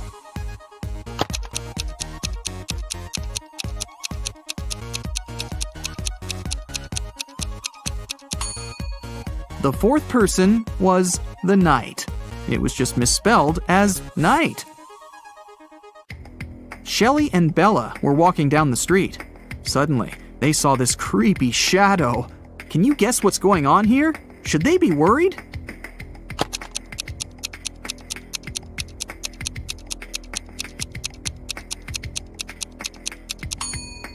Nope. It's Halloween. The guy is just walking around and scaring people in his witch costume. See? He's wearing sneakers. Shelley and Bella saw this mysterious magic shop sign and decided to go get some tarot readings. As soon as they entered the shop, a wicked witch locked the door and said, "I will make your biggest dreams come true if you crack my code. But if you fail, you'll stay here forever." Then she gave them the following clues. A. 981. One number is perfectly placed. B. 924. Everything is incorrect. C. 093. 2 numbers are part of the code, but are in the wrong places. D. 147. 1 number is part of the code, but is in the wrong place. E. 783. 1 number is part of the code, but is in the wrong place. Can you help Shelley and Bella?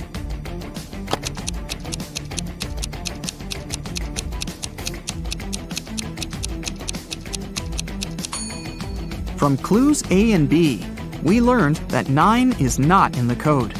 It also means that 8 or 1 is in the code for sure. According to clue B, we know that 9, 2, and 4 are not in the code. From clue C, we know that 0 and 3 are in the final code. Clue E tells us that 7 and 8 are not in the final code because we already know that 3 is. And clue D tells us that 1 is also in the code because 4 and 7 are not. So, the correct code is 301. The witch has fulfilled Shelley and Bella's wishes. They wanted to thank her and decided to prepare her favorite drink from a recipe book. Unfortunately, the last ingredient was encrypted. Can you help them crack the code?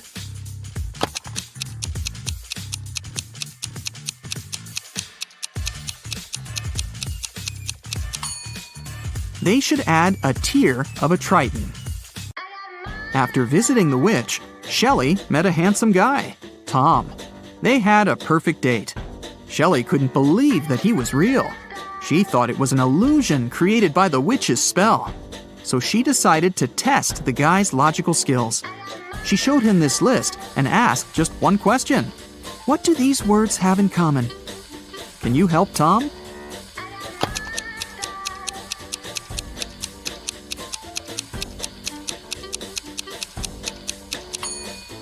If we remove the first letter of each word and place it in the end, you'll be able to read the same word from the beginning and the end. Can you figure out the next number in this sequence?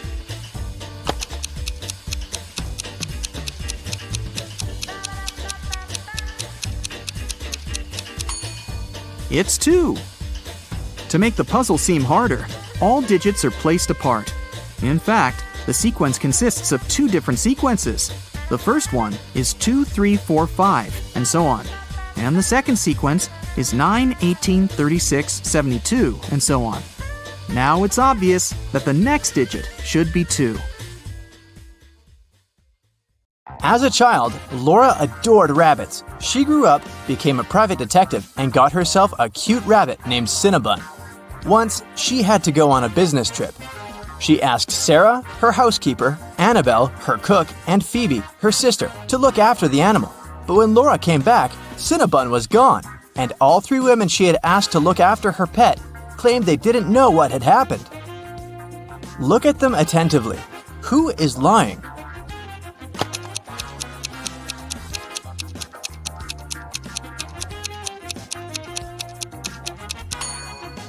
It's the cook. See, it's Cinnabon's collar in her pocket. Well, Laura noticed that too. When Annabelle realized she had given herself away, she broke into a run. Laura dashed after her, but she couldn't catch up with the woman. Luckily, the girl noticed Annabelle run into a gym. She ran inside too. A security guard stopped her. Apparently, all members of this exclusive sport club were supposed to know a special passphrase to enter the facility. Laura was lucky to notice a note with a hint next to the door. Can you help Laura figure out the passphrase?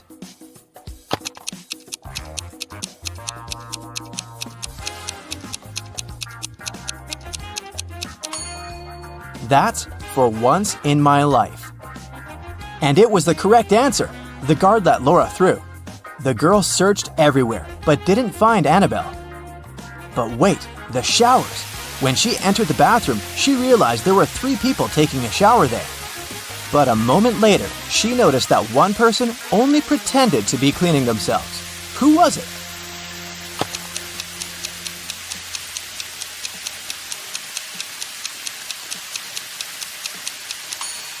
It's the person in the second cubicle. The water is running, but there's no foam. They don't use any soap or sponge.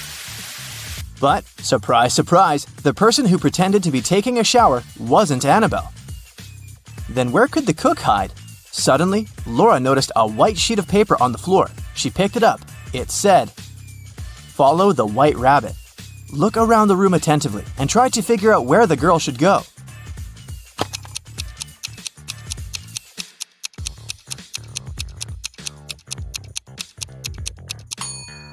See those bunny ears on that door? Laura should probably try it. But there was a combination lock on the door. And is that a riddle next to it? Laura started reading. The code is a 3-digit number. 682. One number here is correct and well placed. 635. One number is correct but in the wrong place. 206. Two numbers are correct but in the wrong place. 738. Nothing here is correct. 780. One number is correct but in the wrong place. Can you help Laura figure out the code?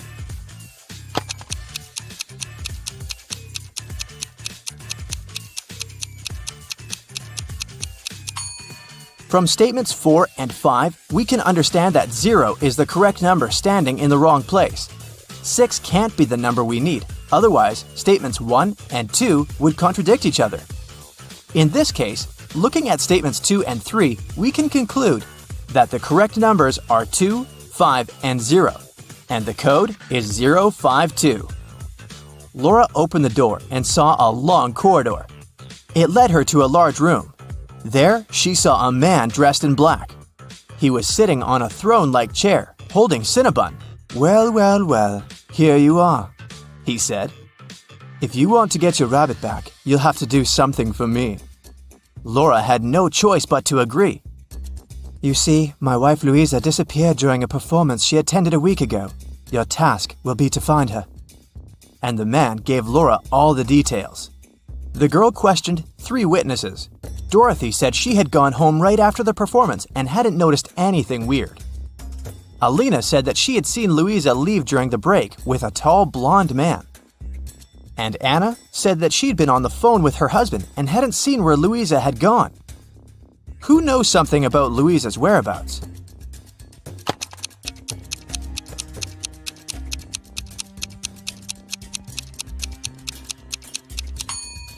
Alina, look, during the intermission, she wasn't wearing her glasses. Neither did she have her lenses on. Look at how clumsily she moved. But then, how could she see Louisa leaving with a man? After Laura pressed Alina, the woman cracked. She admitted that she had seen some woman pulling Louisa away, but she was afraid to tell the truth since the woman seemed extremely unfriendly. Alina gave Laura a piece of paper the woman had dropped, but whatever was written there, it was a cipher. Can you help Laura crack it?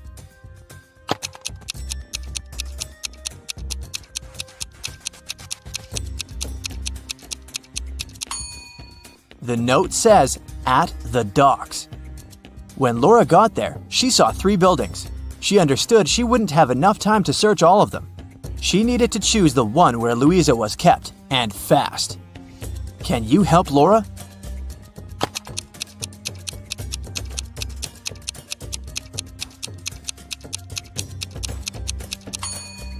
Look at the dark blue construction attentively. Next to the window, there's the word "help" scratched with some sharp object. After looking around the building, Laura found 3 keys. She needed to figure out which one of them fit the lock. Hurry up!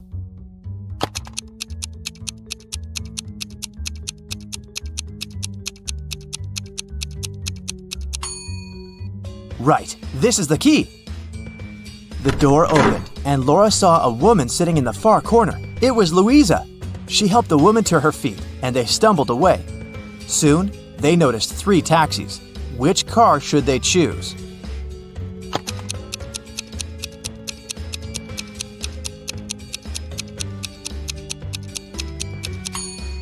The first one doesn't have a license plate. That's suspicious.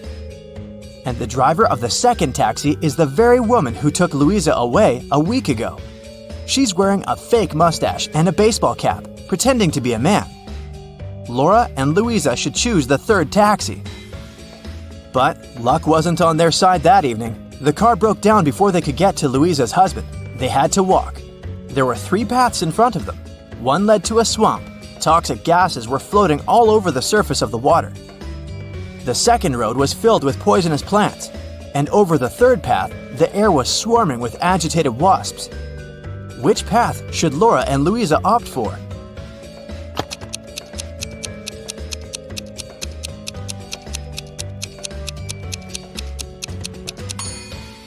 The second.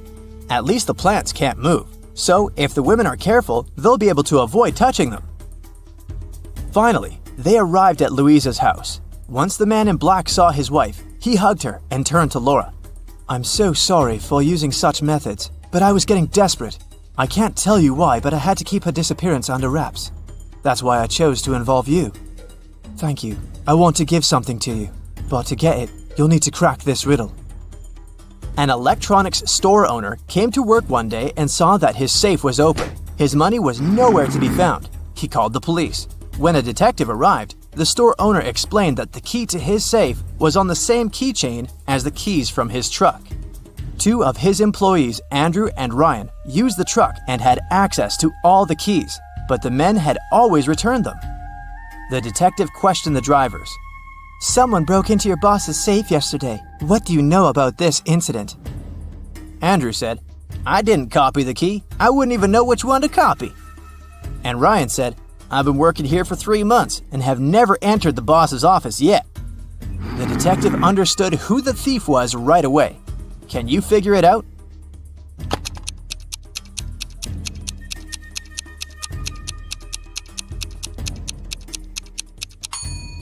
Andrew stole the money. The detective didn't say how the criminal had opened the safe. Then how did Andrew know it?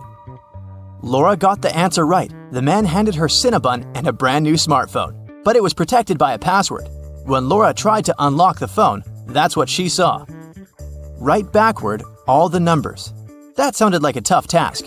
Luckily, Laura was very smart. She didn't need much time to write the correct answer and unblock the gadget. So what was the password?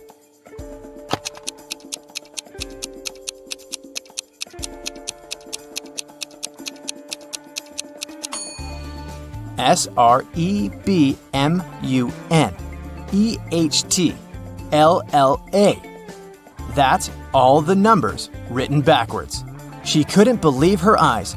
She'd been dreaming of this all her life, but to get it, she'd have to set off on a very unusual journey. Aha! Today, Peter and Zach's dream has come true. They've bought a trailer. Now they're ready to begin their long-planned journey through mystical places all over the country to make their vlog. But first, they need to pack. There are 3 boxes, but the guys can only take one of them. Which box should they choose?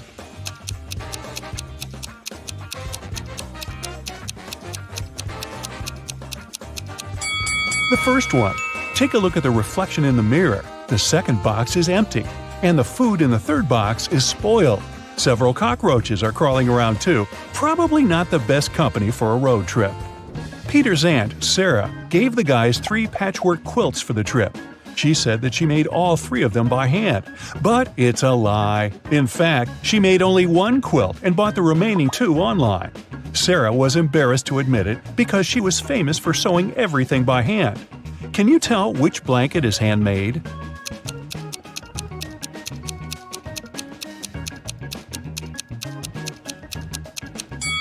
The third one. Look at this piece of fabric. It's identical to Sarah's skirt.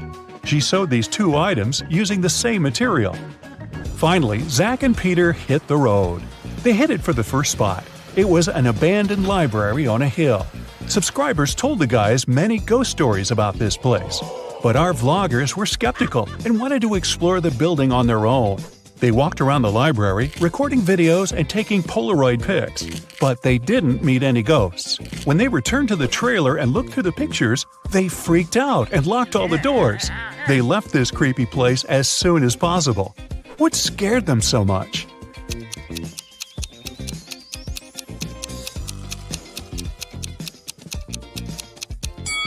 Both of them are in the photo, but then who took this picture? The guys made a stop at the local coffee shop to get some hot drinks.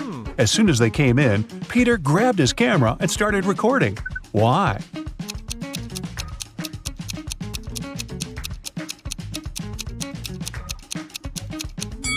Here's a ghost. The guys ordered sandwiches, but the barista, Fiona, had to prepare online orders first. So she asked the guys to wait for their food for a while. Fiona cut 1 loaf of bread into 4 pieces in 12 seconds. How much time does she need to cut the same loaf of bread into 5 pieces?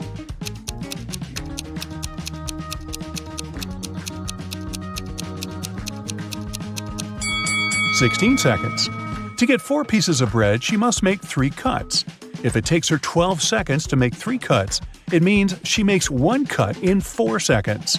If Fiona wants to cut the bread into 5 pieces, she needs to make 4 cuts. 4 seconds for each cut makes it 16 seconds in total. Oy, my head's spinning. Zach noticed a fortune teller shop in the basement. It could make great content for the vlog, so he went downstairs. But as soon as Zach entered the shop, all doors and windows disappeared. Wicked Witch offered the guy a deal. She had 2 identical cards. One of them had escape written on it, while the other said marry me. Zach could pick only 1 card. If he got the escape card, he'd be free. And if he picked the marry me card, he'd stay with this creepy witch forever. The witch didn't want him to have a chance to escape, so she wrote marry me on both cards. Zach anticipated that the witch would do so, but he still managed to win and escape. How did he do it?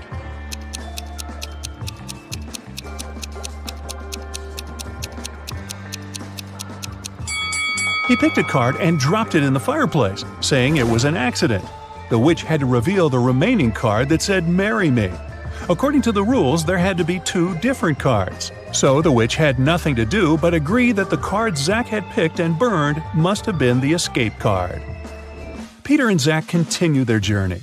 In the evening, the guys saw these 3 hitchhikers not far from a bus stop. They could only pick up 1 person. Who should they choose?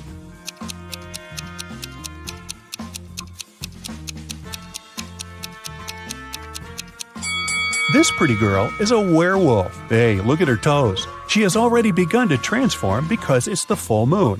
And this harmless-looking elderly lady is a runaway criminal. Take a look at the poster hanging at the bus stop. It's her portrait. As for the guy, he looks pretty harmless. Yeah, his clothes are indeed stained with something red, but that's just some paint because he's an artist. Look, there are art supplies in his backpack. The artist, whose name was George, told the guys about another interesting, mysterious place. The locals called it the Haunted House. 1 week ago, George heard strange screams coming from inside. He went to check the house. A minute later, he ran away screaming. What scared him so much?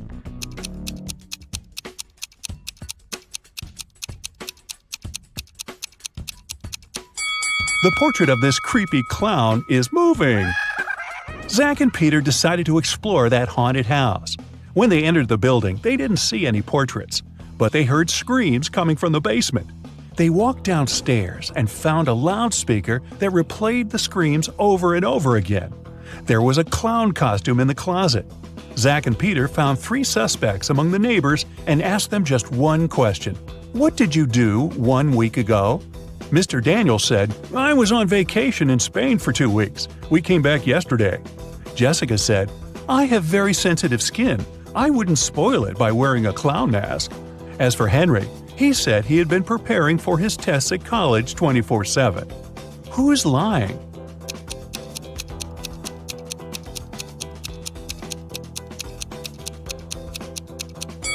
Jessica. Zach and Peter didn't say anything about the clown, but she started making excuses anyway. The guys arrived at the local hospital to film an interview with a famous professor, Dr. Thompson. But first, he had to help 4 people. Kyle complained, I'm misophonic. I wash my hands 100 times a day. Kelly explained, I'm afraid of heights. I can't even ride a bike. Fred complained, I have a strong fear of water. I can't even look at a faucet. And Jenny claimed that she had claustrophobia. She always fainted in elevators. Dr. Thompson knew for sure that only one of these people told the truth. Can you tell who?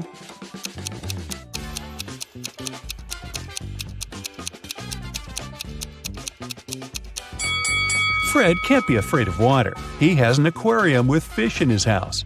Jenny lives in a tiny van, so she can't have claustrophobia. And Kyle's apartment is too messy for someone who has a fear of dirt and germs.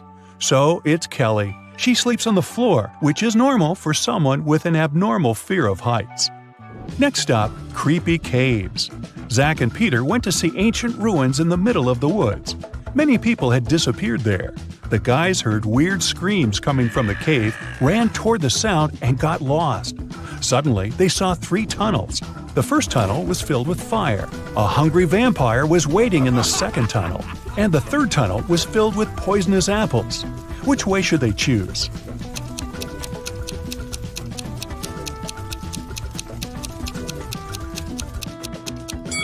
The third tunnel is safe.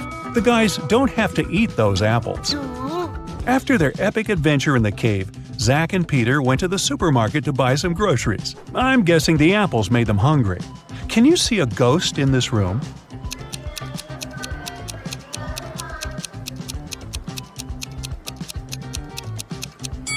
Here it is. Peter and Zach found out that people had seen some zombies in this abandoned town, so they decided to make a stop there and check for themselves. The town looked empty. The guys were very disappointed, but suddenly a crowd of hungry zombies popped out of nowhere and started chasing them. The guys ran into a hospital and locked the door. Zombies began breaking the door down. Luckily, a helicopter with a rescue team arrived quickly. It was going to land on the roof. Zach and Peter needed to get there as soon as possible. Help them find the shortest way.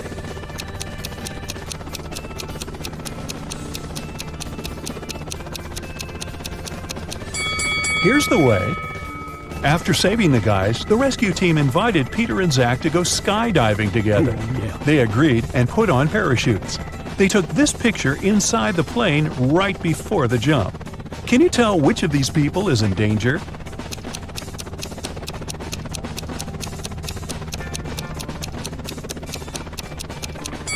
This man over here, he's wearing a regular backpack instead of a parachute. The guys made a stop on the shore of a famous, mysterious lake. They went fishing. Suddenly, a mermaid jumped out of the water and dragged Zach into the lake. Peter jumped into the water to rescue his friend. Finally, he found Zach wrapped in seaweed on the rocks in the middle of the lake. 3 mermaids had gathered around Zach and were singing their songs. When they noticed Peter, they said, "We'll set your friend free if you guess which one of us is not a real mermaid." Can you help the guy?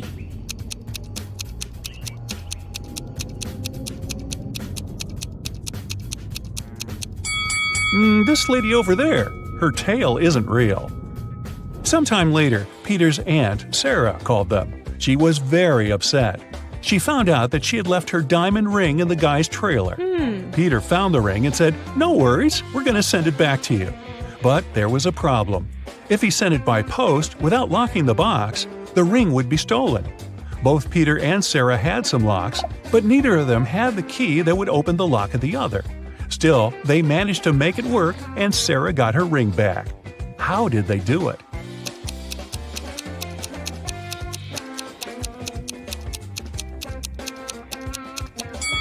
Peter locked the box with the ring and sent it to Sarah. When Sarah received the box, she added her lock and sent it back. Peter received the box and removed his lock. Then he sent the box back to Sarah. She opened the lock with her key and